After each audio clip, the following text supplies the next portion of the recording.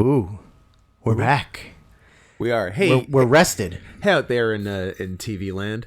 How did you like this week's part one as compared to last week's part one? I hope favorably, or else we should quit. If I hear one complaint from any one of you, I'm going to lose my goddamn mind. We were such good boys. We did a great job. We tested multiple times. Building up an abundance of good boy points. Before we even put it out there. So everything should be hunky-dory. But also might not be. Yeah, Who's to say? I'm not going to, with 100% certainty, guaranteed we didn't fuck this up, but 84%. Okay. That's a B plus. I'll B plus it. That's better than I did most things in school, so. Yeah. What was your GPA? I don't know. I don't think they calculated GPAs in public schools. Oh, mine was 100. We're talking about getting pussy average. I should have specified. Thanks for getting us demonetized within the first minute of the podcast. Well, apparently it's 15 seconds, but also it's not 15 seconds. So Are you allowed to say the F word? No, fuck. Definitely not the first 15 seconds. Okay, well, I didn't in the first 15 Yeah. seconds. But I've said it twice in the first minute and 30 seconds. And you said you probably said "God damn" in the first 15, so we'll see what they think about that. I don't know. Don't be religious prudes, YouTube. No one cares Susan? about your God. Susan, are you listening to me? God. Susan, I swear. Swear I swear to Jesus Christ. I swear. Oh man! Every time I hear an emphatic "I swear to," I cannot help but think of probably sometime around 2002, I would guess, Scrubs episode, where Dr. Cox says in the show, "I swear to Allah" something, and then in every subsequent airing, it is terribly dubbed over, "I swear to Aisha." Yeah. Yeah. I've seen that clip. Pisses me off. I've seen that clip. Yep. That is very true. Also, like the news radio episode where the B plot is Phil Hartman, R.I.P., trying to get away with saying penis on the radio a bunch of times and getting censored and stuff, but then in some sort of cruel meta twist, they censor, like they cut out a chunk of penises. They circumcised the episode. Wow. They gave the episode a bris. Yeah. I wonder who would give something a bris. I don't know. A moil? I think if we make peace with the fact we're never getting monetized again, I think we'll be happier for it. You said it, not me. I mean, it's going to be really hard next episode when we have maybe the Donny Kravitz is going to screw us forever. Oh, no. maybe the thriftiest of all thrifty movies we've ever watched. So thrifty. It's so thrifty. I think it's what Macklemore wrote Thrift Shop about. Oh. Yeah. He's And Ryan Lewis. Credit where it's due. Okay, fine. He's talking about like a deli? No, you're mispronouncing Adele. Talking about Adele? Adele is my favorite singer. It's like Akinyele, who didn't put it in your mouth. Oh, I've always been pronouncing Adele like Akinyele. Akinyele. What else is going on? Hi, I'm Drew. I'm Scott, Welcome to the pod. and that's the show. Welcome to the worst year of our lives, We took a break. frequently known as the news. We got a food. My first food of the day. I don't know if you had food earlier. I didn't. Yeah, so that's probably why we were dying before we had food, because we had literally 0 calories. I mean, in also, ourselves. we had been talking for like 2+ hours and we weren't even close to being done yet. So that might also... On the table. Imagine if All we the people. were so good at this job that we could so be done gay. reviewing 3 or 4 movies plus news in like less than 2 hours. What do you mean? What are you even talking about? Well, what you're imagine? saying is an impossibility. Unless you're redrawing the laws of physics. What if we were professionals? Unless you're a gayer Isaac Newton.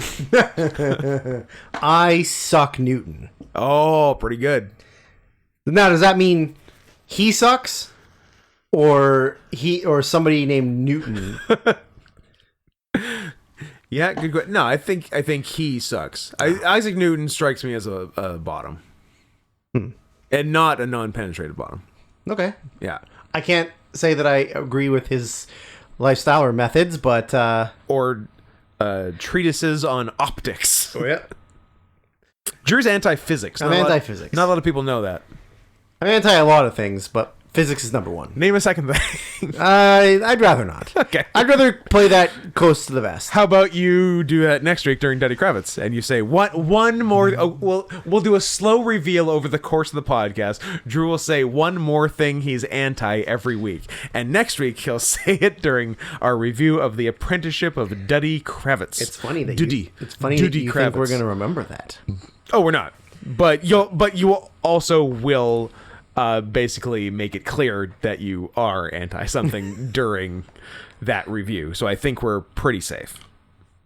You're correct. Here's important things you need to do. You need to go to manscaped.com and use promo code CATS20, CATS20. You need to... Don't forget, it's money value and not use of the code. So Yeah. buy it all. Spend a bunch there. Buy out their entire back catalog. Buy manscaped.com. Blow out their entire back catalog. blow out Manscaped's back. Or literally buy the company. blow their back. Buy the company and give us a better deal. That's on the table too. And you know what? You can still do your requests, guys. I don't know why we say it. I don't know why you keep doing it, but this is just the dance we have gotten ourselves into, and perhaps until the end of time. You can still request movies for this thing you're listening to right now for $50 minimum a pop to paypal.me/not Scott Henson. Drew is going pretty hard on a 90-minute time limit for 90 movies. minute cap. So if you're feeling 90-minute cap. if you're feeling something more than 90 minutes, probably send more than $50. Just saying. If you don't want an angry Drew on your hands, if you don't want to get the Camus coffee treatment, or Eve treatment from last part, neither of which were length related, but were quality related. Oh, you also pick something good. That. Yeah, A like thing- something that's entertaining or has good substance for us to speak upon. Don't just pick something because A, you think it's good, B, You like anime? you like anime, 3, you think like, oh, this is a really bad movie, but bad in the sense that it's poorly made and there's nothing funny or fucked up or gross about it. Don't pick something because you are... Understand what quality is. Yeah. Or, like, it doesn't have to be a great movie. It has to be a movie worth talking about. Because there are bad movies worth talking about. There are also bad movies that are hella boring and there's nothing to say. So don't pick those. But especially don't pick movies if you are A, homeless, B, gay, 3, have AIDS, or 4, are new in town. In that order. In that order. In order of importance. Okay. In ascending order of importance. Ascending order of Yeah. importance. Most importantly, new in town. New in town. There's all that. There's you can join the YouTube channel and get the eps early. Become and a thick hog. become a thick hog. There will be thick hog badges dangerously soon. Pretty much once Caraxa hears this, and then we go from I there. already DM'd her and set mid pods. Oh, between mid-pods. Look at you. And just said, hey, I hear you're doing cool badges. I can't wait to see them. And then she said, yeah, I'm just waiting for Scott to give me the go ahead, and that's really cool. And good luck with your match tomorrow, which Amazing. was 2 days ago, and 2 both days of us ago got hurt. and went well. Nope, both of us got hurt. Scott's in the hospital still. Oh, no. And I'm dead. We're both in medically induced comas. Yeah. Where the orderlies are having their way with us. we're in medically induced fursuits. Get this man in a fursuit now. It's the only way to save his life. Yeah. And then creepy people can pay money to diddle us while we're unconscious. Well, how do you think hospitals make money? Exactly. That's how they do. Not the government, not privatized Medicare. It's from letting weirdos come in and molest coma patients. In fursuits. In fursuits. Both in fursuits. They're in fursuits, we're in fursuits. Yes. They have to put one on. Yeah. It's like a biohazard suit. It's the safest way to diddle someone in a hospital. Yeah. That way you don't know who it is and they don't know who you are. That's true. Anonymity is key. Yeah. Even if one of them is in a coma. He's in a coma, but you still don't want to know. You don't want. I don't want to know. Nope. I don't want to wait. For our first sex to be over. Scott, I hear you got a cameo. I do have a cameo. Cameo.com/scoot. Pay me to say something, good or bad. I like Preferably bad. good. I like good. I like bad as long as Drew doesn't have to film it. Yeah, you haven't had to film in a while. I only had to film one, and it was the worst thing of my entire life. So I've pulled off the rest by myself. Did you get any form of of end result for that? The art hasn't shown up yet. If That's what I was asking. What you're asking? Was it ever going to show up? I don't know. And have you had any communication since then? Let's go to the DMs. And also, Cameo's the best. Okay. Because you have to pay for DMs. You told me that. That's pretty wild. That's awesome. That's pretty wild. Is this my guy? Yep, that looks like feet. So, Gross. sends me a drawing. Like a portrait drawing, just shoulders up of the no teeth kid from Stranger Things. Yeah. I don't know what that is, but okay. Who's the no teeth kid? One of the kids is like, oh, the kid with the missing front teeth. yeah, the no teeth kid. I thought you meant like no teeth, like gummers. Oh, full gummer. Full gummers is what I thought No, you meant. partial I was like, gummer. no thanks. No, pardon me, the partial gummer from Stranger Things. Yeah. Hey Scott, this is cool for me. Love wrestling, have since I was a kid, and love art. I was wondering if you'd be down for a subject for my art. Here's one of my most recent pieces. It'll take time, but I can show you the finished piece after. And I say, great. And then follow-up question, mind doing the piece barefoot? Like this one, and a much... We already talked about this. Yep. I said, yeah, sure. And then instructions, and then the video. There you go. Thanks. I'll work on the drawing tomorrow. This was a month ago. And by the way, man, for a wrestler, you take good care of your feet. Anyway, I'll see what I can do with it tomorrow. Thanks once again. I'm like, hey, great. Are you drawing it like regular, furry? I don't know where you're coming from art wise. He's like, regular, and it's going to take time for the drawing, but I can do... yeah, and he gave me a 5-star review. Very nice. And thanks. And that was December 10th, a month ago. More than a month ago. So you're clearly getting that art. I'm going to hit him back up. Right this second? Live on air? No, I have to craft my message. That's pretty funny. Yeah. Yeah. I think that's most of it. Cameo. Live. Cameo.com/scoot. Still requests. Use Manscaped. Become a thick hog, I guess a dude dog, but you want to be a thick hog or higher. Yeah. Or ants on a log. Or ants on a log. At Sarian Softpaws on social media, except for Letterboxd, which I'm Drew Sarian. At Not Scott Henson on Twitter. And if you're following me, go follow Drew. Cowards. Or I'm going to start unfollowing myself, everyone who's not also following Drew. We're getting into threats now. That's a good threat. I'm cleaning house. Thank you. I appreciate it. Although it's still a pity party. But, I'm going to say this right now. I'm gay. Scott, we say that every episode. Like, it's not news. No. This is the news, and that's not news. It's not news. I don't care so much about the minorities. followers. Oh. I'm not a person Drew who Bush needs doesn't care about bigger black people. audience. Yeah. However, it is ridiculous to me that there are people that comment or like retweet things that are like art of us, stuff about wrestling, stuff about the pod, and don't follow me. Yes. That's ridiculous. That pisses me off. That's ridiculous. Yeah. It is crazy when someone like quote retweet something of mine, or like, fine if you saw something on your scrolling and liked something, okay, but anything beyond like commenting stuff like that, and you're not following, it's so weird. Why wouldn't you follow? Get out of here. Yeah, you're interested, get on the train. You're peeking. I see you peeking. I'm peeking all over myself right now. But if you're not going to follow through with the like, then get out of my life. Yeah. Also, one quick thing that always really freaks me out. How about the fact that there's an Andrew Zarian involved in professional wrestling? Yes. I just saw a tweet of his. I think we maybe talked about it once before. Yeah, I think he does that for a Wrestling Observer. Because if you were talking legal government kayfabe wrestling names, my name would be Andrew Sarian. Yes, and his is Andrew Zarian. Your real fake name Yeah. would be Andrew Sarian. Yeah. And there is an Andrew, a real, not real fake, real no, yeah. Andrew Zarian Yeah. in wrestling. Fiction's not real. Would you... So not non-fiction. real. So fiction. not real. Are you proposing, and definitely a thing I should be saying publicly, that we eliminate Andrew Zarian? Yeah.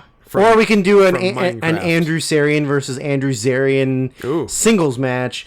Winner gets to keep their name. Loser has to kiss the winner. Loser has to get pulled into secondary at the border every time because their name is like the name of a murder man. Their name is now Andrew Smith. Yeah, winner gets to keep their fake name. Loser has to go Andrew Loser Smith. has to be Andrew Smith. That's the move. Yeah, that's those a are sick move. those are stakes. That is a sick Those move. are Omaha stakes. Omaha Steaks. Scott, Hey, would you like to talk about 1984's Top Secret? Exclamation point. I would, but No, I don't want to do this, but I would unless love... you're going to talk about one of our 11 news topics. No. But I would like to somehow pad this out to about an hour 15 before we talk about the first movie. No. Oh, I don't want to play this game. then This is a game that no matter who wins, we lose. Alien vs. Predator. Which is the second episode in a row we made it.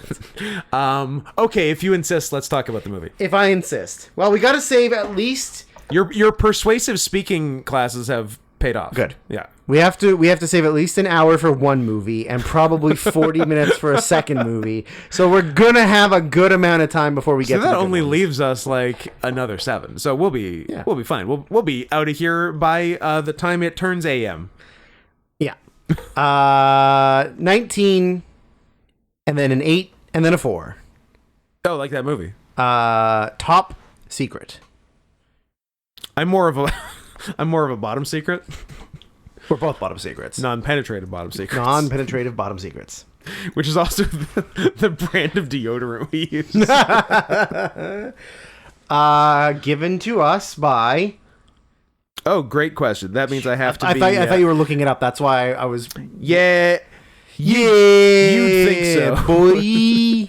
I don't have them in order. I would love to delete that off of the thing. I don't want to be heard saying that ever again. Yeah, no, you shouldn't feel good about it. Why? I can find it. Am I gonna find it faster than you and you sent it to me? Yeah, you are. There it is. Oh, how could I have forgotten? Sonex, our boy. I literally just got there as soon as you. One of his better picks. I'll give him that. An interesting pick. I honestly never look at who recommends the movies, but there's one guy in here who's my guy. You got a guy? He's my guy. Although 2 people, a guy and a girl. You got a guy and a girl, I think. Guy and a girl this week. Yeah. Sonics, you've made some weird choices. This one wasn't weird or bad. This was pretty fun. It's just worse Airplane. They're calling it Worse Airplane. Which I guess is Airplane 2. So this is worse Airplane 2? Or is it better Airplane than 1.5. 2? Yeah. I might call it Airplane 1.5. It might be Airplane 1.5. Like, it's... There's some good stuff in it. If you've seen Airplane, it's along the same lines because it is the It's these same people. director. They call them Zaz. Zaz. Zucker, Abrams, Zucker. Those names seem to be... Look, save it for Denny Kravitz. God. We can't. we just can't. Can I talk about how Skeet Surfing USA might be my new jam? How did okay, number 1, it's a jam. It's a jam. Number 2, how did the actual practice not catch on after this movie? I don't know. Skeet surfing looks fucking Looks rad. so Skeet much shooting fun. on surfboards. That's pretty- It's amazing. I love While running... fake Beach Boys is playing. Yeah, I love running to the waves with a gun. a Everyone shotgun running over into your the shoulder, ocean with a holding a strapped surfboard shotgun. and running to the water to Yeah, jump in. amazing. Yeah, it's so good. Like, it's such a banger. Yeah, and that's like the whole opening credits. And also, it's not just Surfing USA. It's like a Beach Boys parody medley. Yes. Yeah, it's all the Beach Boys. Yeah, it's great. One trivia piece that I have is I like trivia. that the film was a conscious mashup of World War II and Elvis Presley movies. Yes. And that was intentional. Yes. And it's very obvious. That is Although- a choice. Although it's after World War II, Yes. but also at some points it felt like it was like 1910, like something like when they get into Germany, Yeah. like it's so old looking, Yeah. and like the way that people act and their like houses and their clothing and stuff is like pre World War One. It's weird. Yeah. Yeah, it's a bit all over the place. Oh, and pre opening credits, there's a good like battle on a train scene, which has a really good gag that I don't think I've seen before. They do the they're both on top of the train because that's where all train fights spill to. Yeah, you got to eventually make your way out to the roof. Yeah, and one of them is a secret British operative who's played by Omar Sharif. Yep. Which is, I got a couple Omar Sharif things in this that are just insane. it is fun that Omar Sharif is in this. No, yeah, it's continue. Anyways, so he chases the East German officer guy onto the roof, top of the train, and they do the classic. The good guy's facing going forward, the bad guy's facing going backwards, and good guy sees a tunnel coming. Yeah. So he knows. I think it's just a bridge. It's not a tunnel. Oh yeah, it's something. It's something that a bridge over the train that you tracks. need to duck. Yeah. And it was like a bridge overpass thing. And the bad guy doesn't see it, so So Omar drops down flat. Yeah, and the bad guy doesn't do anything because he doesn't know it's coming, and then he just blasts through the bridge and is fine. Doesn't even move. Yeah, Doesn't he's even like, sell it. Just blasts right like, through it. Huh. All right. Like, it was good. That set the tone. I'm like, okay, this is gonna have some funny stuff. This is gonna have airplane stuff. I'm in for this. God forbid you pick Airplane. You had to pick Airplane 1.5, but whatever. 1.5. Well, I've seen Airplane 1 a lot. Yeah. So the story is sort of like espionage in East Germany after the war. And you got Omar Sharif, who is like a British intelligence officer, but then you have like the German officers are sort of trying to is their end goal to reunite Berlin? Yes. Yeah, so they're like trying to work out like their dirty Reunite tactics Berlin under communism. So the main general guy is also like loves music and concerts. Yeah. So they're going to get this The biggest singer in America. they get this Russian performer supposed to come, and then they're like, oh, but the American performer we got, it can't make it. Yeah. So they're sending us this guy, and then he's like, well, I don't even know who that is. So they like pull out his record and play his record, and it's like Elvis music, like it's like Elvis Beach Boys type music, and it's Val Kilmer. Yep. Who's playing like a Bobby Darin type character, sort of like an Elvis. Bobby Darin as Elvis. Yeah, like because he doesn't sing No, like he's Elvis, not doing Elvis, and he doesn't look necessarily like Elvis. But yeah, so he's gonna come over and some of his songs are kind of Elvis-y. a little bit. Here's an interesting thing that I had that Val really sang all of his own songs. I thought he did, and good for him. But my note was, shame I didn't listen to any of them. I didn't listen to all of each song, but I listened to some of each song, and I got the idea. I don't like singing in movies, and I moved on unless it's. But I'm like, this good. This sounds like it's probably Val. Val. So kudos. It was Val. Yeah. So he arrives and he's gonna do like performance for these like uptight, rich, fancy German people. My next note is that I wrote down the only thing I needed to learn in German ever is Val's meeting people, and then the general, like he's talking to whoever's like a secondary general or officer or whatever, and they're talking and they point out the daughter, and then he says to him in German, "Is your daughter 18?" And I was like, that's the only German I'll ever need to know. That was very good. Yeah, definitely keep that one in the back pocket. So he does the performance, and he does like this big, wild, like flashy Elvis, like maybe like Jerry Lee Lewis kind of like. He fucked his cousin. Yeah. Flashy, like he's dancing all over the place and on top of tables, and kind of like making it like very like hip and American, and they don't really like it.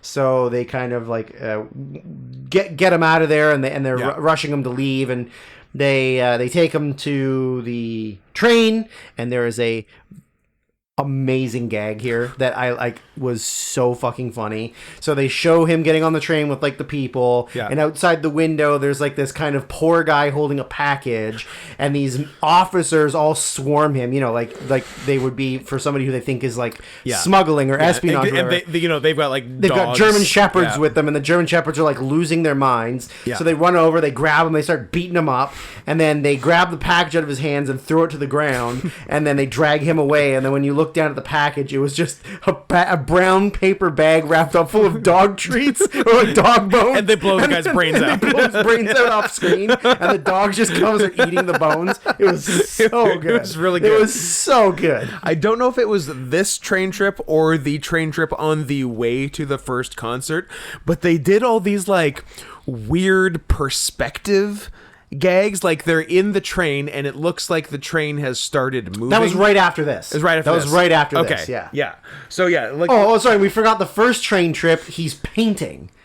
And he's like he's got painting while the train is moving. So the train is moving. He's got the easel and the everything set up. Yeah. And he's like holding his thumb up to get perspective, and then he's going back to drawing. But again, the train is moving at like regular speed. Yeah. And then when it pans over to the painted a painting, blur. it's like the blurry smudge that he would see from looking out the window. That was so good. Yeah. But yeah, this is the second train trip where all that stuff happens. Yeah. So it looks like the train departs. Because you see things moving out the window, but then you see keep going, and the train platform is what has departed. Yeah, and then there's a guy running after it, and he jumps on the platform. Yeah, the guy runs to chase and catch the platform while the train they're in hasn't left yet. Yes. Yeah.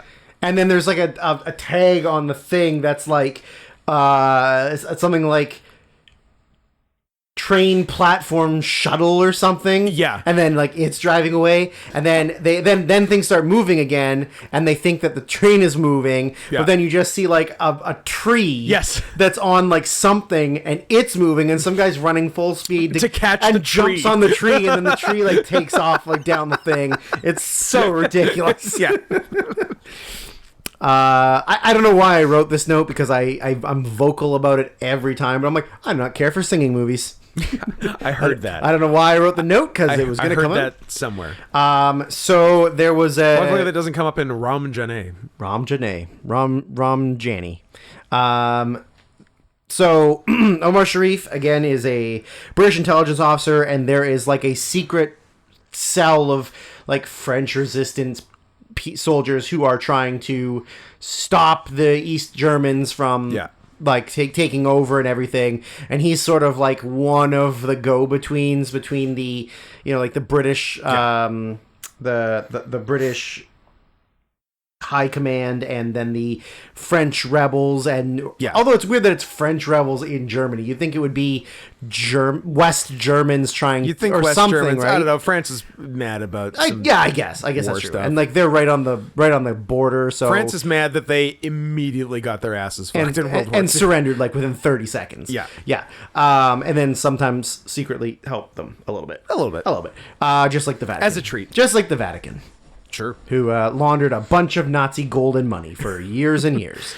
Who is it? Something I took a note for next week. I hope that's all your notes for Top Secret. No, it's notes for all the movies. You just typed up the script. That's your notes. I'd have to word look. for word. But something really amused me that I feel like I took a note for very recently, so it's probably for next week. But the it was financed with Nazi gold. I got to do something with it. Digress. It actually wasn't, but I think it was Bamboozled. It was Bamboozled. Yeah. So Omar Sharif is trying to get to one of his connections, who's a guy pretending to be a blind man outside of the like. I would like. So one thing I don't even, because I didn't even look up trivia, but somehow I got a little bit of trivia. Maybe I wrote it down. That this scene is like a direct reference to another movie. I did not see that. Okay. At all. Yeah. I would assume it is because of the yeah. very specifics of what it is. Yeah. So there's obviously like a British officer who's faking being blind and selling is standing outside of like the town hall, like I don't know, like the offices of Whatever. something. Yeah. and he's selling like gags. Yeah, like and novelty- Spencer's gift shit. Yeah. Yeah. And so Omar Sharif has to go over to talk to him, but like very secretively. But then as soon as anybody kind of like walks near, he has to pretend like he's selling him the gags. Here, have a. And the gags are like not gags; they're just like real things that are like he's giving to him. So like I think one of them is like, smell my flower, and then he sprays him with like ink, and gets all over his face, and then he gives him like an exploding cigar that really explodes into his face, and one other, I guess they're gags, but they're mean. but gags. they're mean gags, Yeah. while telling him all of the information. Yeah. So then he goes and gets into the car where he thinks he needs to go. You're missing a lot of stuff from this guy. So there's a couple of things that were delightful. The one where he first leaves him, he picks up this. So you dropped your fake dog poo. He's like, I don't have fake dog poo. I don't have fake dog poop. Okay, and so he meets up with this Omar guy. Sharif picking up fake dog poop, but which is supposed to be real dog poop. Yeah. And so he meets this guy, this secret agent, twice, and both times they have a code. Code phrase to know that it's the person that they should be talking to. Yeah. Both are so funny. Oh, I don't think I remember them. I will tell you them. Number one. Who is your favorite white basketball player? Oh yeah. The answer: there are no good white basketball players. Number two. Who are you rooting for in Wimbledon? In women's tennis, I always root against the heterosexual. Not wrong. Very good code Not phrases. wrong. Yeah. Not wrong. Loved both of those. Very funny. I think we're past that. We got they were having a ceremony earlier where they were presenting the East German women's Olympic team. Why didn't I write that down? I don't thought know. I swear I wrote that very down. Very important, but it was Jack dudes in wigs. Yeah, not even awesome. pretending. It was so good. Yeah, or for I don't know for sure, or it was the 1984 East German women's Either Olympic way, team. Because have hard you to tell. Have Yes, you I seen have. those broads? Yes, I have. Hooah. Hooah. Hooah. Yeah, no. I swear I wrote that note down, but apparently I didn't. So from there, I think, so my next note is just, so after getting all of the information, Omar Sharif tries to go to, like, his connections, so he gets in the car he's supposed to get into, but it's, like, been compromised, and he gets driven to, like, a junkyard, and the car gets put into, like, a compactor, and then you're like, oh. He gets compacted in the car, so we're like, oh, no, they killed him. Omar Sharif is dead. Nope, he's so okay. now we meet, like, the female lead, who is also working for the resistance, but is a German. Yes. And she meets Val, and they sort of like kind of start courting each other, and there's like song and dance. And so she's trying to convince him to like help them, to like work with the resistance, because they would never suspect the handsome American singer to be right. So it's a good move. She's in her hotel room, like, waiting for Omar Sharif's character to come, but then she gets a phone call that he's, like, dead and been compromised. Yep. And then there's a knock on the door, and it's literally him, still alive, in a compacted compressed car. into a crunched car. He's been cubed. It's so good. It's great. So he ends up walking in. He falls down. Then he's laying on his back, like in the car, and he's got a letter he has to give to her with information. Yeah. And she's like, "Well, can you use your hand to like grab it from the dashboard?" And he goes, "Well, hold on." So he moves, and it's just like the horn, like And then she goes, "No, the other hand." And then he tries with the other hand, and then like a windshield wiper goes across his face. Yep. And then she's like, "Hold on, let me see if I can reach it." So she like reaches into the thing, and then the car antenna grows like from his penis. Very funny. Yep. I didn't turn off the mute. There we go.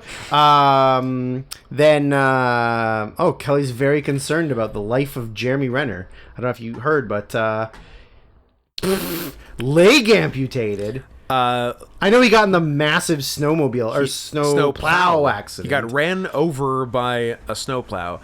Goodbye leg. Luke is convinced, based on zero information, or probably 4chan. Oh. Because why wouldn't not Chris Chan. Why wouldn't a 40-year-old man spend most of his time on 4chan in the 2020s?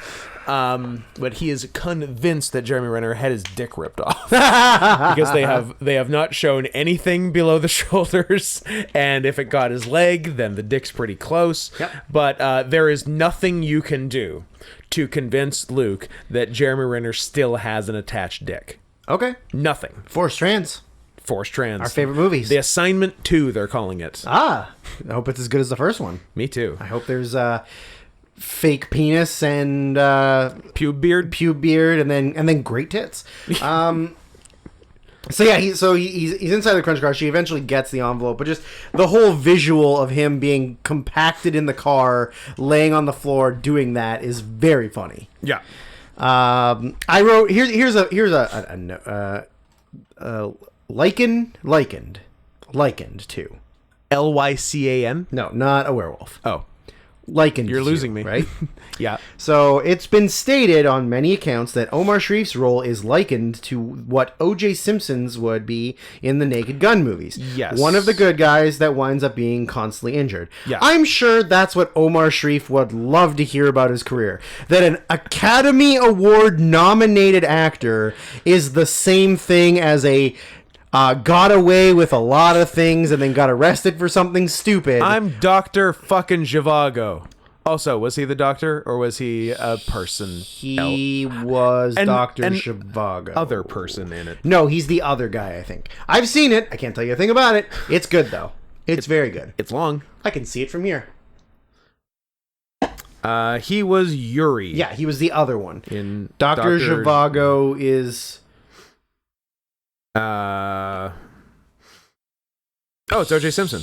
Yeah. What a twist. What a twist. I don't know where this fits in, but there was a very funny line where he's like introducing the other not Nazis. Yep. And they're like, "This is Klaus. He's a moron. He only believes things he reads in the New York Post." Take that, NYP. Yeah, it was very funny. You'll never be the Times. Klaus is a moron. I don't know. That's right. So then, yeah, they take Val. He does another performance. Then they take him to the ballet, and the ballet has some amazing boner work. Yeah. Where all of the women are the swans are all dancing. Yep. And then all of the male ballets come out. And they all have enormous penises. And she is like pirouetting off. So of their they boners. come and grab all the women to like dance off the stage, Yeah. but they're all doing very sexual poses with them while Yeah. they have these giant fake dicks. Yeah. In their tights. You don't see the giant dicks. What a horrible thing that would be. But then yeah, she they all line up in a line and she like dances on their dicks like down the line. Yeah. Then she's doing pirouettes on his dick. She does like maybe a handstand or something on his dick. It's very well done. It's very, very well done. Yeah, very classy. So at this point, it turns out that the girl, the German girl who's helping them, her father's a scientist. Gee, I wonder what he did before this. Father was a German father, scientist in the 50s during wartime. I'm sure it's fine. Maybe he's a herbalist. And could be. Maybe he's a naturopath. Could be. I'm going to say probably not. But I was a naturopath with the Nazis. I was working on homeopathic medicines. Did you recognize who played the scientist father? Oh, who was the dad? You're pointing at me and Fucking snapping. O.G. Alfred from Batman Returns. Oh, snap. Yeah, Batman Forever. Michael Caine. Michael Caine. Oh, sorry, Jeremy Irons. Jeremy Irons. Name a third one that's not this guy. Who plays him in Gotham? Third. In Gotham? Yeah. Fuck you. Who plays it? Oh, no, it's Jeremy. Is it Jeremy Irons in The Batman? Yes. And who is... There must be an in-between with Michael Caine and Jeremy Irons. Michael Caine. Who's Zack Snyder Alfred? Is there a Zack Snyder Alfred? I don't fucking know. Does he not? Who saw that fucking movie? Nobody. That's why I'm asking. Does he not get an Alfred in that? In Batman v Superman. In Batman v Superman, gonna look it or up. is he in? I'm gonna look it up Is right he now. in Zack's Justice League? Or Jeremy Irons is Alfred in that. double Alfred, or maybe, or is he not in? No, he is in the Batman, isn't he? I'm not crazy. Scott, there's too many of these bad movies. Although that was a good one. Back to back to. I'm looking right now. Don't even. There's fucking, too many- Don't even. Andy Serkis. Andy Serkis. There is your third Alfred. And I was trying to think of the one from the 60s TV series, but it sure wasn't coming. The one from Gotham Gotham. is the same. He's the bad guy in the Scorpion King. Sean Pertwee. I wouldn't have got that ever. Why not? Ever in a million years, Drew. Why not? Would I have gotten the Alfred in Gotham? You don't know. I do know. I do know that I wouldn't have gotten it. I know myself. You're a coward. He is portrayed by Michael Goof Van Gogh. Golga. Michael Golga. But yeah, he was Alfred in Batman Returns, Batman Forever, and Batman and Robin. He was the big four. He was the OG Alfred, I guess, for the movies. I think they were and also, OG guess what? Alfreds. Him and Val Kilmer are in Batman Forever together. So, reunion. We did it. So yeah, I got pretty psyched for OG Alfred. So yeah, he's the scientist father who definitely wasn't a Nazi. So then the movie gets a little bit too bizarre for me.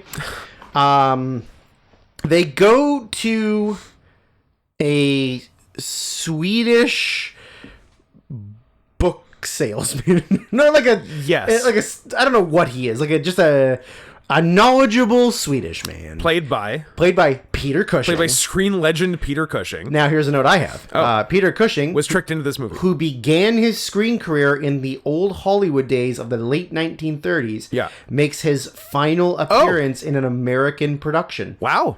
in this movie. He was old in this. He was old. but not too old to open the scene with a very funny sight gag. The magnifying glass thing was perfect. So he's looking at a book with a magnifying glass. Over one eye. So it's Over like, one you know, eye. blown So up. when you look at him, the one like eye and surrounding area are all like much bigger than the rest of his head because there's a magnifying glass. One might say magnified. They might say it's magnified, but then he moves the magnifying glass, and it was a regular glass, and he has a crazy huge eye. Crazy eye.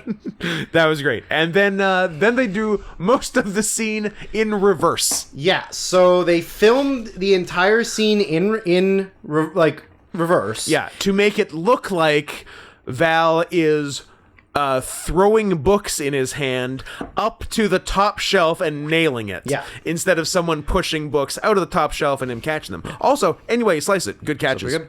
I saw one thing that my note at first was, what the fuck is this reverse scene? Like, what the fuck is it was weird. What the fuck is going on? So then I read one thing was that, like, because it was the Peter Cushing was playing like a Swedish whatever the fuck he was. Yeah. It was sort of like it was like a mockery of how weird Swedish sounds. So like doing it in this weird like world where things don't make sense because I guess it was just like a gag. So English spoken backwards sounds like Swedish? Apparently, right? All right. But then I didn't know this. But apparently in the music video from Weird Al Yankovic for Amish Paradise, the scene that he filmed in reverse is a tribute to this movie. Wow. Isn't that cool? That is cool. Yeah, because that Amish Paradise one was pretty wild, and he had to learn. Yeah, yeah. He had to learn phonetically how to to sing get it it. backwards. Yeah. So that he was Goddamn. pretty cool. Very interesting. Um, Thanks, Top Secret. I don't know the exact reference for it, I hope it's something that my next note that I don't know the exact reference but at for. some point someone used the phrase pre-teen maturity.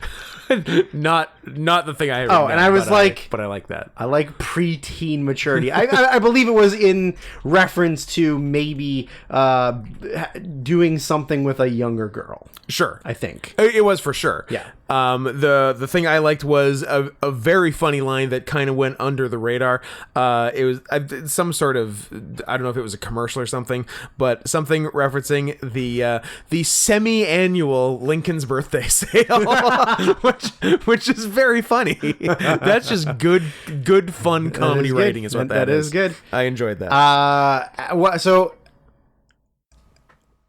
before, I think it's before they meet up with the French Resistance, he gets arrested because No, because he starts up. What does he do? He starts a fight. No, that's later. Yeah. He goes somewhere he's not supposed to go, and they arrest him. Yeah. And this is just a piece of trivia that I had no idea about. Did we know that Val Kilmer was dating Cher in 1984? I don't think I did. Because in the jail cell he's in, there's a poster of Cher on the wall. Right. And that's because he was Because he dating was Cher. fucking her. Yeah. That's I had no idea.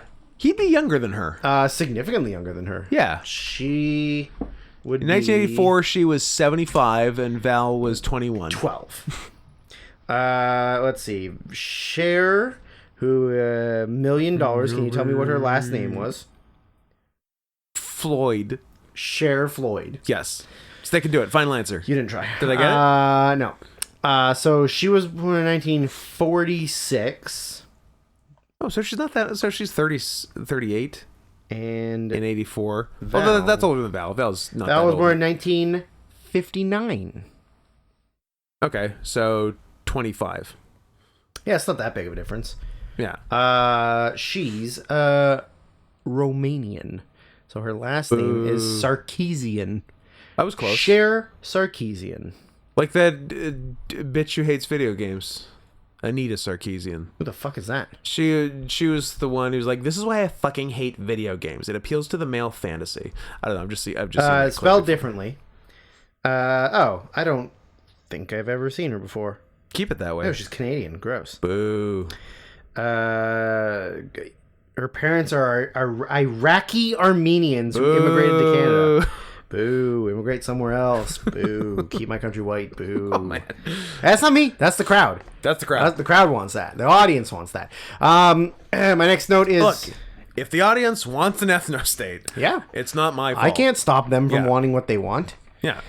Nor can I stop myself from giving them what they want. Correct. The names of the French Resistance were very funny. Yes. Because they were all just French Just silly, words. silly French words. French phrases. I especially like the large black man being known as Chocolat Mousse. Very good. Fun. But I believe there was like an escargot. There was a deja vu. They did a joke with Oh, yeah. deja vu. Haven't I seen you haven't I some- seen you? I feel like I think, yeah. yeah, that was pretty good. That was good. Chocolate Mousse, lowest voice in recorded history. Probably. It was double bass. Like, take Chocolate Rain and multiply it by 100. Yeah, take Tay Zonday and make him look like this guy, and that's what he sounds like. Because Tay Zonday's voice is not right for Tay Zonday. Sunday. What's he up to? I don't know. I think he probably still makes. Is 2023 music. going to be his year? We can find out. I bet you he still makes music. I'm sure. So they meet up. So the reason they're meeting up with the French Resistance is because the girl had a boyfriend, her first boyfriend, her first love. That she was marooned on an island with. On a desert island with, and then they explored their bodies, and there was a very weird sex scene that wasn't a sex scene, but Yeah. it was like them making out, and then it slowly pans from their heads like down towards where their bodies would go, but there's just like a series of extra limbs and torsos just sort of like vaguely in frame as they go Yeah. all the way down. It was very strange. So she wants to go find him because he's the leader of the resistance. Yeah. And he looks like Tarzan. Yeah. So Yeah, because he's still in like desert island gear. yes, yeah, he grew up, but he didn't grow out of his clothes. Yeah. So they have this plan. Me too. I still wear a diaper. Well, just make sure you change it every now and then. Official sponsor of the podcast. Aw, so cute. Adult baby No. diapers. Nope. We're not doing it. That is not a sponsor. I will never let them sponsor us. JK, I would let them sponsor us. JK, we would let literally anything We would sponsor let us. anyone sponsor us. If you are dumb enough to give us money, we are on board. Is that a shot at one person and one person only? The president of Manscaped? Yes, that's definitely what I meant. So they're going to devise a plan of how to break in to this castle.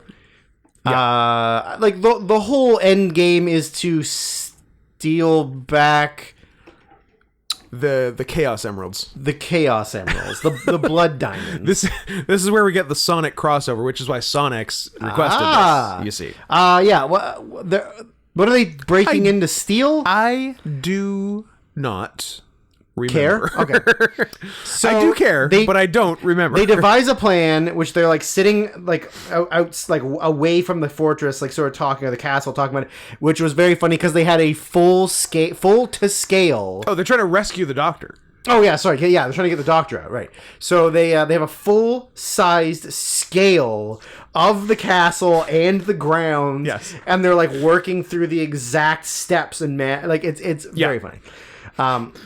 So the way that they're going to break in is that in the afternoon, they herd all of their cows into the yard. So two of them are going to get into the cow costume, and then they're going to... The elusive double fursuit. Double fursuit. So they're going to break in, and then when they let their guard down, they're going to go turn the power off, and then they're going to sneak in and climb up the wall, and blah, blah, blah. Yeah. So that's the plan. So Tarzan boyfriend guy is supposed to be the head of the cow. I wish I had a Tarzan boyfriend. For whatever reason, he decides that he wants to be the back. Yeah. So then the other guy goes, fine. He's a butt man. Be an asshole. Yeah. Which was funny. But then, so they get in with the rest of the cows. So it's two guys in a cow suit, but they use a real cow wearing boots. But apparently they tried to put boots on the cow, and the cow Wasn't lost its fucking mind. I can see that. Cows hate boots. So they had to cut the bottom of the boots off and just put them on the front. open bottom socks. So they were just on its calves. Open bottom socks and apple bottom jeans. Correct. Cows love apple bottom jeans. That's like their favorite fashion statement. Yeah. And that was the only way they could get the cow to walk. Yeah, was by cutting them off. I was thinking that's walking pretty good for in boots. But apparently they put the boots on, and it the cow just went ape shit. Yeah, I can see that, it tried for to sure. rip faces off, and it tried to stomp on children. It went crazy, and they were like, "Okay, maybe we need to fix this." It did the cow version of the chimpanzee who ripped the woman's face off. Don't look up the chimpanzee source material. Don't call get out that. So they get in, and before they can go, and they're having their little discussion inside the suit, a baby cow walks over to the udders of the cow and starts trying to breastfeed. And that, of course, leads to the baby cow through the cow costume sucking his dick. The man's dick. And he's making some very, very, over the top, ridiculous facials while he's getting sucked off by a baby cow. Yeah. Which I can't imagine would feel good. They're not exactly gentle. I would say let's find out. Don't knock it till you try Let's go find out. Let's go find out. There's farms within half an hour here. That's true. We can find a cow. So they get in, they turn the power off, the rest of the team all come in. Yeah. They have a couple of showdowns with some random guards here and there, but then one of the guys gets starts losing his fight. Yeah. So as he's getting choked out, you sort of get a pull out a little bit. He's inside of the ropes of a wrestling ring. Yep. And then Chocolate Moose reaches in for the hot tag. Gets the hot tag, gets the guy off, whips him off the ropes, hits an awesome drop kick. However, when they land, it looks like both of them break their legs. Yes. It is the most awkward landing of two guys doing a wrestling move who had no idea how to do a wrestling move. But the dropkick was sick. But the dropkick was awesome. I was very impressed with the dropkick. It was very good. I work on the landing though. Yeah, their legs got intertangled before they landed, and then they just sort of look like they just snapped their fibulas. Two shattered fibulas. Yeah. Fibulas. Tibia, fibula. Tibuli. Tibuli. So now that they're in and they're going to rescue the Mengele. The Mengele. Good. They're calling him Good Mengele. They're calling him Good Guy Joseph Mengele. Joe Mengele, as it were. See, Joe is not harmless. Joe is very disarming. Joe is harmless. So Joe ain't hurting nobody. Joe ain't hurting nobody. So then when they go in, it kind of turns out that Tarzan, there were rumors of a traitor. Yeah. And it was it was the leader of the rebels, which seems like if you think about it more doesn't work. No. But before he can reveal that, he's about to get out of the cow costume. Yeah. When here comes a full-grown bull to sodomize him in the ass. Correct. But I said bull sodomy in brackets, not long enough. It was show the bull walking up, show the bull mounting the real cow. Yeah. Cut to him inside going, ooh, and then that's it. They cut away. There wasn't any Not like long enough. Yeah. I would have liked to have seen like one, maybe two thrusts. One shot of penetration. I want to know that Tarzan boy is having a good time. So he goes. They go inside. They're going to rescue. They're almost at the rescuing the good doctor. The good doctor. And then he goes and turns power back on. So the alarm goes off. All of the Nazis, the not Nazis, realize that somebody's involved, and then they get into a big shootout. The shootout has one very funny thing, or two. I guess there's two kind of funny things. So they're inside, the Germans are outside. They're shooting back and forth. One of them is like Val grabs a gun and goes like back to the wall next to the window. The window has a circle blown out, and an X blown out. Yeah. And so he takes the gun, shoots a hole through the top one to make tic-tac-toe, and then blows the gun and goes, and goes back against the wall. That was pretty funny. Yeah, and then there's another similar gag where, it's like a multi-paned window. Yeah. And every single pane is knocked out except one, and the guy is looking for a pane to shoot through, and he's like looking at all of them, and then he breaks the last one and shoots through that one. That's very funny. And then Chocolate Moose picks up a cannon, like an old school, like 1700s cannon, holds it up just like under his arm and blows it through the window, which is really funny. They end up. How does it end? I mean, the good guys win. But then Tarzan boy escapes. Yeah. And he gets into a... the underwater fight. Yeah. So he and Val end up fight. Is it just a pool? Do they end up going into a pool?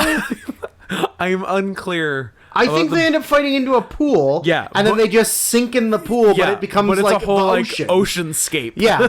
And so then they get down to the bottom and they have like a full-blown like Western underwater bar fight. And it's awesome. It's great. The choreography is great. Yeah. I read that Val had to get like his diver's certificate so that he could do all of the stunts. Yep. He had to like learn how to deep water dive for that, breathe for that. Like that's really funny. So then they get underneath. He kicks Tarzan boy's ass, and then they rescue the good Mengele, Joe Mengele, and go back to West Germany, and then the Germans become the good guys. Pretty quickly. Yeah, pretty fast. We made up real fast. Yeah. They let them get away with it. So there you go, Sonex. We probably talked about another movie of yours for too long. Would you like to talk about 1984? We already talked about 1984. Talk about something else. 1995. I'll talk about it. Ram Johnny. Brought to you by Zimbo Venus. I'm just going to tell you the one ridiculous note that I copied and pasted from IMDb. Okay. The film had an official theatrical release in Vancouver, British Columbia, Canada. The film premiered at the Regal Theatre located on 3215 Kingsway Street. Which is now a church. Yeah. Of Scientology. Yeah. No, that would be cool. Then I'd be going. We got one of those. But how weird is it that entire information was copied and pasted from that is IMDb. Interesting. And that's a small little theater. It was like it's a one-screen theater. It was a theater, then a Hindu something, and then Hindu theater, and then a Hindu theater, and then I think it's a church. Are you looking at the address? I am. Yeah, I think that's what it is. I've passed it many times. Never gone in. Maybe I will now. And see if they have any copies of Ram Jane for me. I don't think they do. Uh-oh. Oh! Coward. Coward. I'm okay. Zimbo gave very specific notes. He's excited about this movie. He likes him some Bollywood, and gave us very specific notes on which musical numbers are skippable and which are must see, which I will... It is a Jesus is Lord church. Yes, it is. And that's all I got for you. Couldn't keep it together, Regal Theater. So apparently this the titular Ram Janae in this movie, this is an early role for him, and he went on to be huge in Bollywood and now owns one of the biggest cricket teams in the world. Wow. Zimbo said it's the equivalent of if like Leo DiCaprio owned the LA Dodgers. I definitely know his name, and I recognize him, Yeah.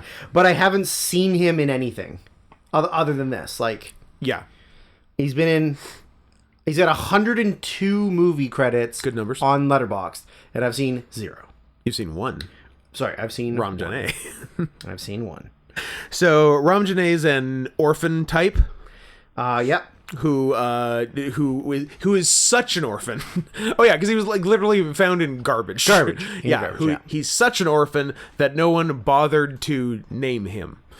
And then when he's like, I don't know, like at least 8 or so. 8 or 9 or 10. Yeah. Somewhere there. He goes to the old man, The shaman. He is who has taken him under his wing and isn't doing anything Did bad. somebody check this guy's background?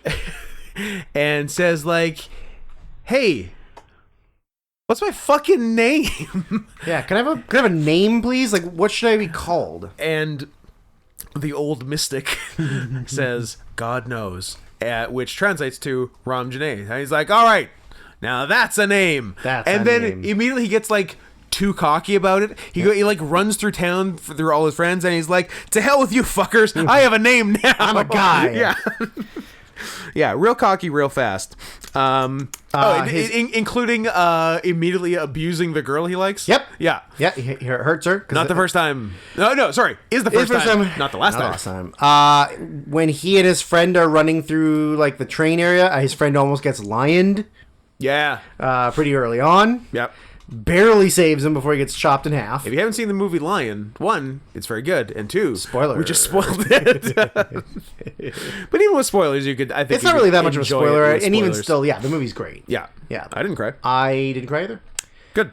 Then nobody cried. I also didn't give Dev Patel my supporting actor win for that, and also was in my almost made it was like my number 11 of that year. Yes. It was almost I don't think it was on your 10, but it was almost right in the mix. You're in the mix.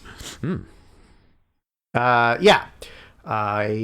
So there's kind of like a gang, a group of bad guys. Yeah. That first of all, there's a police chief who's got the most insane body hair I've ever seen in my life. The mustache and the ear, but not hair. the inside of the ears. Outside of the ears. Outside. He has fur.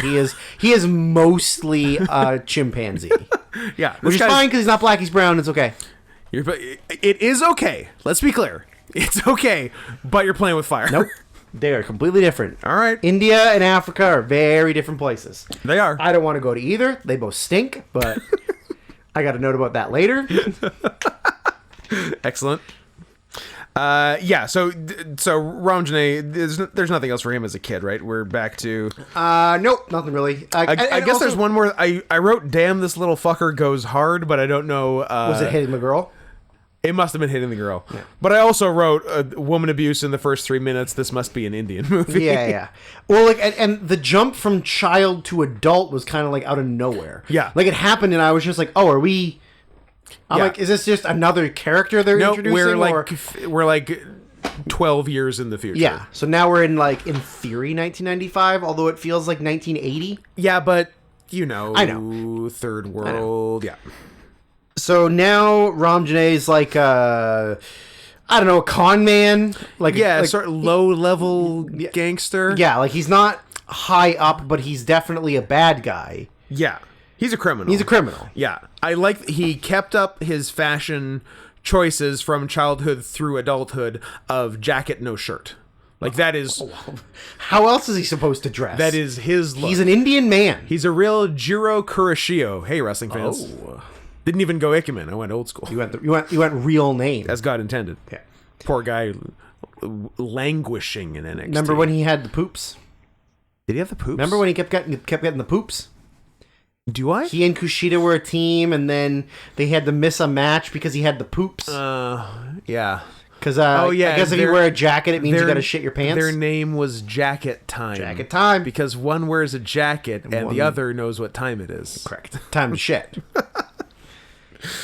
Good One stuff. of the greatest junior heavyweights to have ever lived, Scott. Hey, Japanese people don't go to WWE. Name one successful Japanese wrestler in mainland WWE. Mainland. I mean, the ceiling is Nakamura, Yeah, which is a low which is not a ceiling. good ceiling. One of the greatest Japanese wrestlers of Yeah. all time, and it's a low ceiling. Mm-hmm. Yeah. Yeah, don't go. You got your Kenzo Suzuki's. You got yeah. your Yoshitatsus. You got your Sakamotos. You got your Yeah, Sakamoto. Sakamotos. You've got another name. Hakushi. Taijiri. Taijiri. Maybe Taijiri's the pinnacle. He might be the ceiling. He might be the ceiling. Yeah. Either way. You got your Antonio Inakis. Thanks, Bill Burr. He's kicking him like a dog. The This way- guy, Inaki, the way, I hope I'm saying his name right. Inaki. fucking movie star chin. This guy, this fucking page boy haircut. My next note is, ooh, look, a white guy. Because they definitely dressed up an Indian guy to look like a white guy. Yes. That was good. And then my next note was just Indian Scarface, because at one point he's like got a couple of guns and he's like standing tall in front of a bunch of guys, like looking Yeah, cool. and they're like pretty early on. He just straight up like murders 10 dudes. I'm like, this seemed like this movie seemed too lighthearted for 10 murders. Absolutely. But, there's a murder much later in the movie that I was like, this is so much darker than it's supposed to be. A lot of people get shot in the head. There's a very graphic one later. Yeah. That's the reference I'm making. Yeah, not what I expect. Because like otherwise it's a Bollywood. It's a movie. Bollywood movie, Yeah. but with straight up murder. There's dancing. Well, my next note is that the choreography is gorgeous. It is. I think maybe I said this once on the podcast before, but I had an Indian English teacher, which is very funny. Although he was born here, so he didn't have a funny accent. Did you have an English Indian teacher? Mr. Parashar was his name, and he used to explain to us that doing Bollywood dancing was like standing on one leg while one hand tries to unscrew or screw in a light bulb, yep. and the other one is opening and closing a doorknob, and that's how you do Bollywood that's dancing. how you do all and he Bollywood used to dancing. say that all the time, and he was very funny, and I think he smoked a lot of weed. Nice. And he used to always show us the movie The Bear.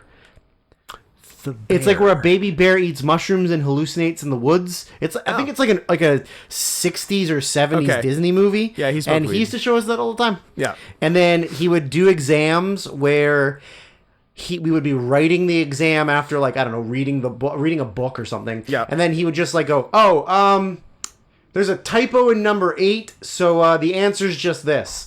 And then we just, we go back to whatever. My guy. Yeah, I made a mistake on number 20, so just write the answer as and like he would just like stuff like that. Nobody got 0. He was the best. Then he got fired because he was a bad teacher, and then unfortunately I think he died. But he wasn't even that old. He was like mid 50s, and I think he had a heart attack. I guess a lot of my teachers are dead.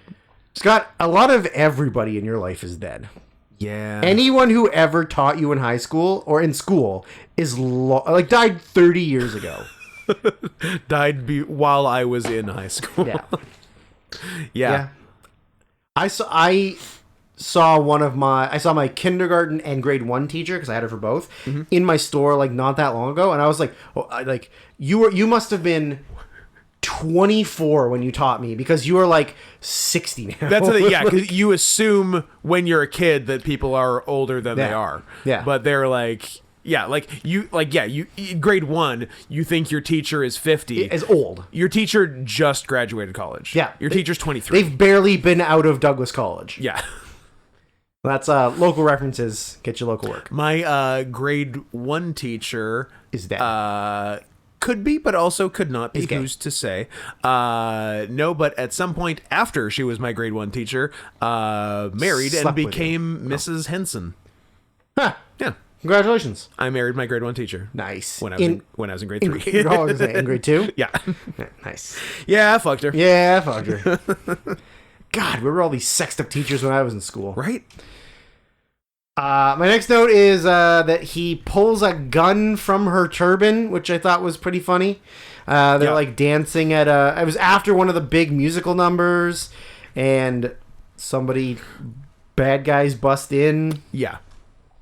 He was very confusing to me. Yes, because I agree. He was like playing both sides. I'll tell you what he was doing. I'll tell you what he was doing, and you're not going to like it.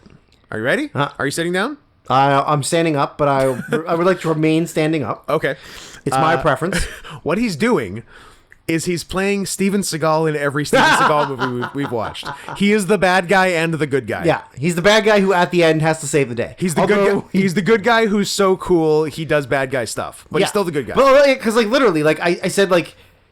So he's a criminal, Yep. But he's also a man of the people. That's right. But he's also a murderer. That's right. Like usually, Everything you've said is correct. Usually, when you're playing both sides and you're like the man of the people, You don't murder so much? You don't do the murders.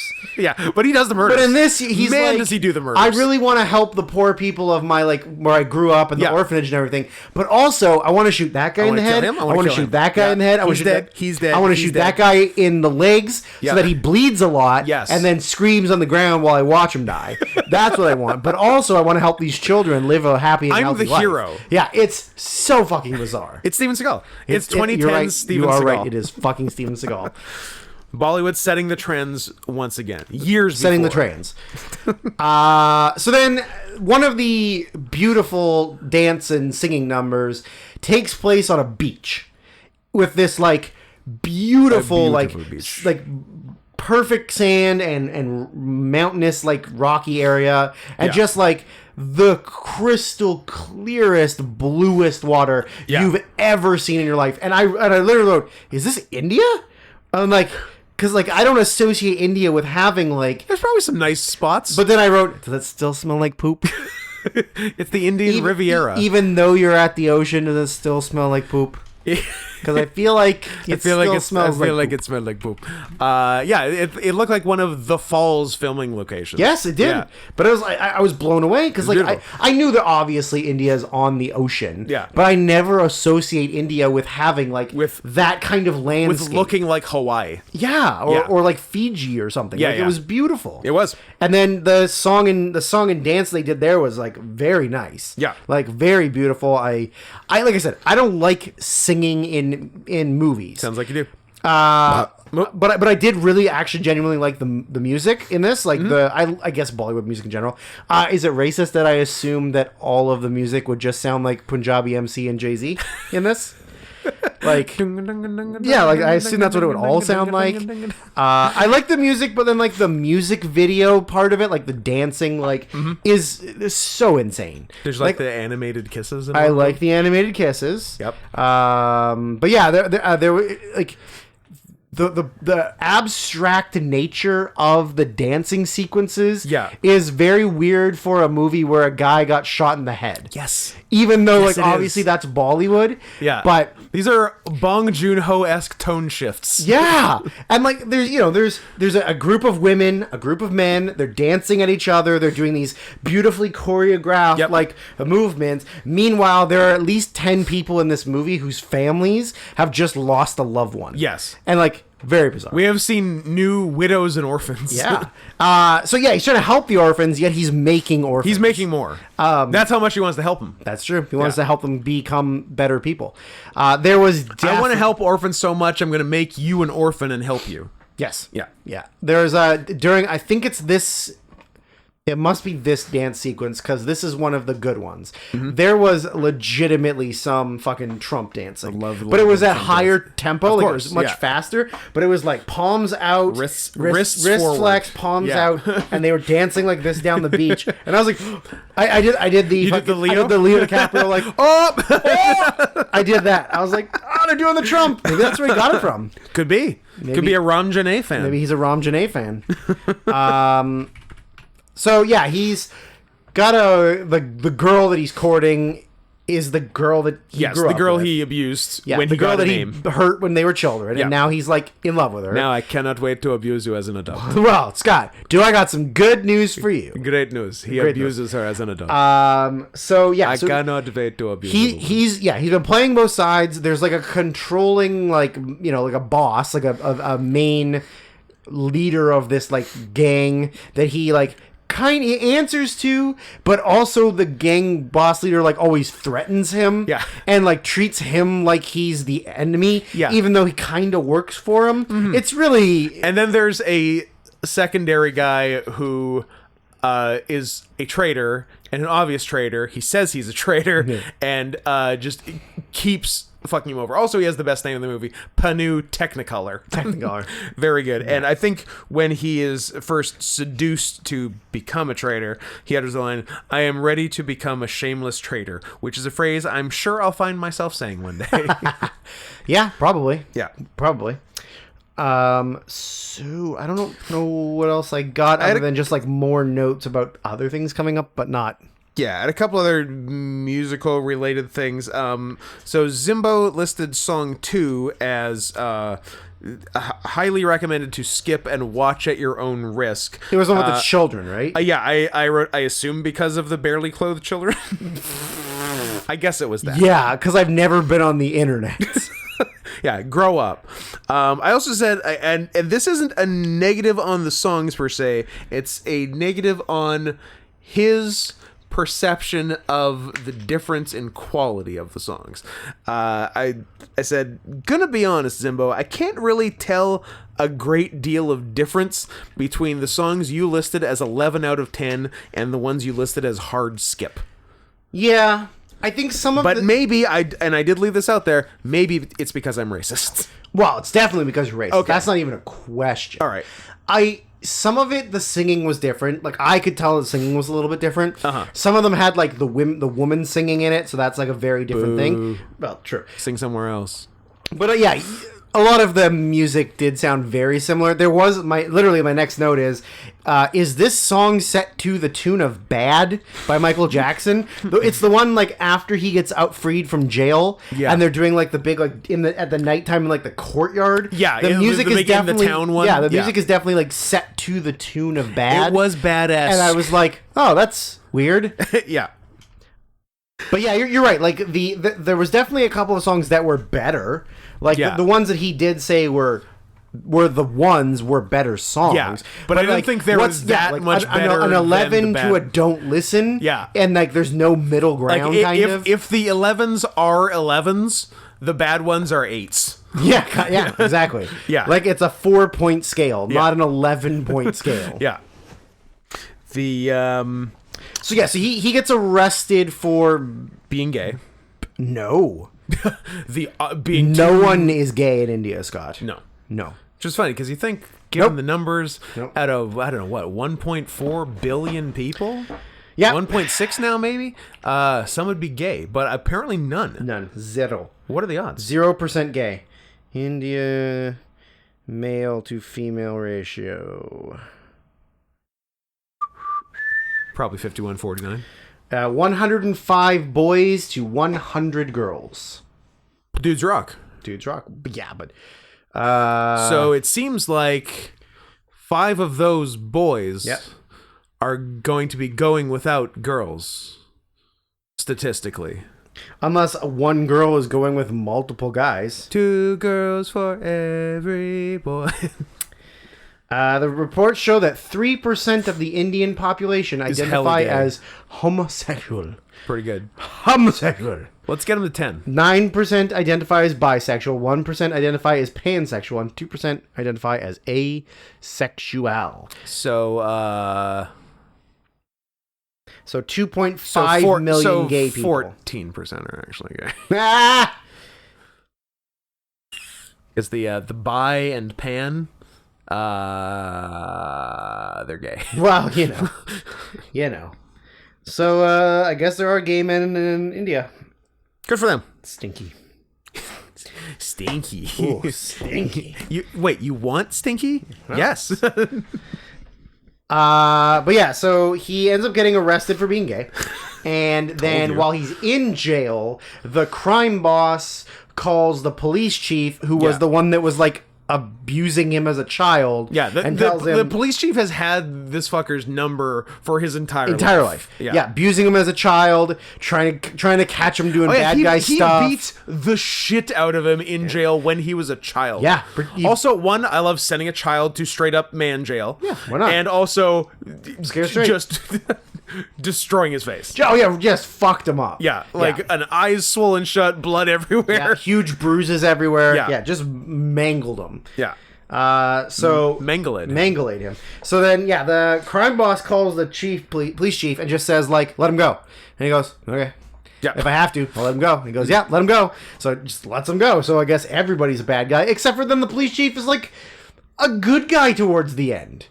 Kind of. Kind of. Like, it's so gray area with all these fucking characters. It's a very layered movie.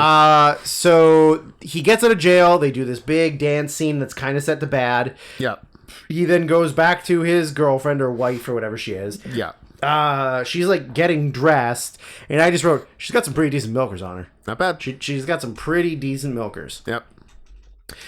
So then, Is this where he hits her again? no, it's later. So then he has like a meeting with the town people because the bad guys are going to tear down The orphanage for the property, and he's like, that defeats the whole purpose of me being a criminal, is to because I'm a good criminal. is to murder people so that I can help these orphans live here. So he's a they're smooth criminal. Yeah. So he, my next note is just, he straight up assassinated a guy by shooting him in the fucking head. Was that the drive-by? The drive-by. The drive-by was sick. Are you kidding me? The drive-by was amazing. This is a Bollywood movie? Yeah. Where he's the good guy? Blasts him through the car window. Blasts him through the car window. Gives him a little tap, tap, tap. Yep. Guy turns to look. Blam! Blammo. Straight up in broad daylight execution style murder. Fucks him up. The good guy. The good guy. Fucking crazy. Ram Johnny himself. Yeah. Ram Johnny. Ram Johnny. Yeah, that was awesome. Yeah, so he gets away with it because he's the Steven Seagal of this movie For a bit. for a bit. Then There is retaliation. all of the town folk are like protesting and fighting with the police about, you know, like the bad guys coming and tearing down the orphanage or whatever. Yeah. Then the little like kid sidekick or whatever, during this whole brawl, a police officer's gun goes off. Shoots the little porker right in the head. And he does- right between the goddamn eyes. He does the most amazing overselling of someone being shot in the brain thing of beauty. I've ever seen in my life. thing of It's like a turn your whole upper body to the left. Oh, yeah. Or to the right. Turn your whole upper body to the left. Throw your head back. Throw your arms up in the air. Start to faint and Wave fall to the them ground. like you just don't and just care. but his friend Who runs the orphanage. sees him and starts slow-mo running towards him. Yeah. But he has all the time in the world to get there before the kid hits the ground, because the kid is still, for being shot directly through the brain. He's got a bit of kick in him. Yeah. It's amazing. It's so fucking Fantastic. good. He does an aloha arn. So now he turns out the kid got murdered, so now he's mad. So he goes back to his place to like get his stuff. Yeah. And that's when the good He times might come. take out some frustrations. She on his kind of lady. tells him to, like, you know, you don't Stop being a criminal. You don't need to get revenge. You don't have to Yeah. do this. And I wrote some great physical assault on a woman, including vaguely choking her. Yeah. He like goes for the throat. And I For was like, sure. India, 1995 India, you get it. get Also, it. 2023 India. Never stopped getting it. Never stop, never stopping. So he's now full blown face after 10 minutes ago murdering a man. Yeah. He goes full blown face. Yeah. He does a very awesome double punch through a glass top table. Yeah. Oh, and it crumbles with such ease. Yeah. He tapped that table, Yeah. and it went flying. And then his hands are bleeding, like, Yeah. but from the palms, not the outside. Yeah. Oh, it was beautiful. Fantastic. Yeah. So yeah, now he's just gonna go full fucking John Wick, full Taken. Absolute killing spree. Just every bad guy in plain view, he's just gonna murder them. Yeah. He's gonna break some necks. He's gonna shoot some heads. Yeah. He eventually works his way through all of this to the main boss. Yeah. Which I wrote. The guy with no neck? The guy with no neck who can't really look one way and his eyes don't work. Yeah. But was he faking the whole time? Because then he sort of fights for real at the end? No, I think that's the way the guy fights. He just had an adrenaline rush? Yeah, I think so. He's fighting for his life. Okay. But there was a great pick up the exact same circular glass top table and smash it over his head. Yes. And over the villain's head. But it was like cut in to the point where like he swung a real glass table, they did a real quick cut, yeah, and then it was already breaking apart by the time it hit the bad guy. Yes, it was crumbling in his hands. It was crumbling in his hands. It was very funny. It was made of sugar. It was absolutely made of sugar. Yeah. So he gets the bad guy. The criminal's been taken out. Yeah. But then he gets arrested. Yeah. For all of his murdering. Yeah, by Super Cop. By Super Cop, who like was organizing the police or the military to go take out the bad guys, or to arrest the bad guys, and that's when they found out that Ramjade had killed them all. Yeah. So he gets arrested. They take him to the court house. He pleads his case. Did he blast the cop at the end? I think he did. I think he shot the cop. I think he shot the cop in the forehead again because the cop is still pissed at him because the cop hates him. Yes. Yeah. And the cop also kind of oversold getting shot through the brain, just a little bit, not as much as that kid. Not like the fat kid. So yeah, he goes to the courthouse. They give him his trial. Yeah. So and when the trial starts, I'm like, I hope he gets off. Like, and I bet he is the good guy. I bet you can get off from shooting a cop point blank in the head with 100 witnesses in 1990s India. But it's not the way it went, though. You have to flee to the United States and live the rest of your life in the United States, and you can never go home, and then you get away with it. Sure. Yeah. Yeah, I guess so. But that's not the way the trial went, because he straight up says, yeah, I killed him, and I hope he burns in hell. Pretty much. Yeah. I just wrote, I can't believe there wasn't a courthouse dance/song sequence. There should have been. You're going to have that many extras and not do it? Big missed opportunity. Stupid. Should have been. It was full. Dancing. It was a full courtroom. Courtroom dancing. Yeah. So obviously he gets convicted and he's acting all Mr. Tough Guy, and his friend who runs the orphanage comes to visit him, and he's like, he's like, nah, I fucking got this. I'm a certified G. Yeah, and like, hey, that's cool that you're a certified G, but all of my orphans think that you're the coolest. The way the kids at Ferris Bueller's school think that Ferris Bueller is a righteous dude. Yeah, a righteous dude. You know who else is in that movie? Jeffrey Jones. And all my shitty orphans are acting like gangsters now, and it would be really cool if you could even just pretend that you're upset about walking to the gallows to get hanged, which you are. Yep. That part's not fake. Just don't be so gangster about it. So my orphans stop acting like assholes thinking that you're the coolest man in the world. Yeah. And first he doesn't, but then he does, because he's a hero. Yeah. Yeah. And then he gets fucking hung. Hanged by the neck until dead. Until dead. The one thing I liked the sad version of the Ram Janae song that played while he was going to the gallows. Yes. Because that was a pretty good song. Yeah. I mean, the Ram Janae song and dance during the movie was fine, but this was very cool. Very, very, very dark and sad tone. Yeah. I like remixing a song that's happier from earlier to then make it just be a complete fucking bummer to a man being when the main dead. character is getting executed. Yeah. But yeah, lots of interesting tones in this movie. There is some straight up murder from a guy who's secretly a good guy, but also not a good guy. Yeah. Steven Seagal. I don't know if I've watched a Bollywood movie start to finish before. This is the first one I've ever seen. We did it. Good for us. And I guess we have to watch RRR. Oh, that's not a Bollywood, right? That's an action. What do the R's stand for? Retard. Oh my God! Why do you hate monetization? It's an hour and 30 in. We're fine. You always say that, and we lost it. Here are two facts. We lost it 30 seconds in. Here are two facts. One, you always say that. 2, we never get monetized. That's your problem, not mine. We need that 40 cents. We do need that 40 cents. Unless everybody listening to this gives us Sends 40 us or 40 50 cents every episode, in which problem case solved. we're good. I suppose subscribing to the YouTube would be the equivalent of giving us that every month. Correct. Forever. Also, you can't unsubscribe. I checked. You can't. Wow. Yeah. Bold. So don't try. Don't even look. Don't even look into it. Take Scott's Yeah. word for it. You can't unsubscribe. I'm not a liar. If there's one thing you aren't, it's a liar. Yeah. So, how would you like to talk about Tell me about it. 20 and then an O and then a 4's Mean Girls? A movie I will openly admit I love. Brought to us from former contest winner, I do believe, Deja/Dianite, who says, with this request, Make sure Drew talks about how much he loves this movie. Don't basically, worry. well, Drew, I think you might see yourself in this comment. Oh. Please watch my male late 30s, not gay, not white high school music teacher's favorite movie, Mean Girls.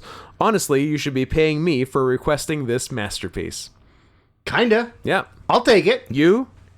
Late male? Yes. Late 30s? Yes. Not gay? That's a miss. Mid-30s, but Not gay? Miss. Not white? Only partially white. only partially white. Also some silver and black. Silver and black. And a little bit of pink. High school music teacher? Inside. You were some kind of teacher. I taught. Yeah. Also, I'm pink inside. We're all pink inside. We open on the parenting duo of Previously mentioned off pod Anna Gasteyer. SNL's Anna Gasteyer and Looking pretty good for 50-something. whatever she is, looking good for whatever, and her husband, Dr. Jan Itor. Literally my note. Yes. Dr. Jan Itor. Dr. Jan Itor. Jan Itor. I cannot remember his real name. Glenn Glenn Tennis. Fleshler. No, it's fuck. Who's Glenn Fleshler? Is he the No, you're first of all, you're thinking of Fleshlight. Glenn Fleshlight? Glenn Fleshlight. I'm going to write down Glenn Fleshlight because I don't have anything to write down for this part yet, is what I'm going to do. Is Glenn Fleshler the kind of bald guy who played a murderer in a lot of things? Yeah. Are His name is Neil Flynn. Neil Flynn. Well, look, Drew. What are the Can we agree that both Glenn and Flynn have 5 letters with the second, fourth, and fifth being LNN? Can we reach Scott, common ground on I that? don't know what to tell you. Should I go to the hospital? Oh, Glenn Fleshler was the Yellow King in He's played a murderer in so many things. and then he was the guy who gets murdered by Joker and Joker. Yeah, he was a murderer in Kevin Bacon's The Following. Sure. I think he was a guy who cut people up and stuffed them in little boxes. Little boxes on the hillside. Little boxes made of ticky-tacky. He was in Weeds. That's what it was. He was in Weeds. He was in He's played so many murderers. Billions, your favorite show. He was in He was in Hannibal, your favorite show. He was in Elementary, your other favorite show. He's a murderer in Hannibal. He's a lawyer in Billions, which you could argue is worse than a murderer. I agree. Damages. Bored to He death. was in Damages. Damages. Law and Order. He's been in 3 episodes. Did he play the same character or did he mix it up? No, various, it says. Nice.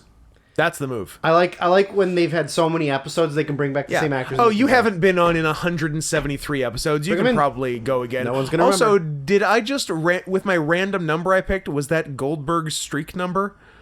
Was it 173? 173 now. Way to go! Good job, That's where Autism. my head's at. Good job, autism. Hey, I'm pro Jewish athlete. Dr. Jan Itor. Yanitor. Scott, what the fuck kind of name is Katie spelled C-A-D-Y? Caddy. What the fuck is Katie? I don't know what we're doing with Katie. So we open on Anna Gasteyer, who I was looking up her age until we got distracted by trying to remember Dr. Jan Itor's name. Glenn Fleshlight. Glenn Fleshlight. Anna Gasteyer is 55. 55 now, 55 now. which puts her 37 then. I'm in. I am absolutely in. Is she old enough to be? She had Lindsay young in storyline then. Yeah. She's 17. Yeah. Yeah. Maybe 20 when Maybe she 20. had her. Well, they were living in Africa where That's there true. probably wasn't a lot of access to birth control. Babies having babies. And Dr. Yanni Tor likes to raw dog. So that's if true. We've learned, if Scrubs taught us one thing, Yes. it's that Dr. Yanni Tor likes to not put a dome on his man. And and that the knife wrench is practical and safe for kids. Kids. So Knife wrench. no French. So they move from her parents are both From black ass Africa. black ass, deepest, darkest, the jungles of Africa. Yeah. They're they're zoologists. They're They're cryptozoologists. They're accountants. They're accountants. They're doing African money. oh, so nothing. Yeah, is an oxymoron. Yeah, blood diamonds. They're doing blood They're doing diamonds. blood diamonds. So yeah, they are. I don't remember what their jobs were. Maybe they didn't have jobs. No, they did. They were. Maybe they just were. Were they undercover? No, Were they doing blackface? No, Oh. they were there studying like animals. Okay.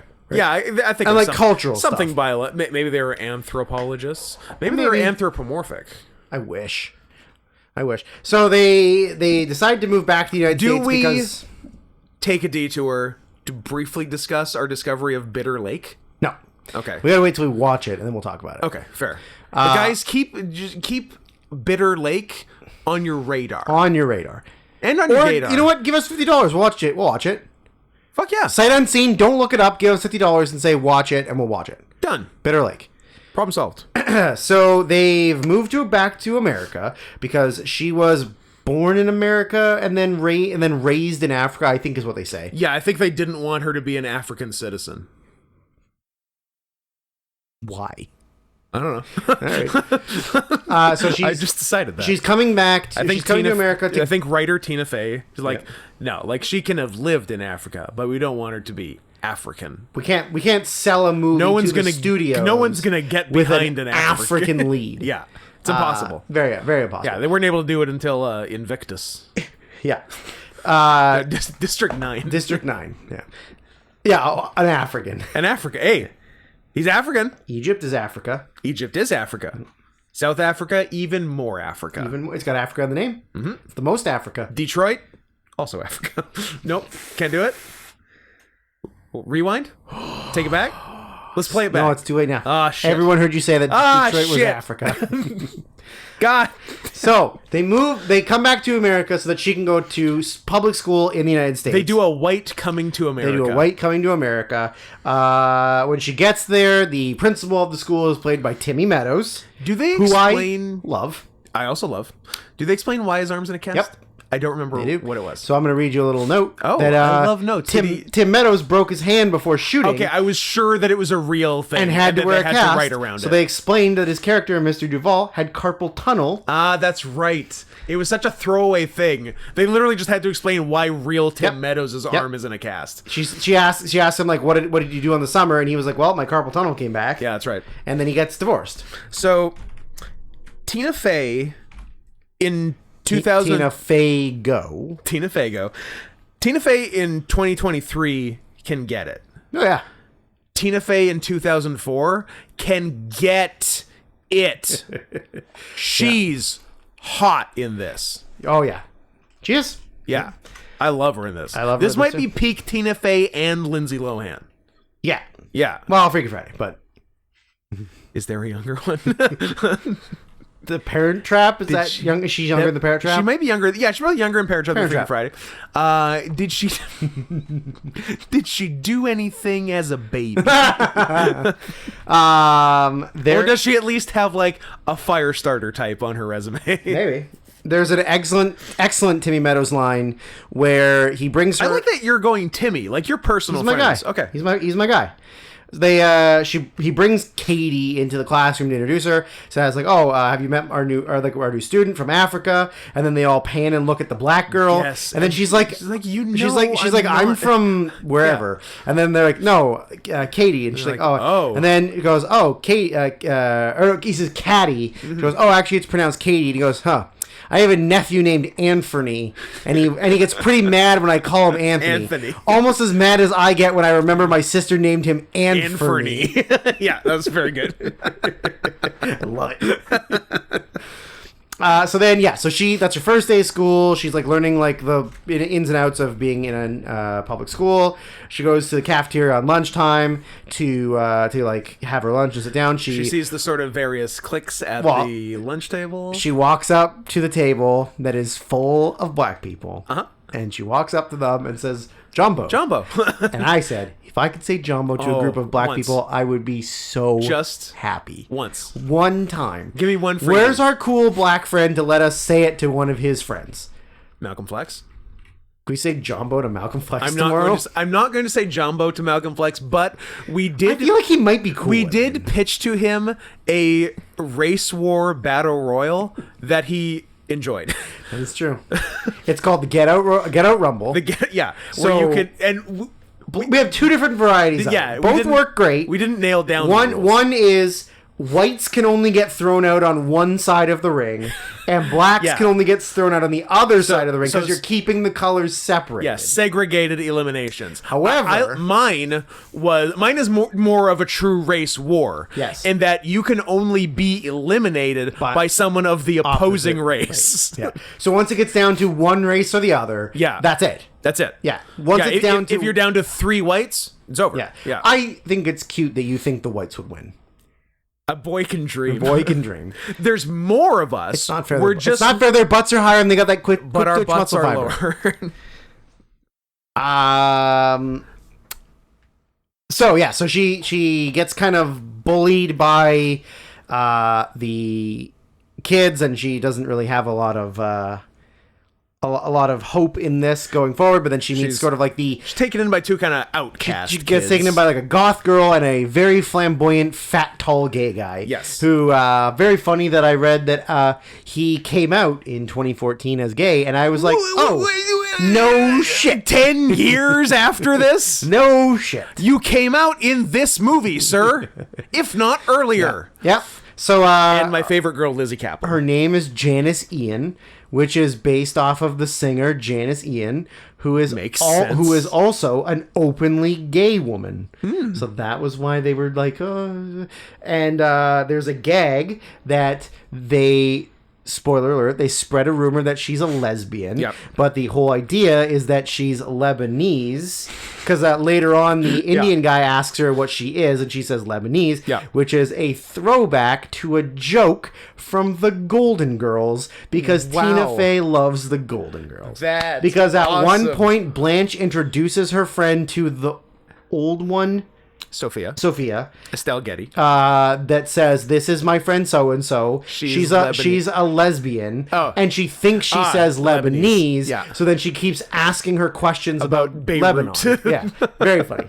What a weird thing. But that is Tina, that's fantastic. So she's as we noted, Lizzie Kaplan, Scott's girlfriend. Yeah. This isn't my favorite Lizzie Kaplan. No. I think Party Down. Oh, Party Down. Party Down is peak Lizzie Kaplan. Yeah. If we could have had somehow, and I know this is a pipe dream, peak Lizzie, Lindsay, and Tina in one movie, insane.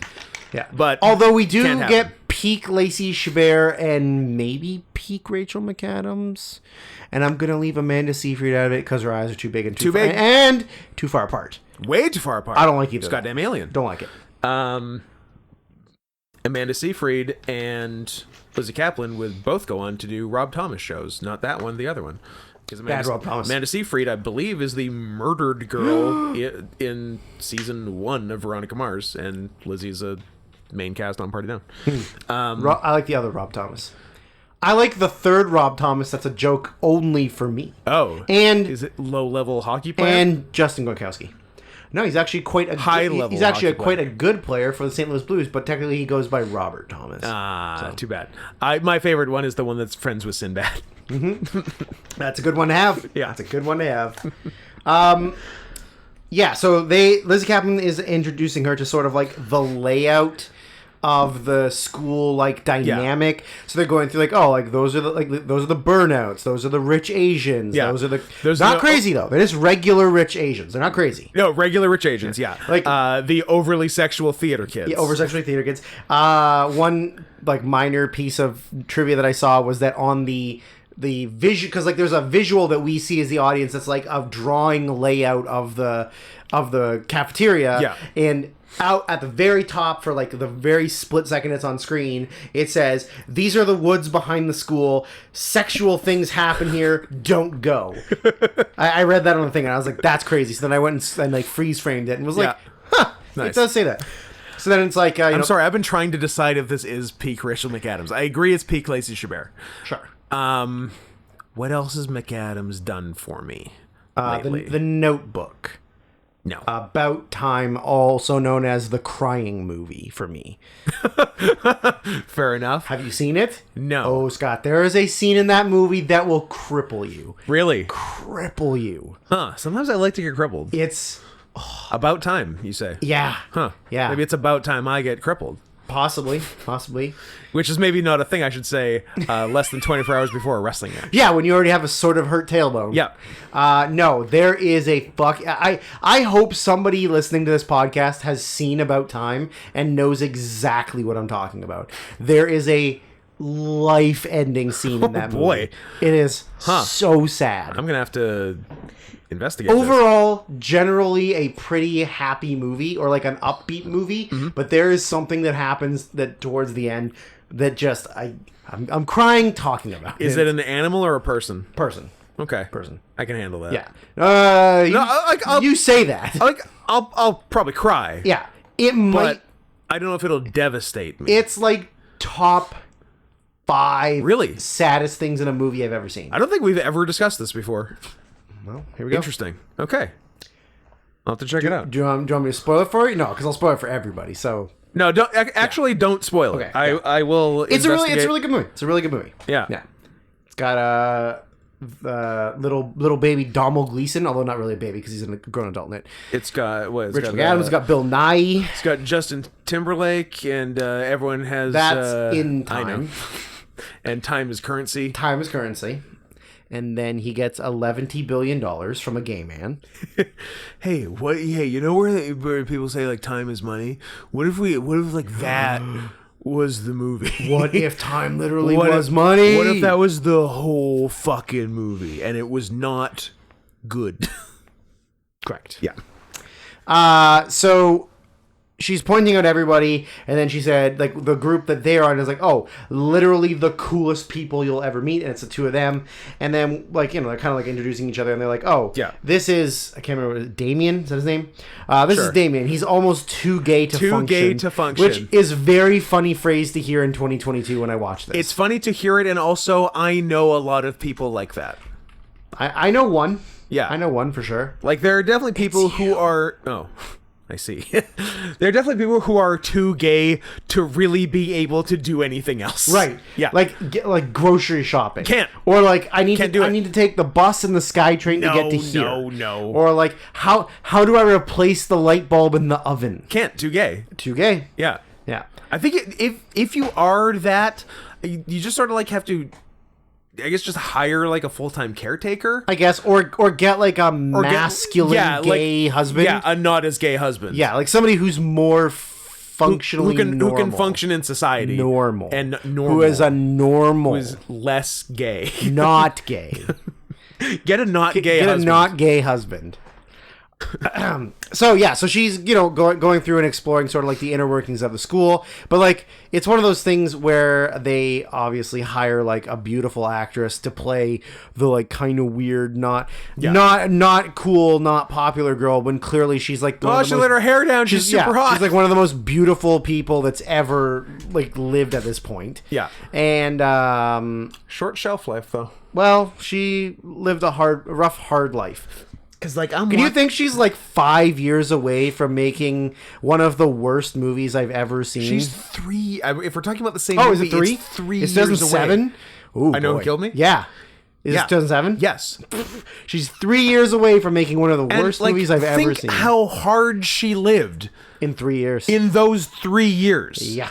because she is. If you consult my commentary for I Know Who Killed Me in Mean Girls, she's a fucking dime. Yep. And look at her now. Look at her now. Yeah. Yeah. Maybe the hardest 3 years anyone's ever lived. That's a bold statement, but it's Prove me wrong. Pretty close. Yeah. Yeah. So she's getting introduced to everything how the school works. There's one girl that she asks a question to, and she says, "If you ever talk to me again, I'll kick you or something." And then throughout the rest of the movie, she never talks to that girl again. It's true. But I guess that's Consistency. coincidence. I don't know. Whatever. Yeah. So yeah, so she goes home. Her parents ask her how the day went. She went like, "Oh, it's whatever." Like, Yeah. I don't think I like it. The next day she goes back to school, and that's when like the plastics, which Yeah. is Rachel McAdams, Lacey Chabert, and Amanda Seyfried, sort of realize like, "Oh, who's this new hot girl?" Yeah, she's hot. Even though she's wearing like regular clothes. I do like and- that the movie recognizes Right. That it doesn't she's take hot. forever for them to be They like, don't. They don't what? She's all that her. she's all that, or like I don't know, other movies that are like popular hot girls and like, oh like, Yeah. this girl's so ugly, and then you like put She's her clearly hot. put her hair down and no glasses, and you're like, oh, she's the most gorgeous girl in Yeah. the school. So yeah, so then she kind of gets like brought into the plastics to like be in their world. This is the same year as The Notebook. I guess maybe because she's blonde in this. Yeah. The one note that I did wrote is that Amy Poehler, Yeah. who plays Mrs. George, Rachel McAdams' mom, Yes. is only 7 years older than her in this movie. Wow. Damn, she was a slut. Yeah. She had Rachel McAdams when she was 7. Yeah. I mean, not, you know what I mean. But yeah. Yeah, so like, I mean, I think Rachel McAdams is Much older than she's playing. same age as me or a year older. Late 30s? So she's like 36, 37 maybe. So 2004, she's 19. Yeah. So no, she must No. be old. She must be older No, than because that. would Polar only be 26? Yeah, she's got to be older than that. Hey, I'm going to say she's 49 and Polar's 56. now? No, Then. in Mean Girls. She's 44 right now. So she's born in 78. So she's way older than we think she is. 20. So she's 26 playing a high schooler and doing okay at it. Yeah, not Yeah. bad. So what does that make Amy Poehler there, champ? That makes Amy Poehler, what did we say, just 33? 7 years older. Yeah. 33. Yeah. Yeah. She's 51. Is Pete McAdams the time traveler's wife? My favorite movie about grooming. It really legitimately is the best movie about grooming. We're gonna be in love when you're older. So you should just suck my you should dick just now. be in love with me now. You're gonna do it in How 30 do years. you show someone that you're in love with them? It is Andre? legitimately my favorite movie about being a groomer. And it's got time travel. And it's got Eric Bana. 3 things I like. I'm seeing 3 boxes checked right there. Is peak Rachel McAdams Doctor Strange in the Multiverse of Madness? No, it is not. It is in fact not that movie. I think this movie... It's up there. I think About Time is my peak Rachel McAdams. I think that's my go-to She Rachel did 2. McAdams. Does About Time also have time travel? Yep. Did she just do time travel movies for a while? Apparently. Huh. Why would what she did those 2 and a third one, or you're just saying those 2? Even 2 is a lot. Yeah, I guess. If I had a nickel You had a nickel for every time travel movie that Rachel McAdams did, I would have 2 nickels, which isn't much, but it's still interesting. It's still interesting. Yeah, so then there's just a couple of funny notes that I wrote down. One was she has health class with the gym teacher who's not really, like the stereotypical joke of like gym teachers not being very good at teaching health ed. Yeah. So she's like, he's teaching them all this stuff about whatever, and then he goes like, all right, everybody, take some rubbers, and he just pulls out like a box full of rubbers for them to take condoms. Yeah. Then that teacher seemed like a pretty funny improver. Yeah. Because there were some like I have a not to brag, a burned copy of the DVD. Sick. Which is how I watched it. Sick. And in like the deleted scenes and bloopers and stuff, he's just like going off and Popping off. clearly improving and seems like a funny guy. nice. Props. I forgot that there was an LP in this movie. There was an LP in this movie. Then I wrote, here's calling someone retarded number 1 in the movie. Spoiler alert, there's more than Not one. the last. Then... So yeah, so the plastics are going to start turning her into one of them. They go to the mall to go shopping, but the idea is that Janice wants her to get inside information about all the like shitty things they say, so that she can sort of just like laugh and chuckle to herself on her own time, like to like just kind of know what they're inner and like saying feel and better about it. And it's clear that like Janice and Rachel McAdams like used to be kind of friends before high school got all cliquey, and which happens a lot. Except for when you go to an all-guys private school. Then it's all good, baby. With all those Chinese and Then we were Indians. all just in the gay clique. All of you. A whole school of gay cliques. Yep. Although it did seem like the grade 1 year below me was exclusively gay Chinese guys. Nice. Like out gay Chinese Did guys. they become BTS? I think BTS was the St. George's School graduating class of 2002. Sick. Yeah. Nice. Congratulations. Many happy returns. Many happy returns. Then, so they're gonna like use the information to sort of like just laugh about how stupid they are and all. Yeah, just kind of get back. At them. So then they go shopping to get her new clothes, and then they go to her house, to Rachel McAdams' house, Regina George, where we meet. Not only do we meet Amy Poehler, her mom, but what I wrote was, Scott's favorite scene. The little sister dancing to Milkshake. It's not okay. So the implication is that you're a pedophile. That's the implication. Is that I am a pedophile. That Amy Poehler is a shit mom, and she's like a cool mom. She's too cool. Cool, and is letting her just like 8-year-old daughter watch pornography and become a pornographer. Callous. Yeah. So then she gives them like mocktinis, and then when Katie asks, it's funny. Wait, you're saying it right. Well, she asks like, "Does this have alcohol in it?" She's like, "No." What kind of mom do you think I am? Although, but if you want something, I'd rather you drink it here. I'd rather drink it in the house than going elsewhere. Yeah. Then I just wrote, cool, Mom. Here's calling someone retarded number 2. You betcha. Then my next note is just, here's calling somebody retarded number 3. Yeah. Rapid fire coming at you. So get ready for ours.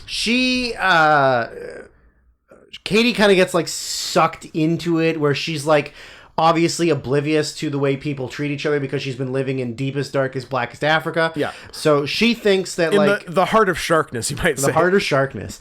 So she's been hanging out with the plastics and thinks that they're all nice.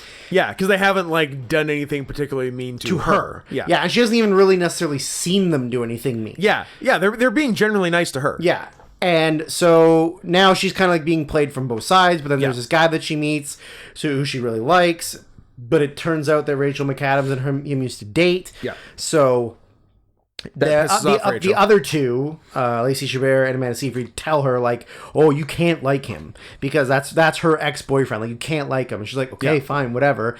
And then they do the thing that girls do, which is they tell everybody everything. So then they of course tell her, so she finds out. And then awful. There's a couple of times this happens in the movie that's actually really good, which is the like 3-way phone call, like where you call but don't tell them the other person's on the phone, and then you get them to say something, and then after you've said something incriminating against yourself about them. Yeah. So like there's that, and then like of course like they're high school girls, so they all have their things. Like Regina George thinks she's getting fat, and Amanda Seyfried's like in love with her cousin.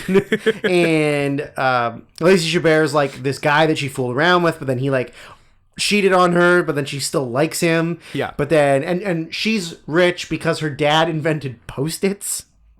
It wasn't Post-its because inventing Post-its was Romy Michelle. Yeah, but it's something like that. Yeah. One funny thing, and she's Jewish. One funny thing that I noted was that Amanda Seyfried, who plays Karen, the dumb one, initially was supposed to play Katie. Oh. But after seeing her screen test, Lorne Michaels thought she would be better as the dumb girl. What? That feels good. Yeah, like what I think. Oh, P.S. You're not the lead anymore. Now you play the stupid one. It's fine if that's what happened. Yeah. But we shouldn't know that, Lauren. Right. Because if we know it, Amanda Seyfried knows Seyfried it, knows and it. her giant eyes know it. And I bet you she's really nice. I bet you she is really She's probably a really... And you know what? She gives good head. Absolutely. She gives great head on a longboard in the middle of the Santa Monica Ocean. Yes. And Justin Long, good dick. Great dick. Great dick. She gives great They head. don't call him Justin Long for no reason. They don't. I would call him Justin slightly bigger than normal. Justin above average. Above average. But I'd call him Justin Cider. nice. So the next note I have is I always forget that the line "You go Glen Coco" is from this movie, even though I hear it all the time from like other things and like TikToks and shit. I always forget that it's from this fucking movie. Yeah. What did I write? Oh, yeah. So she's like a really good student and she's really smart and Thank you for bringing me to my next note. nice. Imagine Lindsay Lohan being good at math Or school. or anything. But in she is school. exceptionally good at math. Yes. Yeah, that's very funny. Yeah. I wonder if that was to be mean to Lindsay Lohan. Probably not. But You almost got me. You almost made me take my Fago. we're gonna make your character a genius. We're going to make you the smartest kid in the school, and guess what? You're going to get fucked up on drugs So fast. so fast. You won't believe what you look like in 3 years. In a mere 3 years from now. A mere 3 years. You will look like a junkie. Yeah, I said, my next line is, a creepy Indian guy. Surprise, surprise. My guy. So she's going to be joining. The Tina Fey's her teacher, and she wants her to join the mathletes or the decathletes. I think it's math. It's math. It is math. It's some athletes, and there's surprise, a very good at math Indian guy. Yeah. Who's kind of like a creep, and he's confident nerd. confident nerd. Yeah. He's a confident Indian man who just got the internet. Is what he is. Romeo Dallin to his heart's content. Absolutely. Yeah.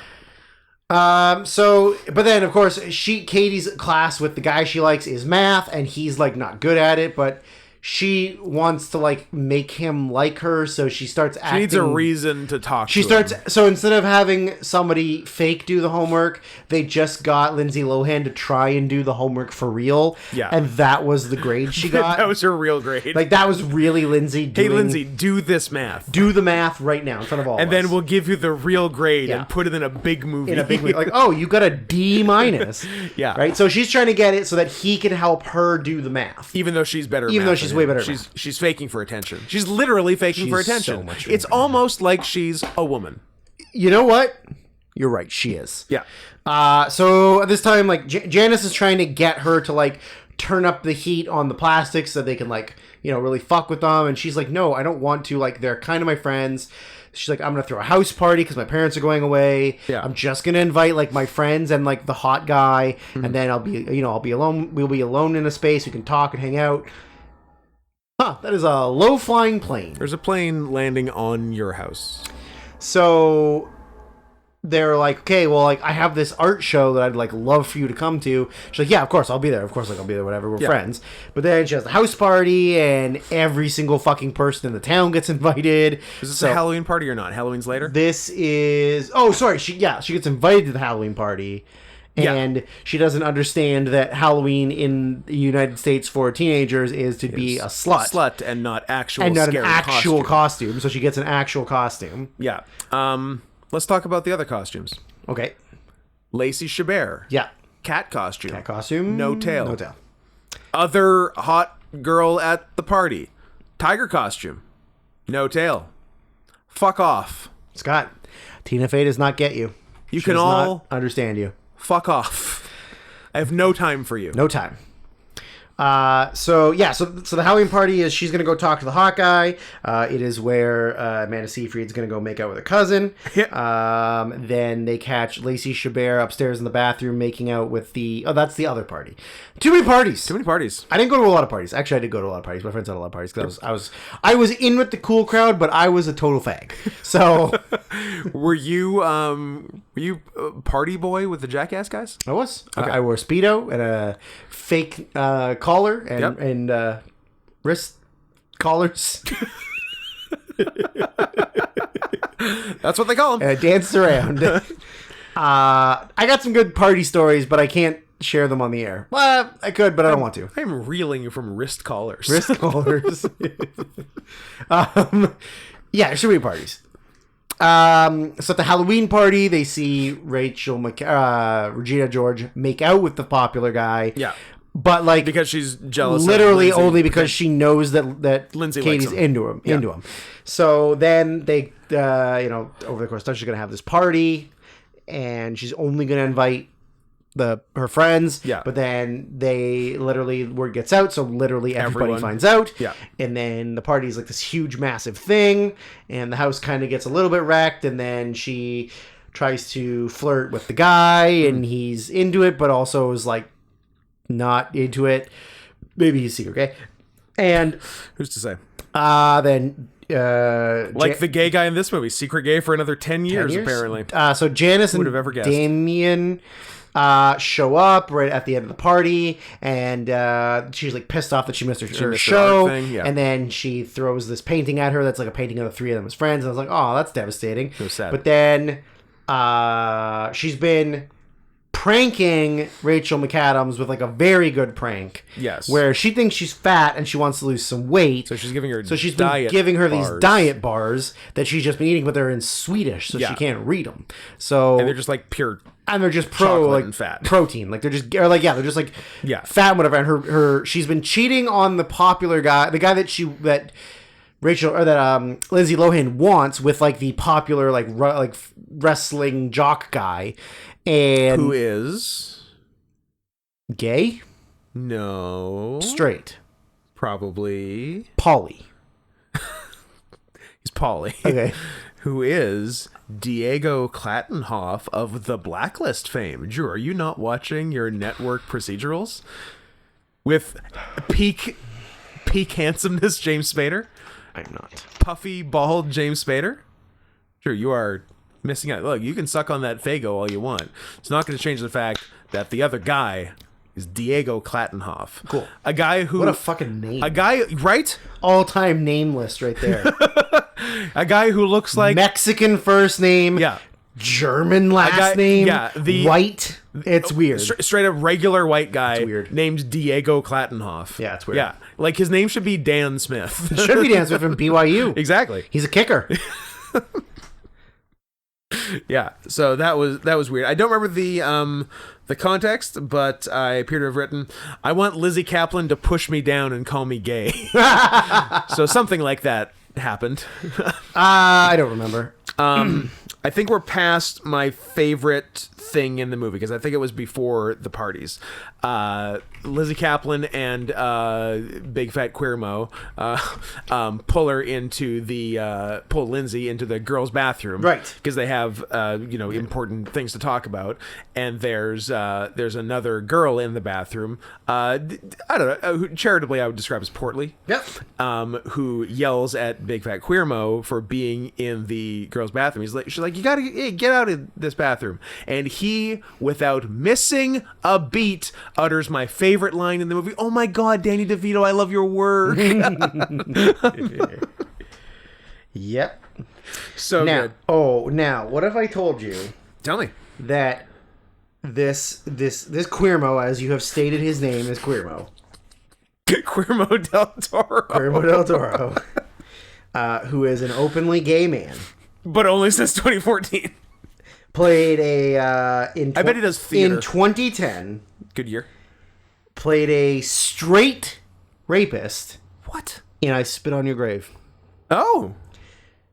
Imagine, Well, how about that? imagine a gay man Imagine if you pretending will. to rape a woman. Imagine if you will, a gay man playing a straight rapist. Playing a straight rapist. Who is this character? You? Is it No. you? I think it's you. It's a different character. I think it's you. but I don't know which. I think it's you. He's still a chonker. Good. I think it's cowardly when people lose weight. I think it's cowardly when people lose weight when they look good, not skinny. John Goodman. He's got to keep it down. Okay, so I feel like we're getting a little out of it. So there it comes to the Winter Talent Show. Is there anything before the Winter Talent Show? Just one thing related to tricking Rachel McAdams into Eating the bars. getting fatter because she like looks at her ass in the mirror and is like, my ass is so fat. I'm like, oh yeah, it wasn't cool to have a fat ass. It was yet. not. That's probably the biggest culture shift of the 2000s. Yeah. These are opinions on ass size. On ass size, yeah. Yeah. Nobody wanted to be thick back then. No. Thickita wouldn't Nope. make it. No, she'd just be alone in her bedroom listening to MAGA rap. MAGA. Maybe one of my favorite notes that I wrote was that they spent the entire movie trying to hide Linds's giant knockers. Oh my God. Just for the Christmas pageant, so that they could show them off. Yeah. Oh. Oh. Pop them babies out. Broke my mic, but worth it. Yeah, like they literally like compression and no low cut tops, so that when they got to the Christmas performance, they were like, "Whoa, look at the size of those gazongs." Huge. How old was she? I don't She was 17 filming this, and I, to Don't that, care. say, good enough. Don't care. I also like that in Machete Kills. Machete Kills. That her and somebody else have an on-screen three-way with Machete, Sick. where you get to see full tits but no head, and then it turns out it's not even her. Oh, Who was the most disappointed man in the world? This guy. you. She's a 32D. Okay. There's literally a website that is called tits-guru.com. Tits Guru. I know him well. Nationality, measurements, bra cup size, breast type, breast size, height, weight, all that stuff. Tattoos, all of their social media, and then a little quick brief thing. And then...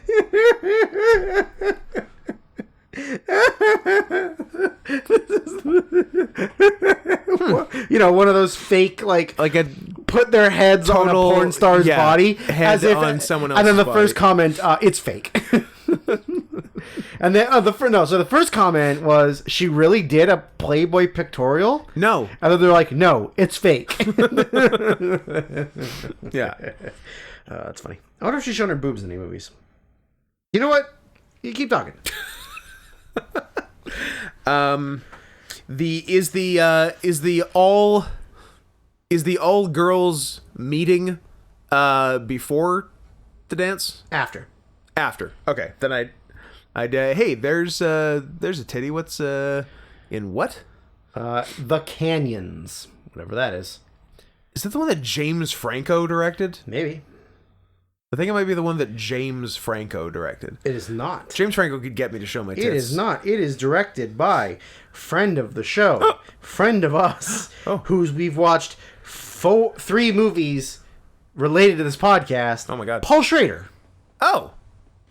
Sick. Is James Franco in it? Did I just think he directed it? You know why? Why? Because porn star James Dean is in the movie. Does he look like in James a regular movie, and he kind of looks like James Dean. James Franco kind of looks like James Dean. Franco? Okay. Adult entertainer whose real name is Brian Matthew Sevilla. Nice. Anyways, back to the movie. Christmas pageant.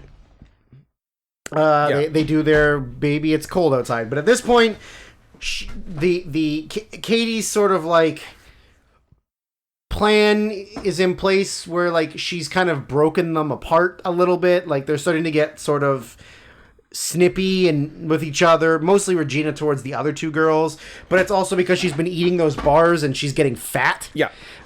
Because she's miserable, that she's like gained weight and whatever.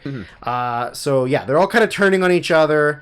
Then they one thing that we didn't mention before was that they have the burn book, which is a book of like a picture from the yearbook of the person, And then they just like, mean shit they write. yeah, I about mean them. it's different levels of mean, because it's just like high school, early 2000s high school stuff. So like, Yeah. some of it is like made out with a hot dog, or like is a fat dyke, or like cuts her wrists. Like it was all levels of it. So, do I have any more notes about? Oh, so So, they spend a lot of time trying to catch the hunk guy, catch Regina cheating on him. yes. And the idea is that they hook up in the projection room of the amphitheater thing every Thursday or whatever. Yeah, her and Diego Klatinoff. Diego Klatinoff. So then they try to get them to catch them every time, but like, the first time they go and there's nobody there. And then the second time the gay kid, or no, so second time they go, but then he gets up there and, like, it's just her because she shoves the guy out of the way so that he doesn't see him, and then whatever. And then the third time, the fat gay friend steals her purse and then runs, and they yell, like, I think he's running for the projection room in the auditorium. Yeah. So then they run all the way up there, and they catch the coach from earlier who Fucking a child. who was teaching sex ed, making out with one of the popular rich Asians. Yeah. Not And crazy. Not crazy, just Yeah. rich. And then I wrote, God, where were all these sexed up teachers when I was a kid, except for women teachers. Although I did have a male teacher in my school who taught there in the 70s, got a student pregnant. Oh. I guess married her. They got divorced. Then 20 years later, they let him become a teacher again. Nice. Super weird. He served his time. It's fine. He served his, He had a he timeout. served his nickel. You come, I served my nickel. You come and try and take me back. I had a PE teacher who got involved with a kid's mom. That's nothing. Yeah. I had an English teacher who wasn't that old. Like, looking back at it, he was probably like 24 or 25 when we were in high school. And he went to a couple house parties. Yeah. And it was unconfirmed that he hooked up with a student, but he definitely got fired for going to the house parties. Yeah, you're probably not supposed to do that. But like, never confirmed that he did sleep with Caitlin Barnes, who was super hot. Hey, gonna put her on Caitlin, blast. shout Played baseball with her brother Dawson Barnes. Nice. And her dad was my coach. I don't remember his name. But yeah, he got fired for Do you know going. your dad's name? I don't know my coach's name. Okay. I'm like, you should know your dad's name. Yeah, Douglas Andrew. So then, I mean, I got so many notes left. There was a line that she said after Regina's kind of snapped and like is getting fat and like turning on all of her friends, and they don't want. They have another one of those three-way calls where she tricks her into saying mean things about the other girls. Yeah. And so They're all just awful to each other. so then there's like over the course of the movie, there's there's voiceover from Lindsay about like what is happening From Caddy. and she says, as much as I wanted to take down Regina, I still wanted her to like me. And I wrote, because women are stupid and I don't respect them. You want to take her down because she's an evil bitch, but also you want her to like you because popular and I want her to like everybody has me. to like you. Then there was a scene where I just wrote Lacey's tits, oh boy, Yeah. because they got real big all of a sudden, even though they've always been big. She was smuggling a real party of two in there. Oh, I like it. So then I like the scene where Regina goes Vagina George. full scorched earth. Yes. That's really good. So she finds out that like the bars are to gain weight and are making her fat. Yeah. That Katie is like after her boyfriend and all this shit. So she goes home, she grabs the burn book, Yeah. she cuts a picture of her and Katie in half. You don't see what happens, Yeah, but she writes, it's good. "This is the fuggliest skank I've ever met in my life." Yeah. Closes the book, whatever. Go to school the next day, and then her and Amanda Seyfried and Lacey Chabert called the office, and it turns out that like Regina wrote it about herself, Yeah. and anonymously turned the book in so that And- they and would it's get like in it's trouble. like scattered around the school Oh, she with like she, copies. She and makes stuff. copies Yeah. and throws them all over the school. Just like like just puts them under doors while class is going on. Why if not? anyone had opened the door, the jig is up. Why not? Yeah. Yep. So then everybody has now seen all of these mean things that they've been said about each other, but then Yeah. they all start turning on each other because they're like, I told you that in confidence. And like, Yeah. well, why do you, like, you think I'm a fat dyke? Or like, I don't cut myself. It's to relieve It feels tension. good. It's not for attention. Yeah. It's for me. It's for me. I like the pain. I'm Jun Kasai. And so then they start like this huge, massive cat fight in the school. And then she's comparing it to like being in the jungle, Yeah. which is racist because some of the girls are black. And then in order for Tim Meadows to break it up. He like takes a baseball bat and slams it against the lockers and goes, "Galway!" Gets all the girls into the gym, and then has like a big sit down meeting with them where he's like, listen. During the fight scene, Coach Carr, who's the guy that was making out with the hot Asian girl, goes over and separates the two Asian girls from fighting because it turns out he's been cheating. He's been fooling around with both of them. And then he says to Tim Meadows, like, "Oh, I separated these two girls who were fighting." And he goes, "Coach Carr, step away from the underage girls." That's very good. I like that. And then right before he slams the bat and goes in Galway, he says, "Hell no, I did not leave the South Side for this." That was pretty good. My boy. And then so he gets all the girls into the gym, and he says, like, "Listen, you're all bitches. Every single one of you says shit about everybody else." Like, and then he's like, "But I'm not doing this like Tina Fey. Why don't you talk to everybody? Because you're a woman." He tries to run it, and then like the very first thing someone says, like, "I am not equipped for this. I'm not equipped for this." Tina, please. Tina, you're a woman. You can deal with women. So he gets her to talk. She does like an exercise where it's like, close your eyes, raise your hand if anybody's said anything mean to you, blah blah blah. And then we very casually gloss over the fact that the coach is a pedophile. Yes. The gay guy is hiding in the back row with a giant hoodie on. Then inconspicuous. All the Asians are saying the N-word. Yes, that was pretty cool because it means it's the Asian way of saying even though they're not necessarily Chinese. I wish it was our way of saying Yeah, me too. Me too. Is very boring by comparison. I don't remember the line that sets it up, but it's very funny that the girl says, "I can't help it if I have a heavy flow with a wide set vagina." Oh, that was the thing that scared off Meadows. Ah, right. Yeah. Right. And he's like, "Nope, Tina, you're in. I'm not equipped to handle that." Yeah. So then what he does is he wants them to do trust exercises.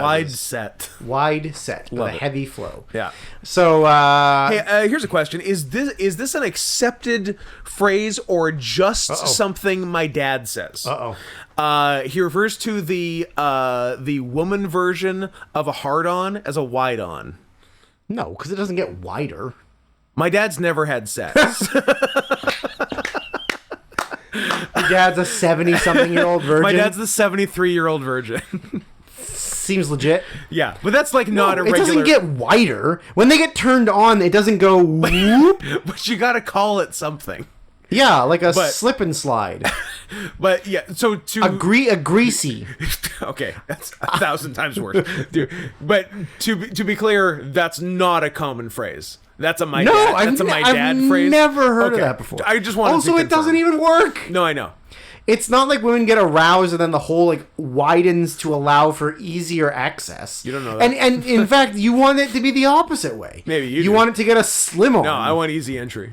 I don't want. You want a hot dog down the hallway? I don't. You want double duck? I don't want to touch anything. I mean, yeah, obviously. Yeah. You don't want to have to keep faking it for the rest of your life. I fake orgasms. Who doesn't? Who doesn't? Oh, mayonnaise. Mayonnaise. Okay, I gotta keep going. So I think we might have talked about this for an hour. Yeah, probably. Okay. They're doing they're doing the trust exercises where like they're doing trust falls. They're saying something about themselves or something honest, and they get caught. Whatever. Amanda Seyfried has a really funny one where she says like, "I can't help it that I'm prettier than all of you," and then nobody catches her. Yeah. Or no, that's Lacey Chabert. That's Lacey Chabert says Lazy that and nobody catches her. Yeah. Then a girl gets up there and starts talking about how she's sad that they're not friends like they were when they were younger. Yep. And then gay guy from the back yells, "She doesn't even go here."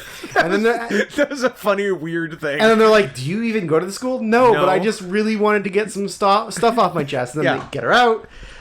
So then ultimately the idea is that they're expecting Katie to like apologize for the book because they think it was her, and then she doesn't. She just leaves. Yeah. And then or she gets out of line, and then Janice Ian goes up and says like all this fucking shit about like literally saying everything that everybody's thought about like about like Regina George, and that her and Katie had this plan where they fucked up her life, and then that's when Regina like loses her mind and she goes to storm out, and Katie goes to stop her, and then she gets hit by a fucking bus, and you think it might be like a trick, like a in her own head. She's just imagining. She got hit by a bus. Like, she gets hit by a fucking bus and almost dies. The only fake out is Katie's voiceover saying, and that's the last time I saw her. Like, just kidding, she didn't die. But she did get fucked up. She did get fucked up. Yeah. So then now we fast forward to like the beginning of the next school year, I guess, where now I think like, at the end of this school maybe year. the end of this school year. So like they've all separated and they've gone into their like, so Katie's hanging out with like her nerd friends again. Yeah. And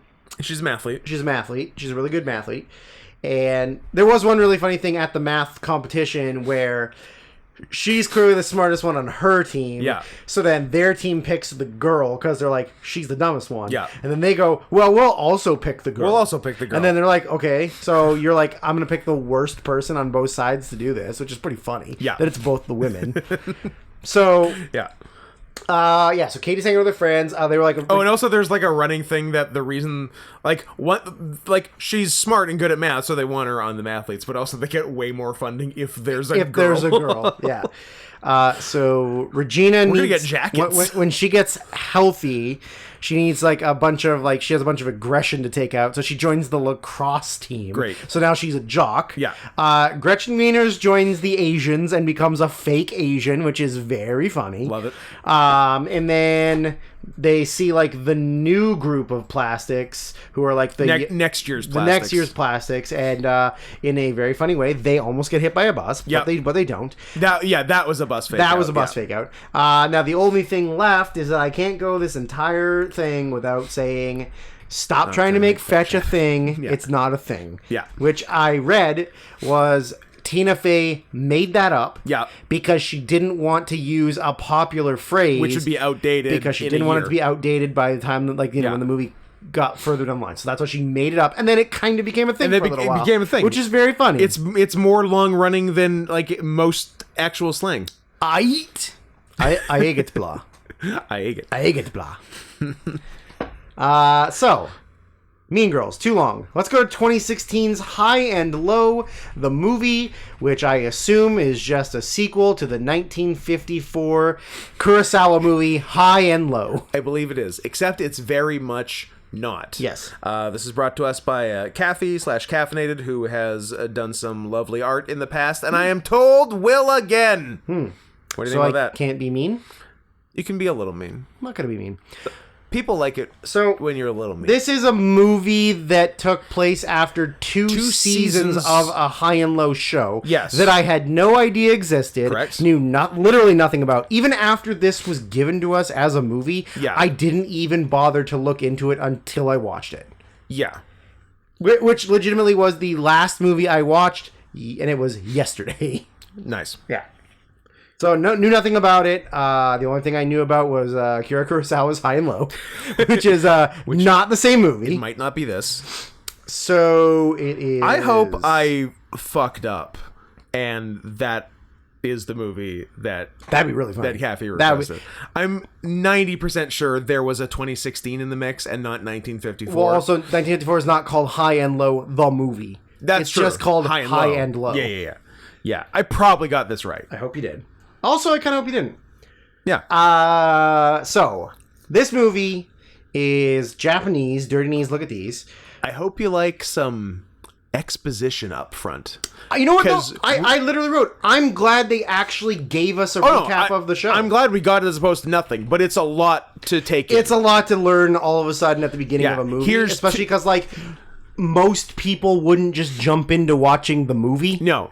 Like, you're not going to be like, oh, there's 2 seasons of this show I don't know about. Let's watch a movie that's technically the 3rd season. It's almost like if you could request any movie in the world for 2 people to talk about, maybe you would think twice about recommending one that you need to have seen 2 seasons of television to fully understand. But though these are all hypotheticals and maybes, I think this went fine. I would genuinely like for everybody listening who suggested or who paid and donated for a movie Yeah. even the ones we haven't done yet, or like in all the previous episodes, to like genuinely message us and tell us why you picked those Why movies. this one? Like some of Of them, all the gin joints in all the world, why this one? some of them I get, like for Yep. sure. Like I understand Mean Girls; it's a great movie, and like I love it, and other people You know love what? it. You know what? I get Kung Fu Master. Sure, I 100% that's get good that. content for this podcast. Yes. But like some of them, I just don't understand why you're like, I need to pay. Is this one more than 2 hours? This is more than 2 hours. This was a double. This was a double pay. Yep. For this, Mm-hmm. like it's a random fucking thing that like, I don't know. It's such a bizarre pick. even for ones this week. Why Sharknado 3? Yeah. Why not 1, 2, or just the last one? Just throw us a curveball. Or Heart of Sharkness. Or Heart of Sharkness. the fake documentary about it. Yeah. So strange. I don't know. It's just weird. So this is in the first 2 seasons. What I kind of gathered, I'm going to blow through the first 2 seasons because there's no point in going about it because we didn't actually see it. Yeah. There's Actually, before the exposition, they open with what I believe is that Chinese fireworks factory explosion. yes, finally Chinese fire drill. Finally, we get to see it. Chinese fire drill for real this time. But we understand. Yeah, they like blow up a town, Yeah. and then it's exposition time. Oh, I'm too hot. Oh, Drew's getting. It's getting nice and spicy in here. So they start out with so that's kind of the problem. They start out showing us 2 characters who I assume we are supposed to know. Yeah. Having a meeting where like one of them has just beaten the shit out of and killed like 40 people. Yeah. The other guy shows up and says, "What I want you to do is I want you to take down Destroy sword. sword." And then I'm like, okay, You're like, yes. here's a bunch of information I don't know. Yes, sword. I know what that is. But I did write, and this is not the first time, I genuinely thought they were going to kiss. It was close. Like, to they kiss. got It was close, so real close real to each close. other's Yeah, mouths yeah. when they were talking, and I thought they were going to make the fuck out. And they didn't. Yeah. And then I wrote, oh no, biker fix. So the whole gist of it is I that... think it's Japanese Sons of Anarchy. Kind of. Yeah. Yeah, it's like a more stylized Sons of Anarchy. Yeah. There's a group so there was one group of biker dudes. I'm guessing who- that was season 1. who held down like the city, The town. But then one of the main guys quit, Left. and then they just sort of like disbanded as a group. Yeah. And then all these younger, like cooler hoodlums Ones with gimmicks. came in and started creating their own individual gangs that controlled parts of the city. There's an S, a W, an O, an R, and a D.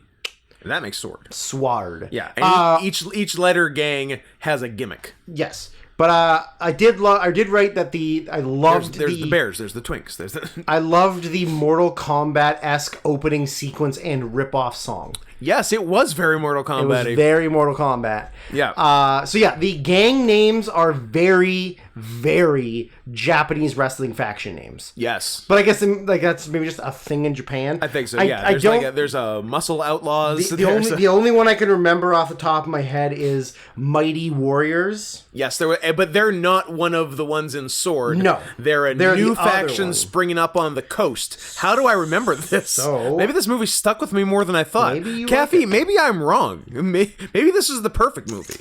So the original gang was called Mugen. Yes. And Which then- is one of Susumu Yokozuka's finishers. It's the double underhook sit down dominator. Oh, okay. Yeah. Mugen. Then there was a group that then 2 brothers appeared. They refused to submit to them, and then that's when they broke up. Whatever. Yeah, there seems to be a very important thing with the brothers at the end that So- I know this is something, but So there is the Seno Rengokai, which is the Hoodlum Squad. is that S? Hoodlum Squad, yeah. Yeah. Yeah, I guess because in the Japanese. yeah. So then, Yeah, then so they're thugs. Then there is. I like the fancy ones because there's a fancy faction. Then there is.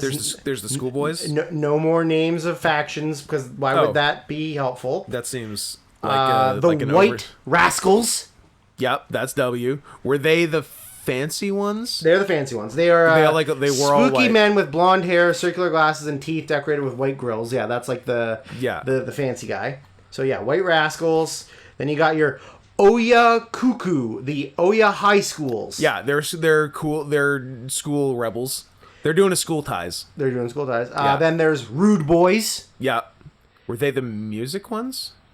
Yeah. Or were they? Did they like ska?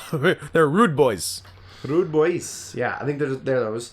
Then there was Daruma Ika. I don't remember what their gimmick I was. mean, the thing is, the problem is it's giving me some Japanese ones and some that are the English translation. So, and then there's there's the Mighty Warriors, which is the ones after. Then there's definitely the Yakuza. Yeah.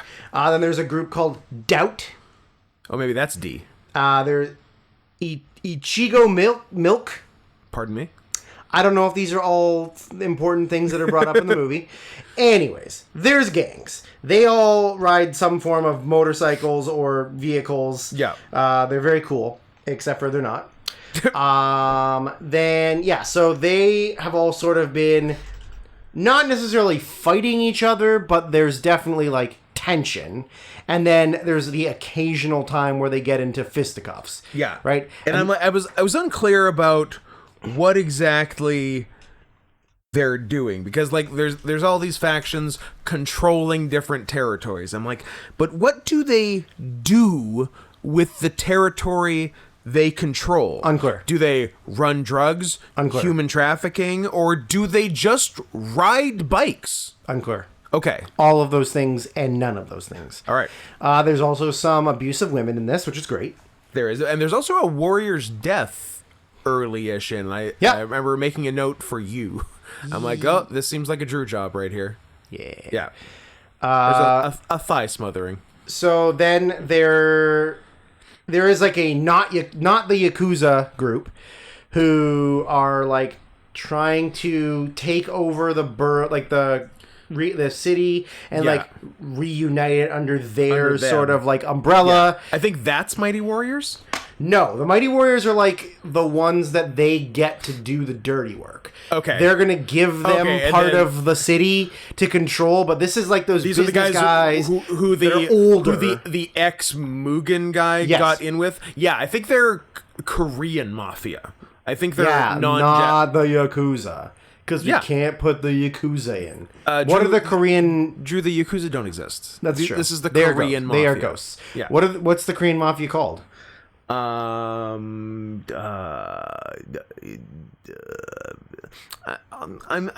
racking my brain for a joke, and all I'm getting is dog eating, and I think that's lazy. So I don't have an answer. So for you wish to move on from the question? I do. You abstain? I'm gonna pass. Okay. You plead the fifth? Fifth. Fifth. So then the Korean Yakuza get the Mighty Warriors to go sort of like stir shit up. They go and they beat up, like they start beating up all the different factions. And then I wrote probably right around here. So 5 warring factions isn't enough. We need guys from out of town too. yes. Okay. Then I wrote the Mighty... Japan loves complicated, but I They do do. like that Japan doesn't underestimate the audience's intelligence. They, in fact, perhaps overestimate it. They're like, here's all the information in the world, you deal with it. Here's more movie. Here's 60 or 70 characters you need to learn now. Now it's your problem. Yeah. I wrote... We are not going to hold your I wrote hand. that the Mighty Warriors are also a rap group. Yes. They do like a rap... They do a concerts. They literally do concerts. My next note was kind of, who are the good guys? Who am I cheering for at this point in the movie? Ram Janay. Yeah. Because he's a murderer, but also a man of the people. Yeah, because I think... Because, like, later on, we obviously know who is the good guys, but at this point in the show, in the movie, who are we cheering for? I don't know at this point, because there's the ex Mugen guy, who I'm guessing was like probably the protagonist in at least one season assume. of the television show. assume. And Is his name Tetsuyo, or is that the bad guy? that might be That's the bad guy. Oh, this guy. I feel like there's an H in the mix, but Emperor Hirohito? It's Emperor Hirohito. Yeah, and he's presented as a good guy, but it's clear he's fallen in with bad guys and is going deeper and deeper bad. Yes. So we don't really have a lot to grab onto protagonist wise at this point. We do not. It's just like, here's 100 gangs. This guy you probably liked in the TV show, but he's sort of bad now. Yeah. And that's all we got. Yeah, and I guess it's like a lot of whose look do you like? Yeah. Like who looks cool to you? That's your cheering. I like the fancy ones in white. fancy ones in white. Who are your boys? I also like the fancy ones in white. Okay. Yeah. White is right. I wrote like I was hoping for better fighting. The fighting was very bland for most of it. Like there were a few people that threw like some cool head kicks or like leg sweeps or something. The but, like, big fight at the end was cool, and there was one really good move that I hope we can talk about for a long time. Sure. But like the majority of these were just like not even like pretty pedestrian good punches or good kicks. They were just like, you know, like throw your forearm at a guy so that he like falls over. Yeah. Like none of it. I was expecting it to be like, I don't know, more of The Raid or like other good Asian fighting, and it was like very, very like lackluster and boring. I didn't even look at my next note. I have absolutely no idea who to root for. Yeah, exactly. Right. Like it's hard to tell. The only thing I wanted to root for was the Japanese cover of "Jump Around" by House of Pain. Yes, which was awesome. Yes. What's my note says? Let's get the band back together. I guess that's after they all get their asses kicked and they sort of like I think it's decide when, like, to unite the group. I think when Sword sort of unites. Yeah. And they want to get back to they want to get together as a group to take out the bad guys. Yeah. I wrote that Red, meaning the Dragon Gate feud, and we're back. The Red faction, because there was the one group, and I read, they're Cholos. Yes. Yeah, the red team is Cholos. There's definitely a Cholo faction. Japanese Cholo, very funny. Very funny. Always funny. So they it's just the leaders at the beginning. Like the guys who are sort of in charge are like, well, where's like this is all you got? You brought 4 guys. Like, well, I'm not getting everybody else involved in this thing. And then they're like, yeah, fine. I guess it's just us. And then like cue the write up of all the fucking underlings and other like and all these trucks and everything. The write up is sick. Like through like these smoky streets, just over this big bridge and like dudes riding on the hood of sports cars and trucks. The white guy's riding up on maybe the gayest motorcycle I've ever seen. So gay, but I loved it. It was so good. It was a 3-wheel. Yeah. And like white but also silver. Yeah. And it would like ride. You're white, but also silver, so maybe chill out. True, but also I'm gay looking. That's true. So, no one ever accused snow leopards of not being gay. Nope, not once in our lives. So yeah, they like all roll up and they're like, "Okay, time to go to work." Have we already done the very smooth rolling van kidnap of the girl, where it never even slowed down? No. Okay, so that happened somewhere. I think it was important that they kidnapped her. I'm not really sure who she's tied to, but it was important. Nope. Some bad guys, they got out of somewhere and they thought they were clear, and then the bad guys roll up in a van, like slam on the brake and turn the wheel all the way over. So the van is spinning, and it spins perfectly, so the open side door of the van is lined up perfectly with the girl. Grab her into the van, never slow down, keep going. It was great. It was pretty sick. And that was I think important. It was, and it was in fact important. At the end of the big fight, they get her back. Yeah. Yep. I saw her earlier in the movie and was like I'm like, oh, she's cute. And then I saw her a couple scenes later and I was like, oh, she's not cute. I was mistaken. She's weird looking. Yeah. So when you said the first part, I'm like, I don't remember her being cute. Exactly, right? Because like I saw it's like a side profile of her walking down the street, and I was like, oh, that's a cute Japanese girl. Mm-hmm. And then when they showed like a full on, I was like, ooh, she's weird. Yeah. And I think after the roll up, or maybe just before the roll up, they give some actual more helpful exposition and explain things a little better. Like so the ex Mugen guy got in with this Korean mafia because I don't know, he's kind of butthurt about Mugen disbanding. It Yeah. seems to be the thing. Yeah. And He's sad that his friends gave up. yeah, that he's sad that his friend quit, and maybe and another guy died, which like it was probably a big thing in the TV show, Probably. because it seemed like that guy was a main character, and it's funny in this movie if this is the first experience you're having with High and Low, that it introduces this guy who is dead. Who is dead? That you don't actually need to know that much like, about. oh, this guy was someone. Remember when you cared about him? He's dead. He's dead. He's Yeah. gone. He's dead and buried. Yeah. So yeah, they all roll up on the where the hip hop boys are, and just like proceeds to have Big this old massive battle. Giant brawl with the Mighty Warriors. And I wrote, finally we get to see some jits. Yes. I couldn't believe it took them this long in a show made in 2016 that they took until the final fight scene for somebody to do some jits. They made you earn it. Because every fucking fight scene in every fucking show or movie has got to be jits. Brazilian Jiu-Jitsu. BJJ, as some people will call it. BJJ, Blowjob Jones. Blowjob Jones. Is that the main bully on The Simpsons? Yeah, exactly. Blowjob Jimbo Jones. This is his nickname. Bet you if I look it up, I'll find some gross stuff. Oh, don't. Oh, okay. We've looked up so much cartoon porn on I this know, podcast. we really have. Remember when we did like almost a whole episode on Whole King of the episode Hill? on King of the Hill porn. Yeah. What a time to be alive. So yeah. So Is it really? maybe it is a time to be alive.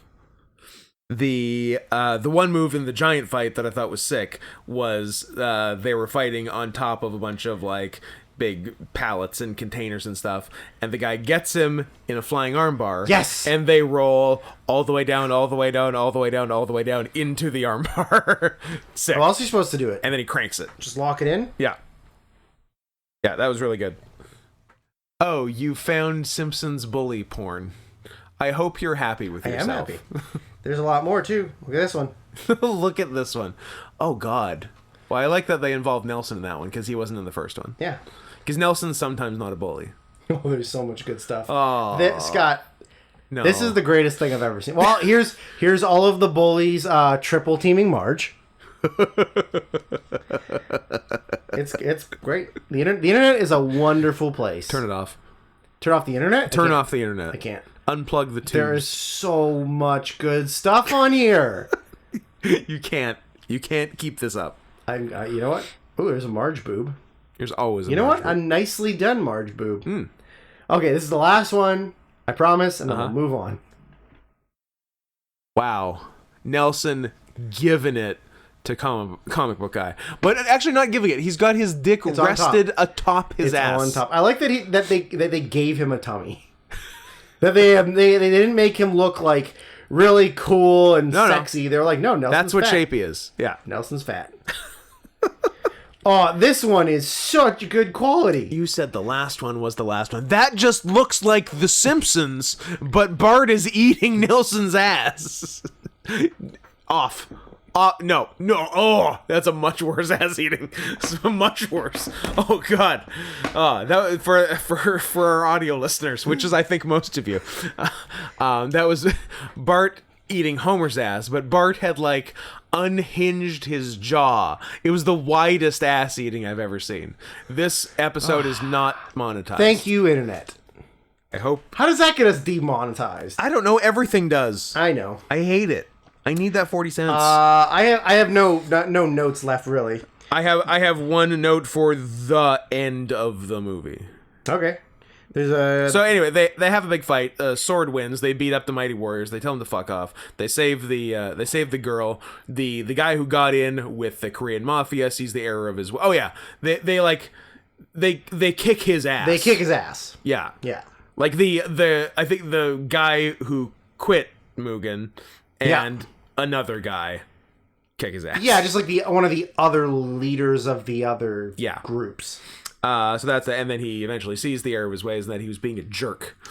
And he in fact was being a jerk. And that's basically it. And then there's credits. And then there's a post-credit scene where we see those two brothers that are certainly something. And then there's a third brother. And that's important. And that is how we end. That is the thing. I guess we're going to have to watch High and Low, the movie 2 and 3. There's a second movie. And a third movie. Is there a third movie? I knew there was a second one. Now you filled me with doubt thinking there might not be a I third. don't know. Maybe you're stupid. I simply must know. Maybe you're stupid. We're watching the whole High and Low. First of all, we're going back and watching the TV series. Maybe. Then we're watching the other movie sequel.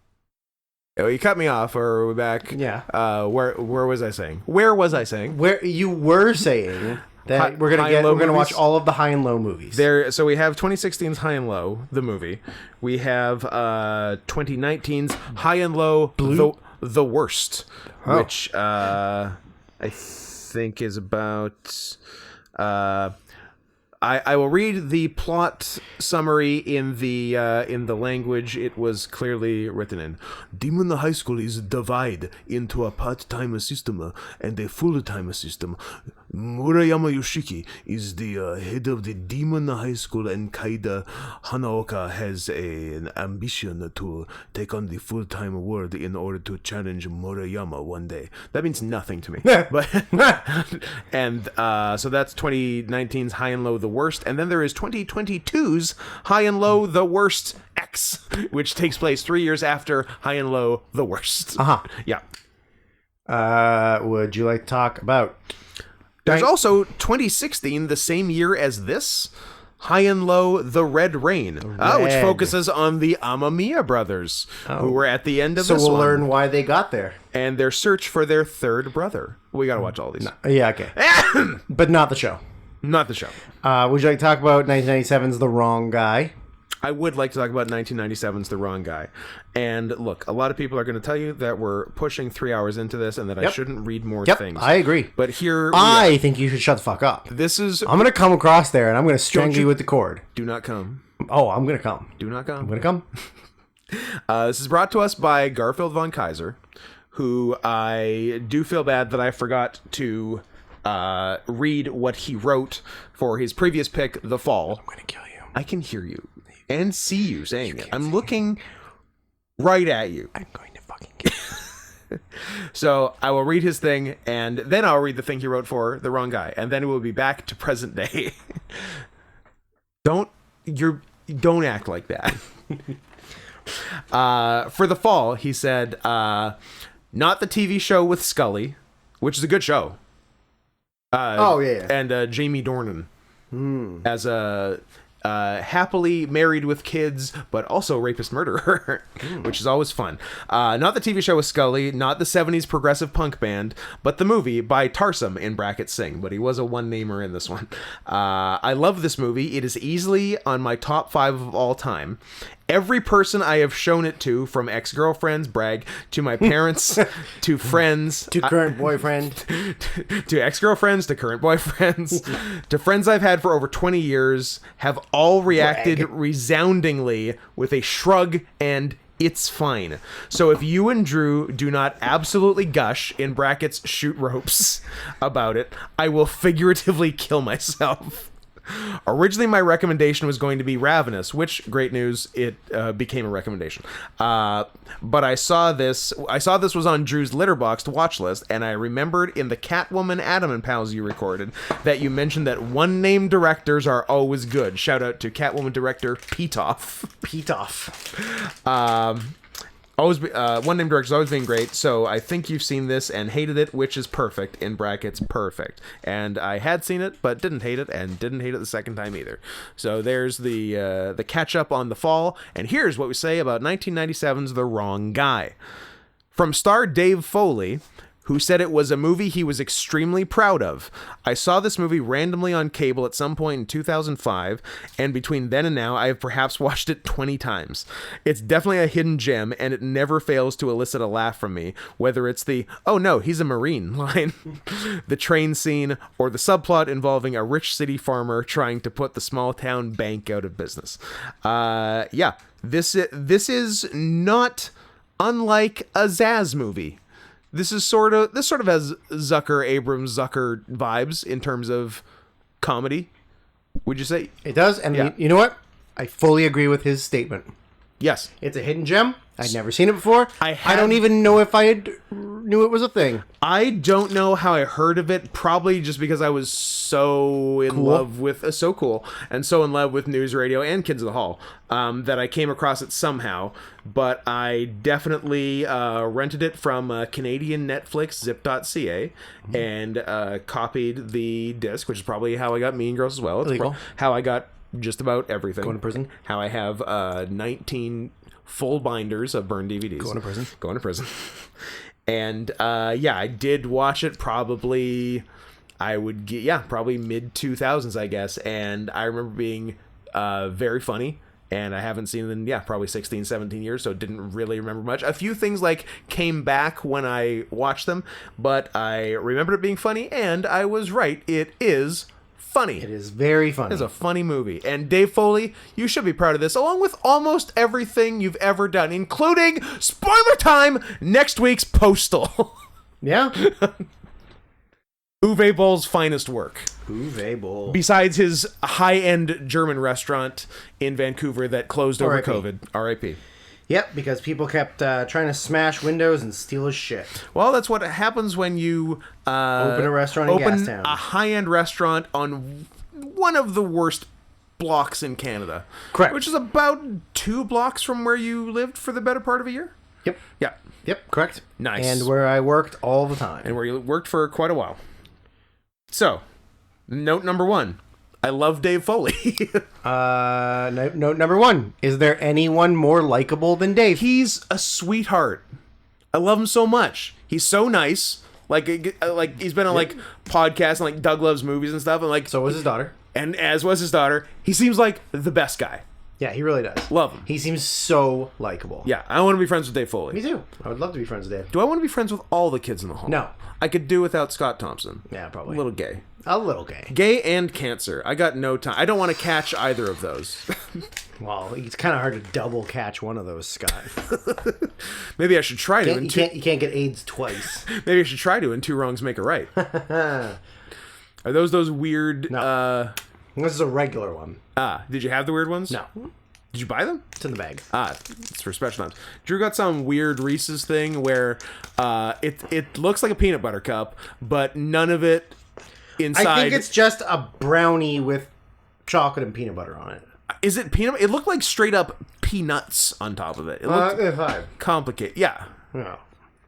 I think it's a mixture. I don't know what was going on there. It seemed like a mess. Personally, it seemed like a mess. Personally, I hate you and stop talking so much about things that are important. Dave Foley works at an office. Can we agree? Yep. All right. Where do you want to go from here?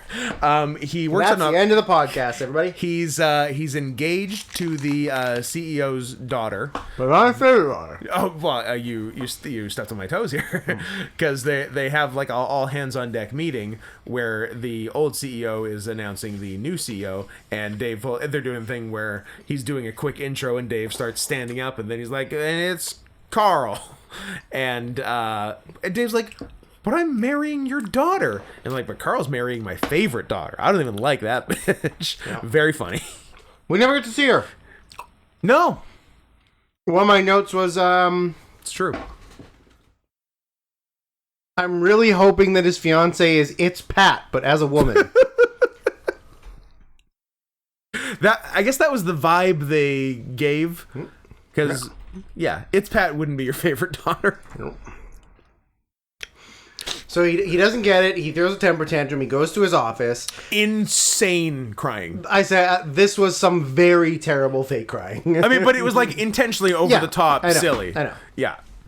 Yeah, it was great. Like he having a full meltdown, and then he like runs out of the office, and you see a very when he runs out of the office, I wrote he walks like a sissy. he does walk like a sissy, and walking by, you see dressed as a janitor, a very suspicious looking Colm Fiore. Colm Fiore, who we will all see again on this podcast, and I think we already saw once because he was in something else we did earlier. Face Off. We didn't do Face Off. He's in Face Off. But we didn't do Face Off. Well, then I don't have the answer for you. Move on! It's the only movie I can pull that he's in. He's in a lot of stuff, but I can't... that he was in? Keep going. I'm sure something. So yeah, so then so Dave goes to confront the CEO, And when he does, he sees the CEO has been brutally murdered, and then very slapsticky gets the guy's blood all over him. Like, Oh yeah, placing the knife back in was quite comical. yeah, he took the knife out. He's like, "Oh God, it's a big knife," and then like, I guess I should put it back in where I found it. Yeah, that was great. And then he's like, "Oh, this doesn't look good. I'm covered in blood." And then Colm Fiore, who's obviously the bad guy who did it, he gets away in his like disguised van, is like a maintenance van, and pulls up a fake open manhole that the van was working on. It was just like a plastic picture of an open manhole on the ground. Very funny. Very funny. Yeah, and then they see the so they other people find that the CEO's been murdered, and Well, I think like too there was glossing over some of the like the whole running away gag was really good. yeah, Like getting in the elevator, dropping his knife, the guy going, "Oh, you dropped this," and handing it to him. And he goes, "Oh, thank you very much." And then when he goes to leave and he sees the security guard, so he like pulls a rag out and goes, "I got a nosebleed." Yeah. Such a bad nosebleed, but he's covered in blood. Yeah. Then he gets out of the building, he runs away, he goes to like a bridge to throw the knife away, he throws it over his head, Onto a and police it lands boat. on a police boat. Yep. Yeah, the police boat was very good. And then he's trying to run to Mexico. Yeah. Yeah, so he goes to an ATM to use it, but then realizes like, oh, my name, they'll know it was me. What is that? Yeah. And but then like the people at the office and the police police. like see the The actual security footage of the guy killing him. Yeah, and that some other guy killed the CEO, and Dave just like came in after. So nobody is after Dave. No. He's the wrong guy. He is the wrong guy. You see. There was one point where they're like oh, and then here he comes in to then they show the whole footage of Dave freaking out, not Yeah. like with the knife and the blood and everything. Yeah. And then they go, well, like, oh yeah, like we see everything all the time. They're like it's a good thing you didn't see the rest of the footage. Like, why would you see the rest of the footage? And then they cut to just their reaction watching the screen of the old dead guy, like, just jerking off. And then they're like, and he knew you can watch? And they're like, oh, Yeah. he wanted us He to wanted watch. us to watch. So Dave's still running away. Runs into a public bathroom to clean up and leaves cleaner with the bathroom covered in blood. In blood everywhere. It's great. Yeah. Then he's he still thinks that like the police are after him, so he's running away. He dives into a dumpster Yes. to hide, and then he sees he pops his head up and sees police. Like, and oh, police, Oh I can't- shit! I can't and get he goes out. back in, and then he starts hearing singing. Yes. And then he pops his head out, and there is an a cappella group standing around a fire, Yeah. singing. All police Doing officers doo-wop doing around. doo-wop around a fire, and it is the Bare Naked Ladies, That's right. and Canadian group Legends. Legends of the Fall. Big because Bang one Theory. of them fell. Big Bang Theory millionaires. And cocaine lover and cocaine lovers. Stephen Tyler. Stephen Perry. Steve Perry. Stephen Perry. Of Stephen Journey. Page. Stephen Page. You sure it's not Tyler Nope. Perry? It You is sure they're not. not Aerosmith or Journey? No. Okay. Tyler Perry. That's Tyler Perry. Which I was like, oh, great. The Bare Naked Ladies, my favorite band. I bet Dave likes him because he's a good He Canadian probably boy does. too. Yeah, he probably does. Yeah. He's probably friends with them. He demanded it. Yeah, maybe. He might Called have. in a favor. He said, "I'm not going to give you any more cocaine if you don't do this movie." So, Dave didn't write it, did he? Did he have any? the one note I have is that he had planned originally to direct the movie, Okay. but he had to step down because of his role on News Radio because he was too busy. Oh yeah, because this is mid News Radio. Yep. Because News Radio was 94 to 98. Yep. And this is 97. Yep. So He was, probably filmed he in was supposed to 96. direct, but yeah, he was involved in the production. Yeah. I don't know what specific role. It's directed by David Steinberg. So at this point, the Oh, actual who directed a bunch of Seinfeld and Curb. Oh yeah, actually I did see that. Yeah, Yeah. I did see that. Oh, and Foley co-wrote it. There you go. Oh, co-wrote it with David Anthony Higgins. Yeah, who's the cop? The cop. Who is the brother of Steve Higgins, Oh, Yeah. who we also who we saw last episode. saw in Ghostbusters Girl Buster Edition. Girl Edition. Yeah. At the Higgins Institute. At the Higgins Institute. And yeah, I know. And is also in an episode of Detroiters. One of my favorite Oh, episodes of Detroiters. yes. I think the pilot. I believe he's in the pilot of Detroiters. Yeah. He's the mattress king of... No. Yeah. Yeah. Mattress king of the Midwest. Yeah. And then they make the video of him being a creep, a sad creep. Yep. And then him and his wife try girl on top sex. on and it saves their marriage. Yep. Yeah. Yeah, and his brother David Anthony Higgins, I know as the neighbor Craig from Malcolm in the Middle. Yes. Was it Craig? Craig. Yeah.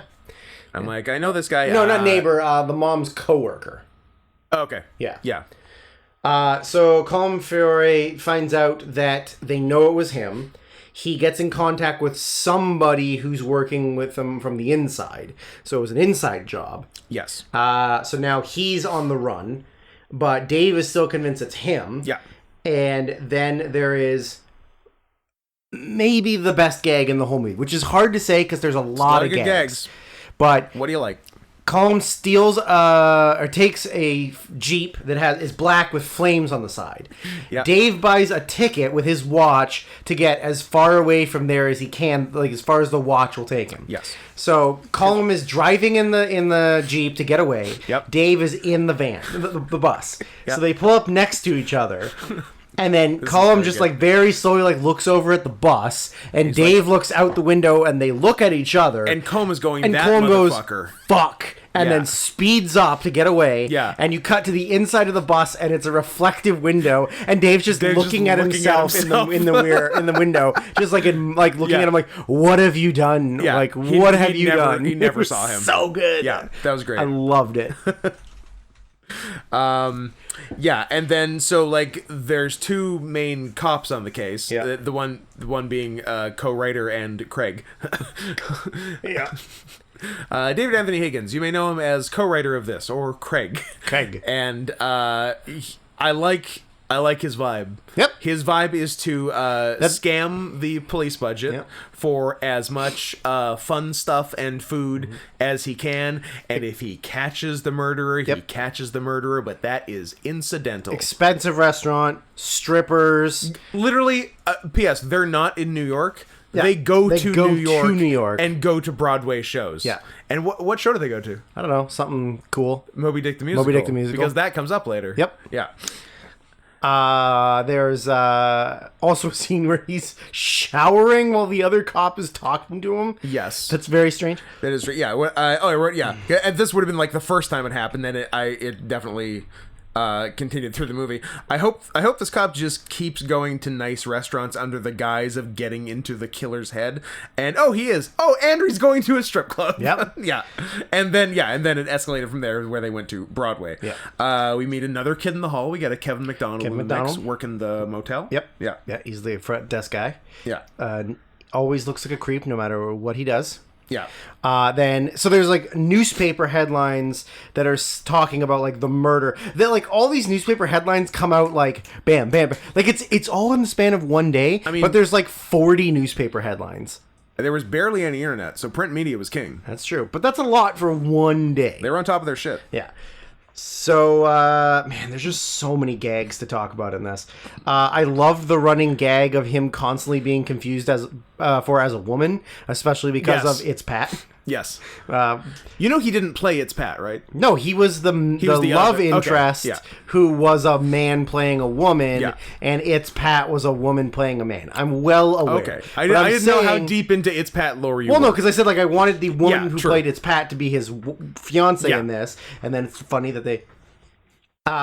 So he gets there, then Colm shows up. Colm shows up with the Jeep at the flame same Jeep, yeah. at the same thing, and when they're there's like a miscommunication. Oh no, like he he thinks that everybody Kevin McDonald thinks the flame Jeep is Dave's. is Dave's, So and he Dave calls just the police. Dave just says like, "Oh yeah, that's my truck," without thinking about it. Yeah.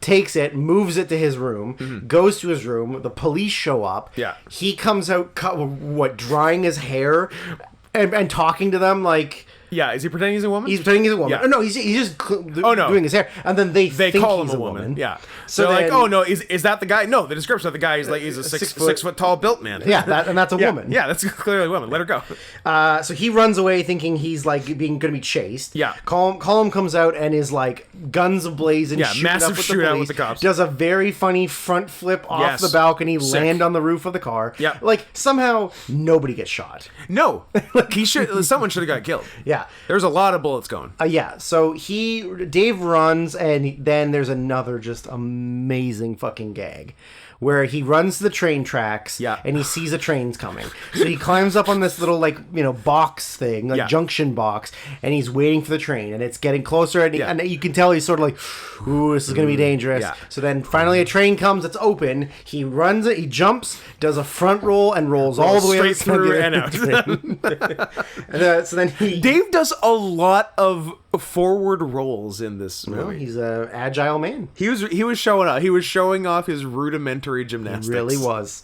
So then he gets up and he was chasing after the train. Yeah. He grabs onto the back of the train and is like barely holding on. Yeah. And he's sort of like the vibrations are making him bang his head against the back of the train. Good vibrations. Good vibrations. Then the train just stops. Yep. Because the guy has to switch the junction at the front. Yeah. So he drops down and he's like, whatever, it's like hurt. So he walks over, he climbs in the back of it and then takes off. And then the train gets to the end of the line, like where it needs to go. Yeah. And I'm like, oh, what are you carrying? And it's like, 800 tons of spoiled canned ham.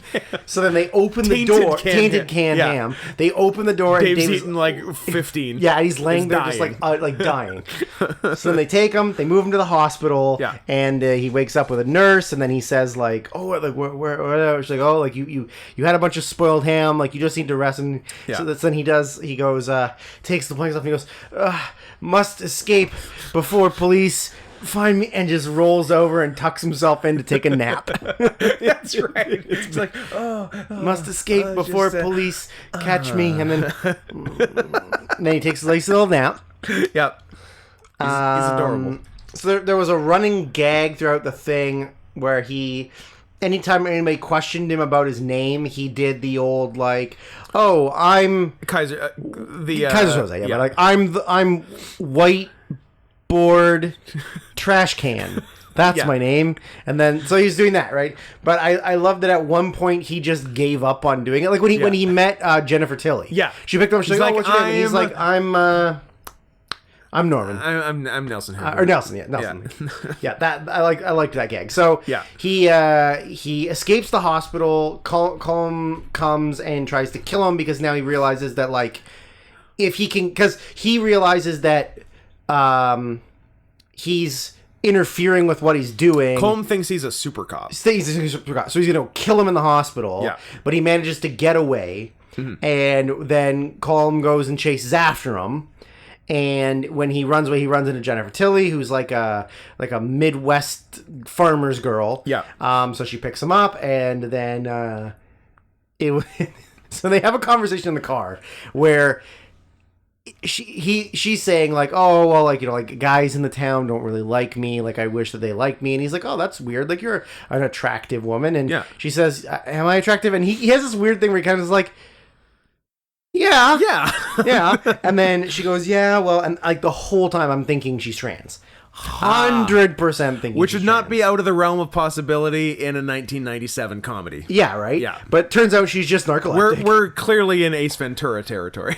Yes. But yeah, she's narcoleptic and crashes the car. Crashes the car and then realizes like, oh, guys don't like you because you're narcoleptic. Yeah. Take him back to the farm. So she takes him back to her house, to her farmhouse, and sort of says like, we're dirt poor. My father's a simple country small-town banker. country banker, and we're barely making ends meet. So like, you can live here for room and board, and like, if as long as you help out around the house, whatever. Yeah. So he agrees, and then there's How about with the banking? then there's another fucking great gag where the dad arrives home, and he's played by, you will not make this putt, you jackass, Joe Flaherty.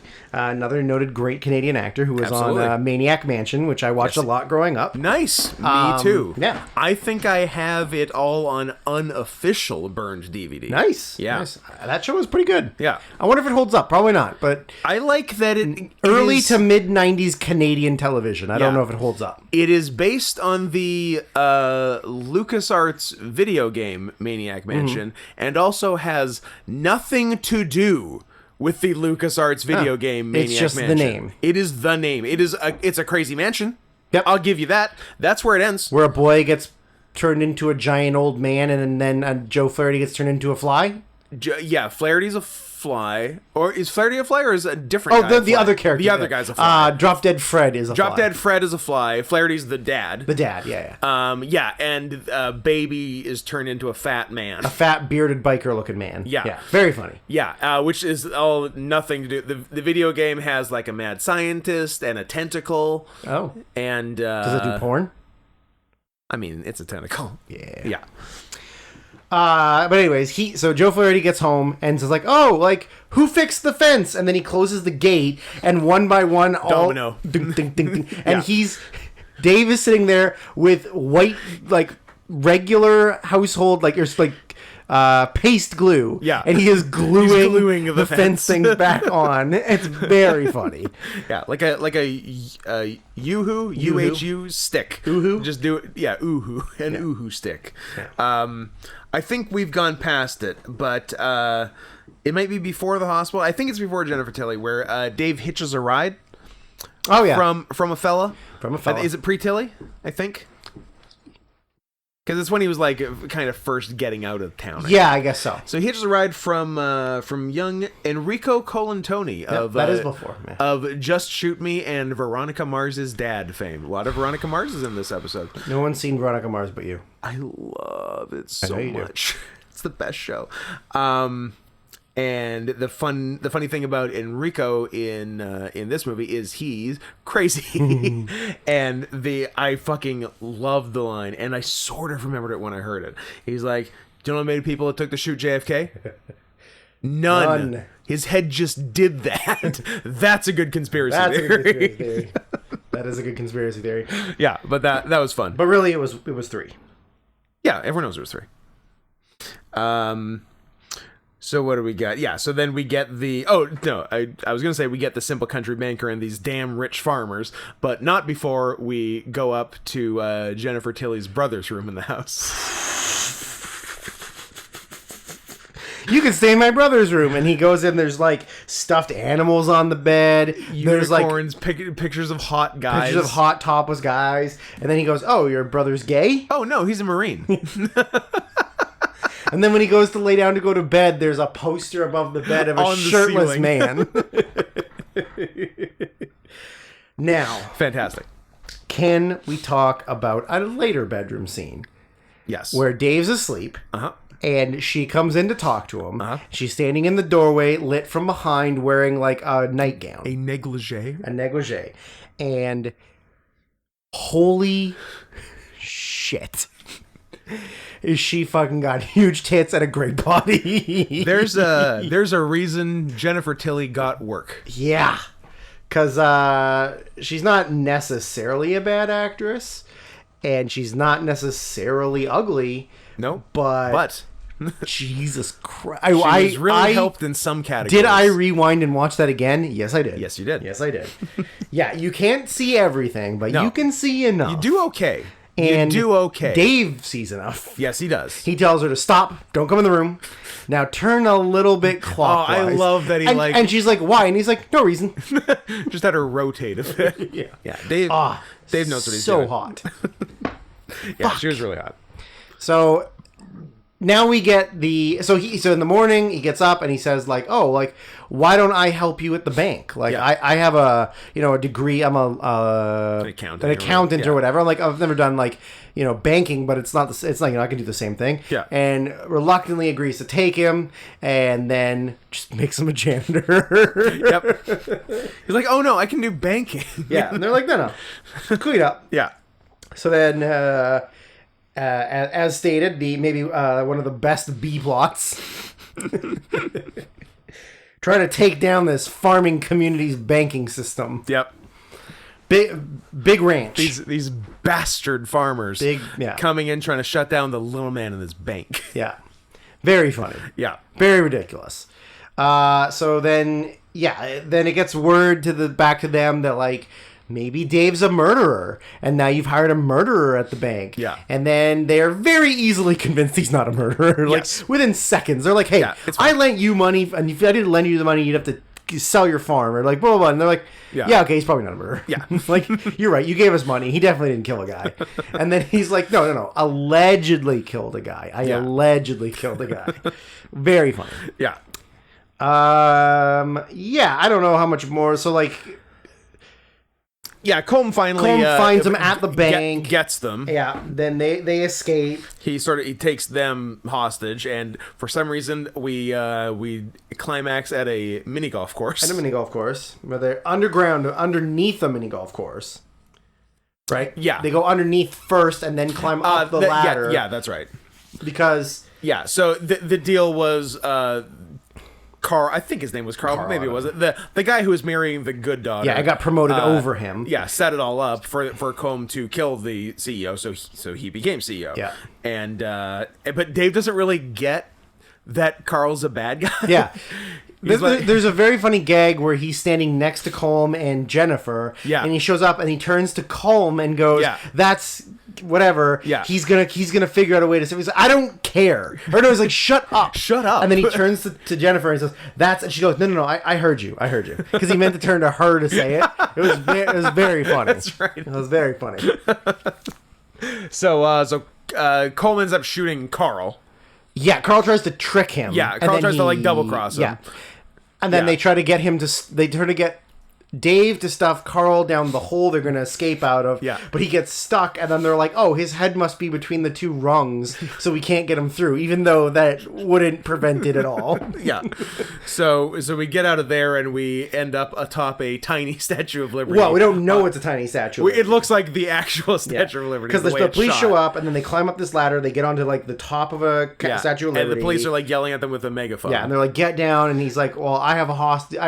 I have an elite high value super cop here, and if you want him, you're gonna have to do exactly what I say. I need blah blah blah blah blah. And he's there with and Colm is there with Dave Foley and Jennifer Tilly, and Craig from Malcolm in the Middle is like, do you have a third hostage we can't see? They're like, no, him. And then he goes, he's just an idiot. He's like, I gotta tell you, I'm not actually an elite. And she's like, no, I know, I'm aware. Yeah. So then what ends up happening is there's Colm gets shot, and then he goes, sorry, one of my guys has an itchy trigger finger and he accidentally shot you. And it's like, I'm hurt. He goes, well, we didn't mean to hurt you. We're sorry. We're sorry. So, and then like when Colm was making demands, like Dave jumped in and said and a helicopter. Get a helicopter. And then I don't want a helicopter. And Colm said, I don't want a helicopter. But then Craig from Malcolm was like, sorry, helicopter's already on its way. He's like, well, tell it not to. I can't. He's like, can't. I'm gonna kill this guy if I hear one helicopter. And then he's like, okay, release a hostage and we'll turn the helicopter around. It's such a weird conversation. So then there's a struggle. Colm gets thrown off. Well, he goes to fall. Yeah. And Dave goes to save him, and they have this moment where they like look at each other and they're like, "Don't worry, I got you." Yeah. And then they like smile, and then Colm's sleeve starts to rip. Yeah. And then it's like, no, he's gonna fall. And then then you realize that it's like 4 feet. 4 feet. And then the police just jump on get him. Right away. And that's it. And then that's it. So and Dave and Jennifer Tilly kiss and continue small town banking. Yeah, and then in theory he gets to titty fuck those giant ass tits. Dave wins. Dave fucking wins. And the song over the closing credits is an original song from the fake Moby Dick musical referenced in the movie. It's amazing. Sorry, right before that is like the police chief shows up and says to the police officer, like, hey, we looked at your report. Did you go to New York? Yeah. And then he's like, wow, like, yeah, so we got any recommendations for any musicals Like, we can go to? Oh, Moby Dick. Must Moby see. Dick, must see. So good. Hey, would you like it to talk about Dread 2012 for maybe not too long? I would love to. We are at 3 hours and 22 minutes. Oh, no. This is a 4 hours keep it plus under 4. episode. Oh, I'm melting. What a world. What a Dredd, world. the unofficial reimagining of Judge Dredd. You know, when our first one was over 3 hours, I'm like, we'll be about the same for both. Because last week's part 2 was almost an hour longer than part 1. And I'm like, this week, the first one's 3:10 or whatever. Yeah, this will be about the same. You're stupid. Wrong-o. You're stupid. We tried. Not hard. Yeah. But we tried. You're stupid. I'm stupid. Who said Dredd? Leo Larkin. Leo Larkin. Australian anime correspondent. You're my guy. I had forgotten how awesome this fucking movie was. I had not seen this movie before, despite how many times Nick Mullen told me to see it, because he says it rocks. It rocks. He's right. You and Nick Mullen, birds of a feather. We stick together. Two short gay men. Two short gay men. Who make me laugh. Who make you laugh, yeah. Yeah, I honestly I'd seen this movie maybe once in 2012 or 2013. Mm-hmm. I'd forgotten how much it rocks. I know when it came out, I'm like, oh, they're doing a fucking Judge Dredd remake. And then I didn't really hear much. And then a while after, several people, probably yourself included, said, Dredd's nuts and it rocks. It's nuts and it rocks. Yeah. So, unlike the first one, it's not Sylvester Stallone. It is, in fact, Carl Urban. I am the law. I got Adrian. lots of interesting things. Adrian, I am the law. Carl Urban said... I would have never guessed this was Carl Urban. Well, there's a reason for that.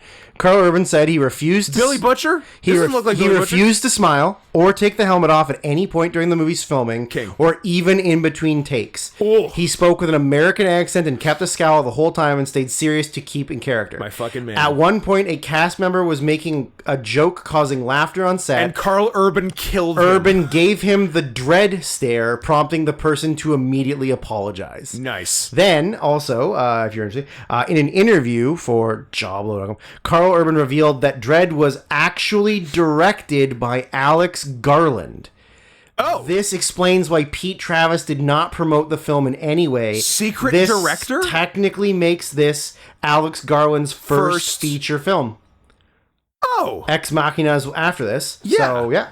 And then on October 7th... That's so interesting. On October 7, 2011, the Los Angeles Times reported that Pete Travis was prohibited from participating in the editing process following creative disagreements between producers and executives. Alex Garland took over the editing process. His contribution was considered significant enough to make him for him to seek a co-director credit, a situation considered unusual as Garland had never directed a film before and had not been in charge of any filming. That's so interesting. Like, hey, this is going off the rails. Let's bring in a new guy to fix it. Hey, let's bring in a guy no one's ever heard of. Who was just the editor. Yeah. And then became the director, and then directed a bunch of great stuff afterwards. Men. Yeah, Men was okay. Women. No women. No women.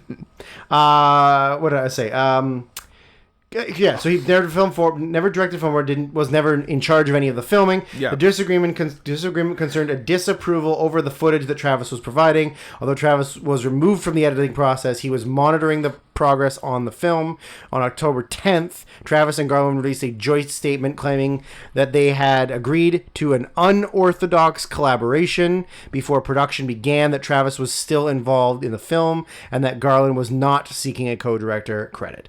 So technically, doesn't say he's the co-director, but he is technically the director because he was the one in charge of editing the film together, which kind of he's the reason it looks like this. Yes. Yeah. Huh. That's really interesting. Wild, right? Yeah. That's crazy.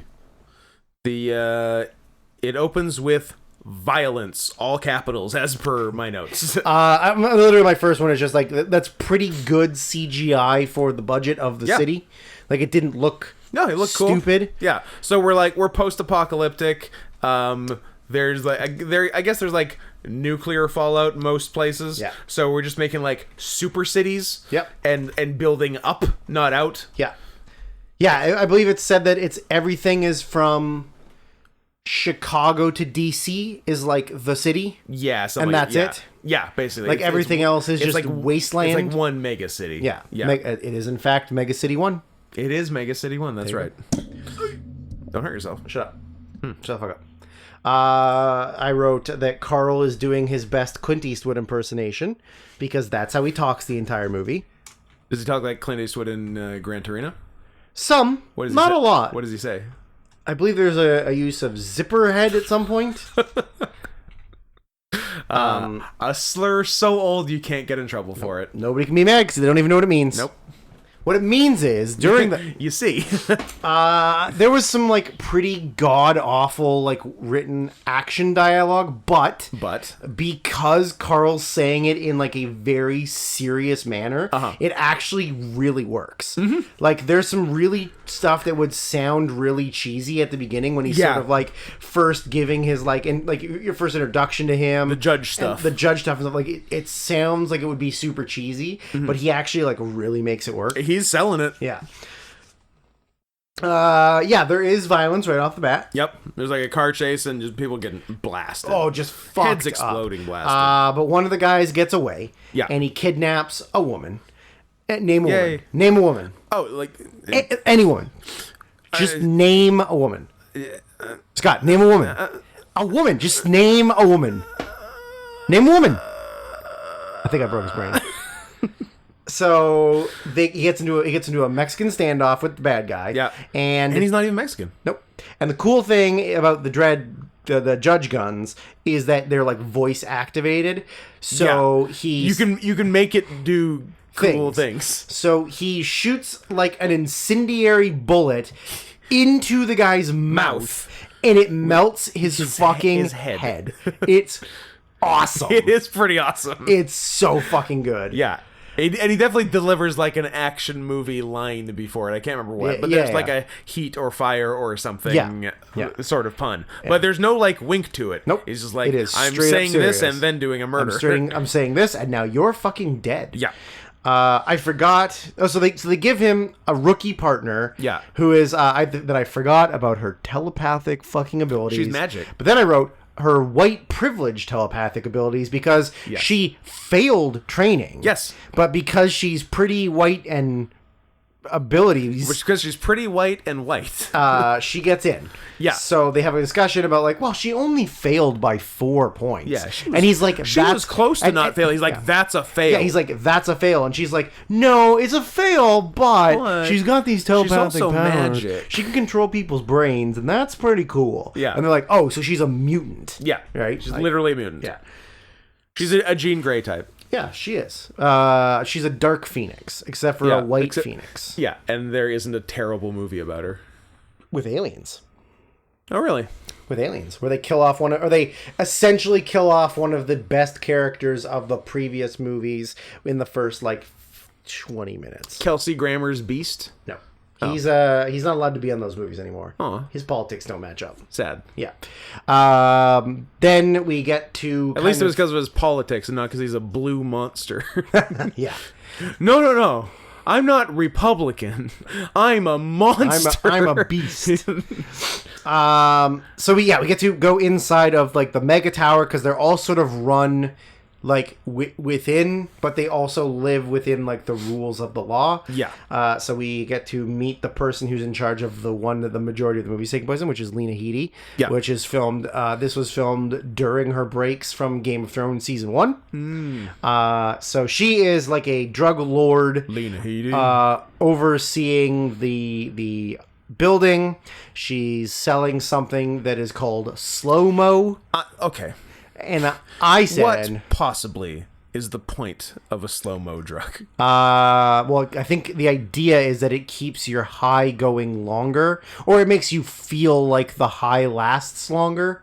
You know what? But I wrote, That's not bad. I feel like a drug called slow-mo that makes you go into slow-mo Yeah. is kind of a lazy plot device, but at the same time, I'm not mad about it because it looks very fucking cool. We do get a few cool things about it. Including third-person camera shots where they catch a bunch of guys who are trying to do some dirty dealings behind their back. Yeah. So she has them skinned Yeah. and killed, but then her boy, I'm never going to remember his name, Delroy Lindo. Bokeem Woodbine. Tyrone Biggums. Tyrese. Tyrese. Fuck, what's his name? Ludacris. It's not, I don't think he's a rapper. DMX. It's not DMX. RZA.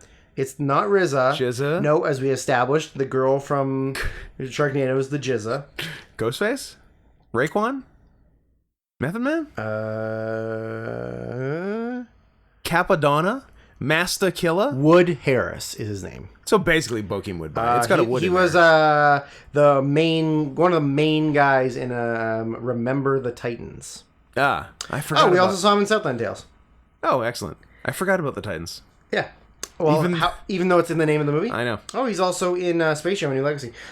So he decides like, well, we should get them high before we kill them, because then that way when we shove them off the top of the building, it'll last longer. And then there's a shot where they like show because they're used in like vaporizers like for like asthma. So they jam it in his mouth first. Like you see it going in, and then he gets thrown off the roof, and so you see like the top level, and you see like the slow motion his view, which is cool because it comes back later in the movie. And they throw all three of them off. They die, but then that alerts the police that there's been a murder. The throwing off in slow mo, fine, good idea, but they definitely lie to us.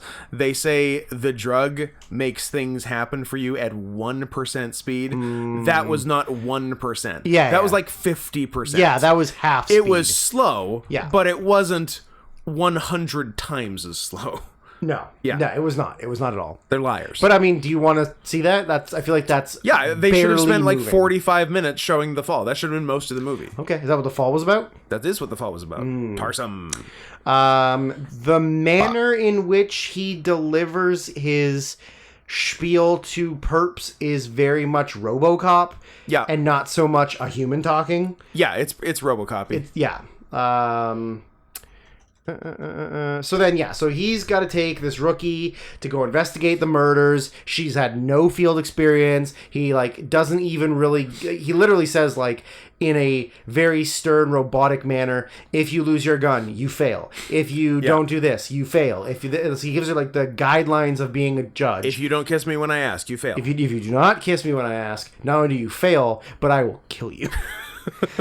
So he goes through all that, and then they go to the scene. They talk to the medic guy who lives there, who's like kind of playing both sides, but not really at the end. But like at the beginning, he doesn't like help them enough. Like he just kind of is like, listen, I told you there was a murder. I'm staying out of it. Yeah. Right. So they decide that like, okay, like we got to go investigate this. It's obviously some kind of like gang thing. So they start going up the levels. Like regular people live there, and then the gang's just the drug lord. Yeah. She just kind of like looks after everything, and presumably like everybody pays her, buys drugs from her or whatever.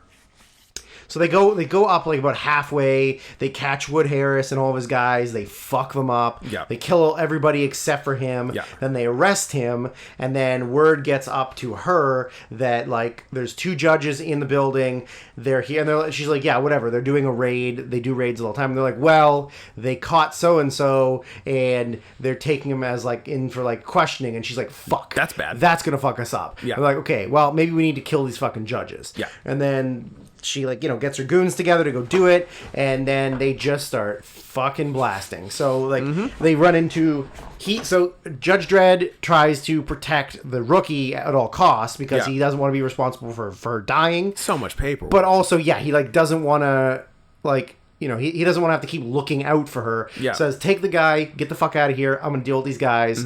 So he starts getting into you know, he gets into it with all of them. He like just starts fucking blowing them up, blasting them, shooting them through the brain, everything. Meanwhile, when she's with Wood Harris, and she can obviously read minds. So then he's like trying to fucking psych her out. Yeah. And so then he goes like, he's imagining her. He's like, why don't you just look in my brain right now? And then she does, and then he's like, okay, like imagining us having sex, like, oh, so shocking. And he's like, no, if I wanted to shock you, I would think about this, and then it like kind of destroys her for a second. Yeah. Because he obviously thinks of something just like real fucking bad, like like marriage, babies, being happy together, him being a man, her being a woman, worst.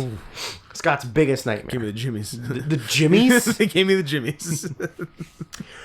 So yeah, but so one of the rules that he said was like, if you have to put down a perp and you don't put a perp down, you fail. Yeah. So over the course of this, then they're going up levels, and there's more and more bad guys. So then there's is this right after this or this before this? No.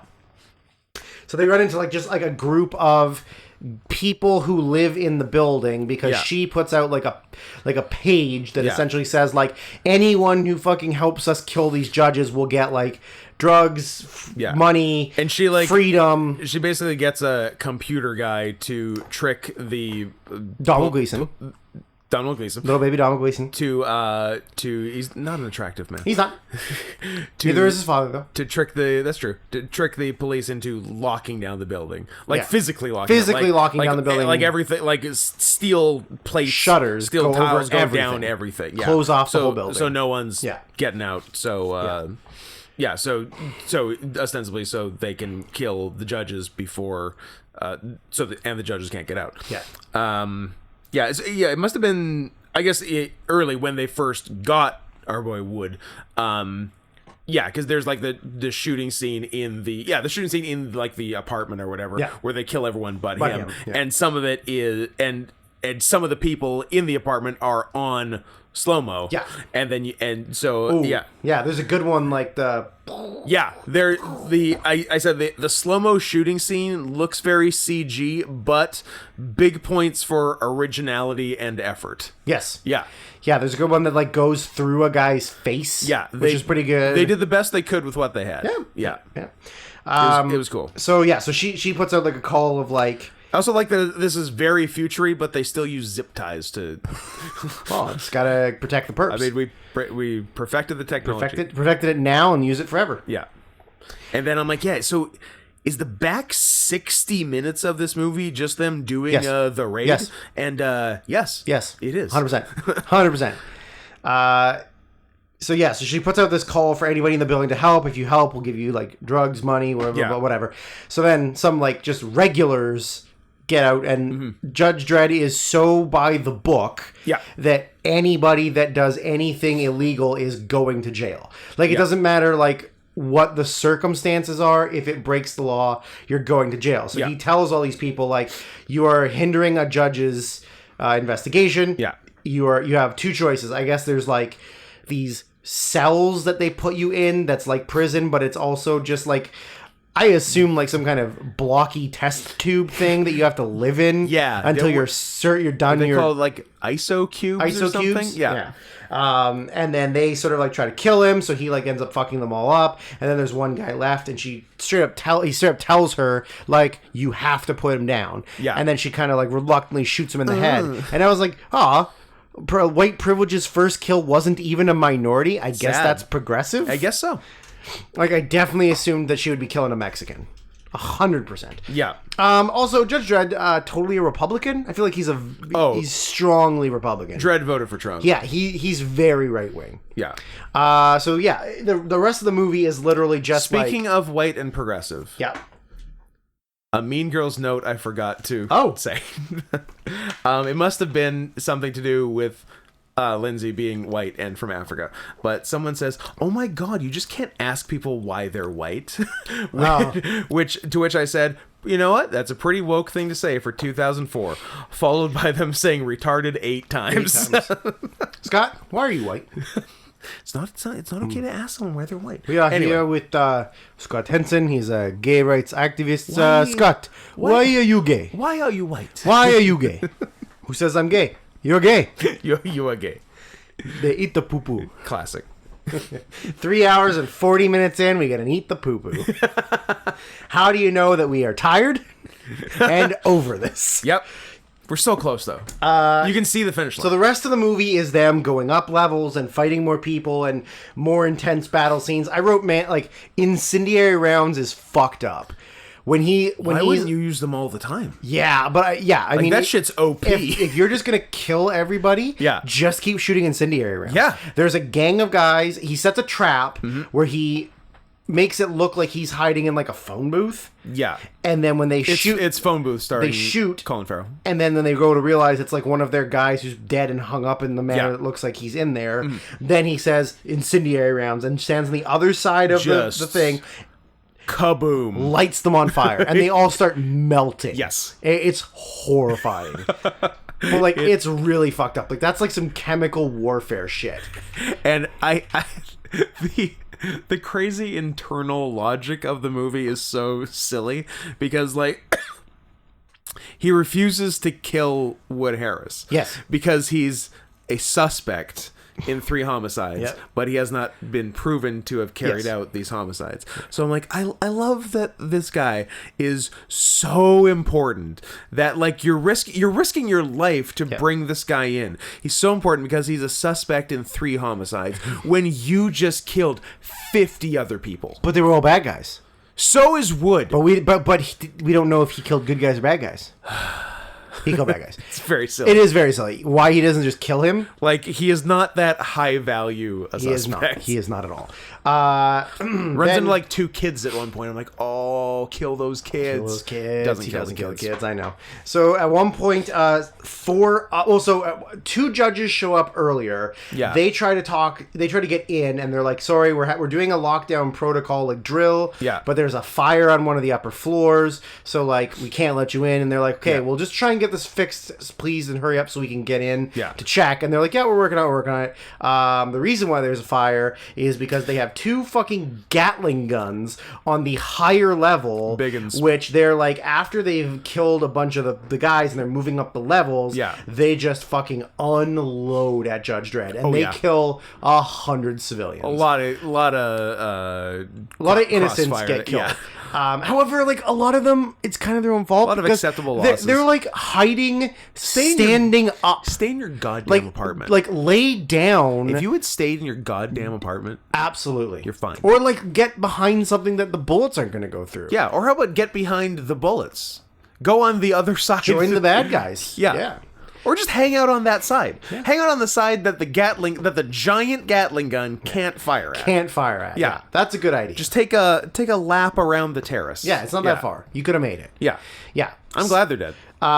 So then 4 other judges show up and they start scolding the 2 that couldn't get in. Yeah. So then they page and say, "Open the door." They get real pissed. Door opens. Yeah. And then they tell the other 2, "Fuck off." Yeah. Like, you're relieved. So then they go like, "Shit, fine, whatever." So they leave. They go inside. Yeah. They start kind of like running down like, okay, what the fuck happened here? Like rogue judge decides to take down a bleh. Yeah. And then out comes the guy who helped them at the beginning, the like medic who was sort of on both sides. Yeah. And he comes in and says like, "Nope, that's not what I saw. I saw the whole thing. Like, this is what happened." And they're like, "Oh, so you're willing to testify to that?" And he goes, "Yeah." And then bam, Blam. shoots him in the head, dead. And I write, oh no, bad judges. I wrote heel turn judges. Yeah. So surprise, surprise, the police are corrupt. Yep. Then The most unrealistic thing about the movie. unrealistic at all. Yeah, completely.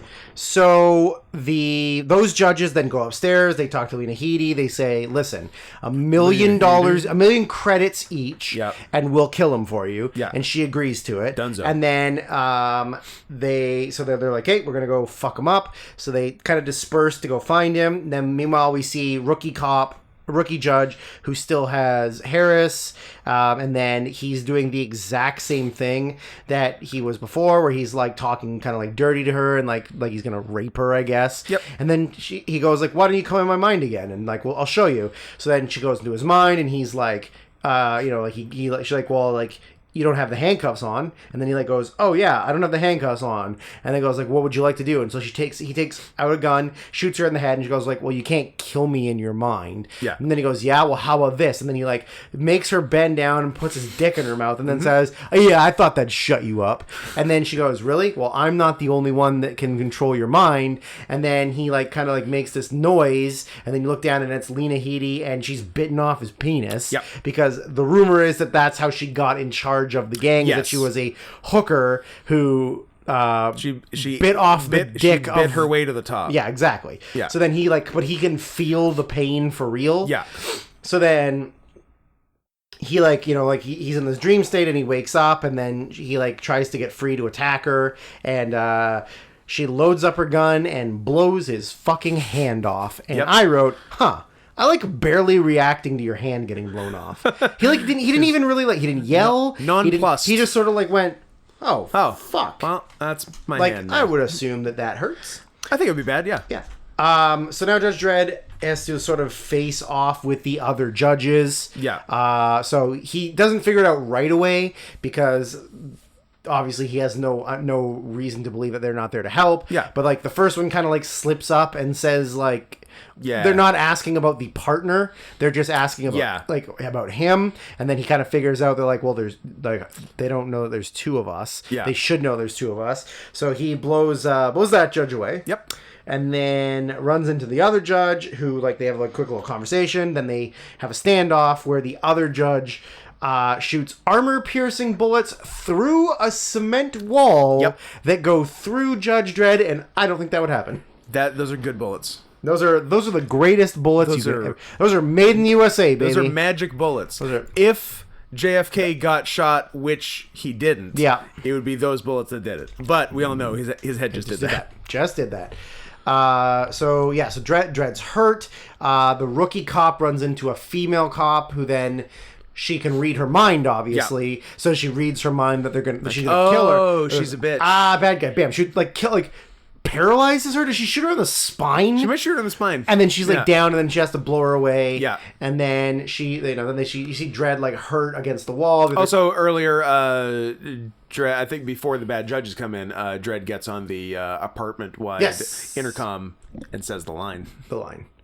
I am the law. Adrian, Adrian, I'm the law. I'm the law. Adrian, did you hear I'm the law? I'm the law. Yeah. Yeah, that is pretty good. Yeah. So then he tells the other bad guy judge like, wait, and he goes, really? You know I'm here to fuck you up, and what? You say wait so that maybe you don't bleed out, or that, and then from behind, rookie cop blows her in the head, so goes, she can. no, so she can kill you. Yeah. Which is pretty good. Yeah. So then he gets up. I'm concerned about that, but we'll find out later. It looks like it's slipping forward a little bit. What is now? The thing. Okay. Anyways, look at it after. Hopefully it doesn't fall during recording and make a big loud banging crash noise. Yep. While recording. Always fun. It'll be okay. We'll see. So then ultimately they fight their way to the top. Then they go up to where Lena Headey is, and she's attached like a device to her wrist that will blow up the whole building. Basically. Essentially, like it's a auto-destruct thing. Destructo Ray. Classic. So my last notes are, the last trivia notes is that the body count is 102, which is pretty good. Good numbers. And then do you have any other notes before the finale? My last note was, oh no, bad judges. Oh, okay. I just put the final scene is really cool. So she's threatening to blow the thing up. Yeah. She's giving this big long speech about how he just shoots her in the stomach. Yep. Doesn't even listen. Doesn't even wait for her to finish. Doesn't give a fuck. Yeah. Shoots her. Drags her over to the window at the top. Sprays her in the mouth with slow-mo, and then shoves her out the thing. Then she does the slow motion falling backwards while looking up at Dredd is really cool. At 1% speed. 1% speed. But that visual is really cool. That you see him standing in the window as she's falling backwards. Yeah. Then she's looking around as she's falling. She sees where he shot the incendiary ones is still a guy burning on fire. alive. Yeah. Boiling alive. Yep. And then she continues, to fall all the way down. You can see the glass and everything. And then there's just the most most fucking super graphic. Yeah. Like the camera is under the ground is see-through. Yes. She lands face first. Wrecked. Her entire face, skull, brains, everything just Yeah. mush right into the thing. Yeah. And her body like scorpions over itself. Yeah. And that's how she fucking dies. Yeah, like it is so graphic. It is very graphic and like pretty, because so many movies get like what would happen if someone fell off a building wrong, Right. And this is like just not this is not bad. This is, she gets real fucking pancaked, and that's what would happen. And that's what would happen. Yeah. And then they get out, and when they see the like police chief, the judge chief, and they're like, "Did the rookie like pass?" And he was like, "Yeah, she's fine. Pass. She did it. I fucked her. Congratulations." I don't think he fucks. I really don't think he fucks. I think Stallone fucked. Because he took the helmet off in like 10 seconds. Stallone fuck for sure. Yeah. I don't think Carl fucks. No. Sad. I think he's too focused on judging to fuck. Yeah. That I find relatable. Yeah, that's true. Okay. Let's try to get this under 4 hours. We can do it. We have 8 minutes. You know what? The video is 5. If we just describe the video in real time, we're great. 2005's Bjork's Triumph of a Heart music video, brought to you by Orca Bay. Orca Bay, owners of the Vancouver Canucks. True. My first note, just as it's starting, is I hope this is a pro Bjork request and not a making fun of Bjork request, because we love Bjork here. My first line is, I love her so much. Absolutely. But sometimes it's like she goes out of her way to be ugly. That's my first note. Not wrong. Yeah. She's her own thing. So she's singing. I did right. Speaking of going out of her way to be ugly, rocking a side ponytail. Yeah. Love it. Yeah. Side ponytail with like the other side of her hair cut short. Just nonsense. She's weird. So the music video is very, the song is very silly. It's a very silly Bjork song. Yes. She has some real normal songs. Yeah. And then she just has some insanely weird ones. There's some Scandinavian beatboxing in this one. We'll get to that. Sure. I wrote, is she just wearing a bedsheet? Yeah, as a muumuu? Yeah, I think that's what she's wearing today. So she's let's just cut to the chase. She's in love with a cat. After I get my initial things out of the way, my next note, all caps, is look at the little gentleman beside her. A sweet boy. I wrote that she drives like a woman. Oh, did I also? Next note after look at the little gentleman beside her in all caps. Now in regular not caps. She drives like a woman. Yeah. Mine were reversed. I wrote drives like a woman and kitty husband. Then I wrote Scatman time, but in brackets I said, or maybe it's more Jonathan Davis. It's more like might have been doing some corn. Yeah. Or even some I like a Bjork corn mashup. Or even some De-Antverd. Little week 7 preview there. I want to see if there's a Bjork corn mashup. I wrote, I don't think white Icelandians should try to approximate anything near hip hop or beatboxing. But the more Asian-y Icelandic ones are allowed. Because they make some of those. Yeah. There are Bjork mashups, but none of them appear to be corn. Sad. I mean, she did a whole album with Death Grips, so she did. Count Your Lucky Stars. Although it's not a great album. Nah, it's not. But yeah, it's not the thing I wanted. Yeah, it's really not what I wanted. It should be the coolest thing of all time. It really should. A Bjork Death Grips album should be the coolest thing, and it should be my favorite thing. Yeah, it's not like I don't have any songs from it on my iPod. I had one on my Spotify, but I did not listen to it that often. Not only was there Jonathan Davis or De-Antverd rap, there was also yodeling. There was full-blown yodeling. Yeah. So then... So yes, I don't know. It's not a plot because it's a music video. Yeah. So she wakes up with her kitty husband, with her gentleman cat husband, and then she goes off driving like a woman to the bar. The bar. And there's gets rowdy. Bar party gets rowdy. There's white beatboxing. Yeah. She leaves the bar. Appears to be a pretty legitimate spill. Yes. She took a good spill on the walkway. She probably did. She did it for real. Absolutely. And like she's no, a crazy person. no stunt double. Yeah. So yeah, she takes a bad spill. Then we cut back to home and business cat. I was like, Kitty looking good in that suit. Absolutely rocking the suit. Then he goes bipedal. Yep. Does he come and pick her up? Yep. Yeah, come then picks her up in the car. Yeah. Yes, the business cat is driving a car, Correct. a full size car. Correct. Full size, human size car. Drives her home. Yep. I guess he takes the day off work because of his drunk wife. Very possible. She's a lush. Like he's the breadwinner. he's the bread. Yeah, like she's the lush. She went to the bar in the morning. Yes. Yeah. Like she woke up and is like, all right, bar time. Bar time. And I guess, I mean, to her credit, all her friends were there. So all of her friends are lushes. yeah, so she They're, did the they're right a thing. bunch of boozy McFloozies. Yeah, takes her home. He's bipedal. Very funny. It's because it's clearly just like someone somebody holding a cat. the cat, and then the person is green screened out. Yeah.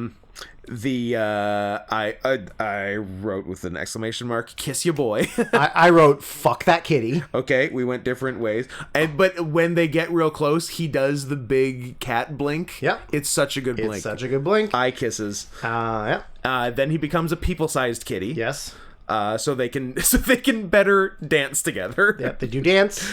They do dance. And that's My only last note Basically is, it. what a well-behaved kitty. very Very well an behaved. absolute good boy. I would have loved to see more of the fursuit they used for reverse shots of the kitty, where you see her face and his back, because that's a fursuit. That's and the other way is just giant actual kitty. Yeah. Yeah, but it looked like a decent suit. It probably was just the back of it, like it wasn't a full fursuit. Maybe not. But the back looked good, and I would have liked to like see more. more.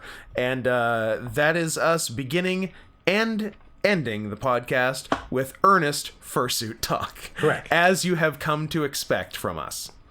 I'm not going to. If you're still listening, Congratulations. I'm very sorry. It's nearly midnight for us. Yeah, it really is.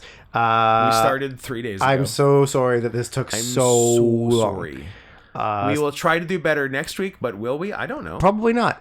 Sarah Softballs on things or Drew Sarian on Letterboxd. That's not Scott Henson on the things. Yeah. PayPal.me/not Scott Henson to keep this going forever. Cameo.com/scoot.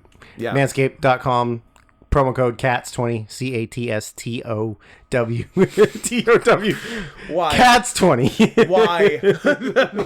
Turn it off. This is a disaster. Why? We still have 1 minute and 20 seconds before we hit 4 hours. Oh, so we did it. Yeah. Beautiful. Congratulations, everybody. We did it. Mission accomplished. Hey, listening audience, you got anything else you want to say before we go off the air? No? Okay.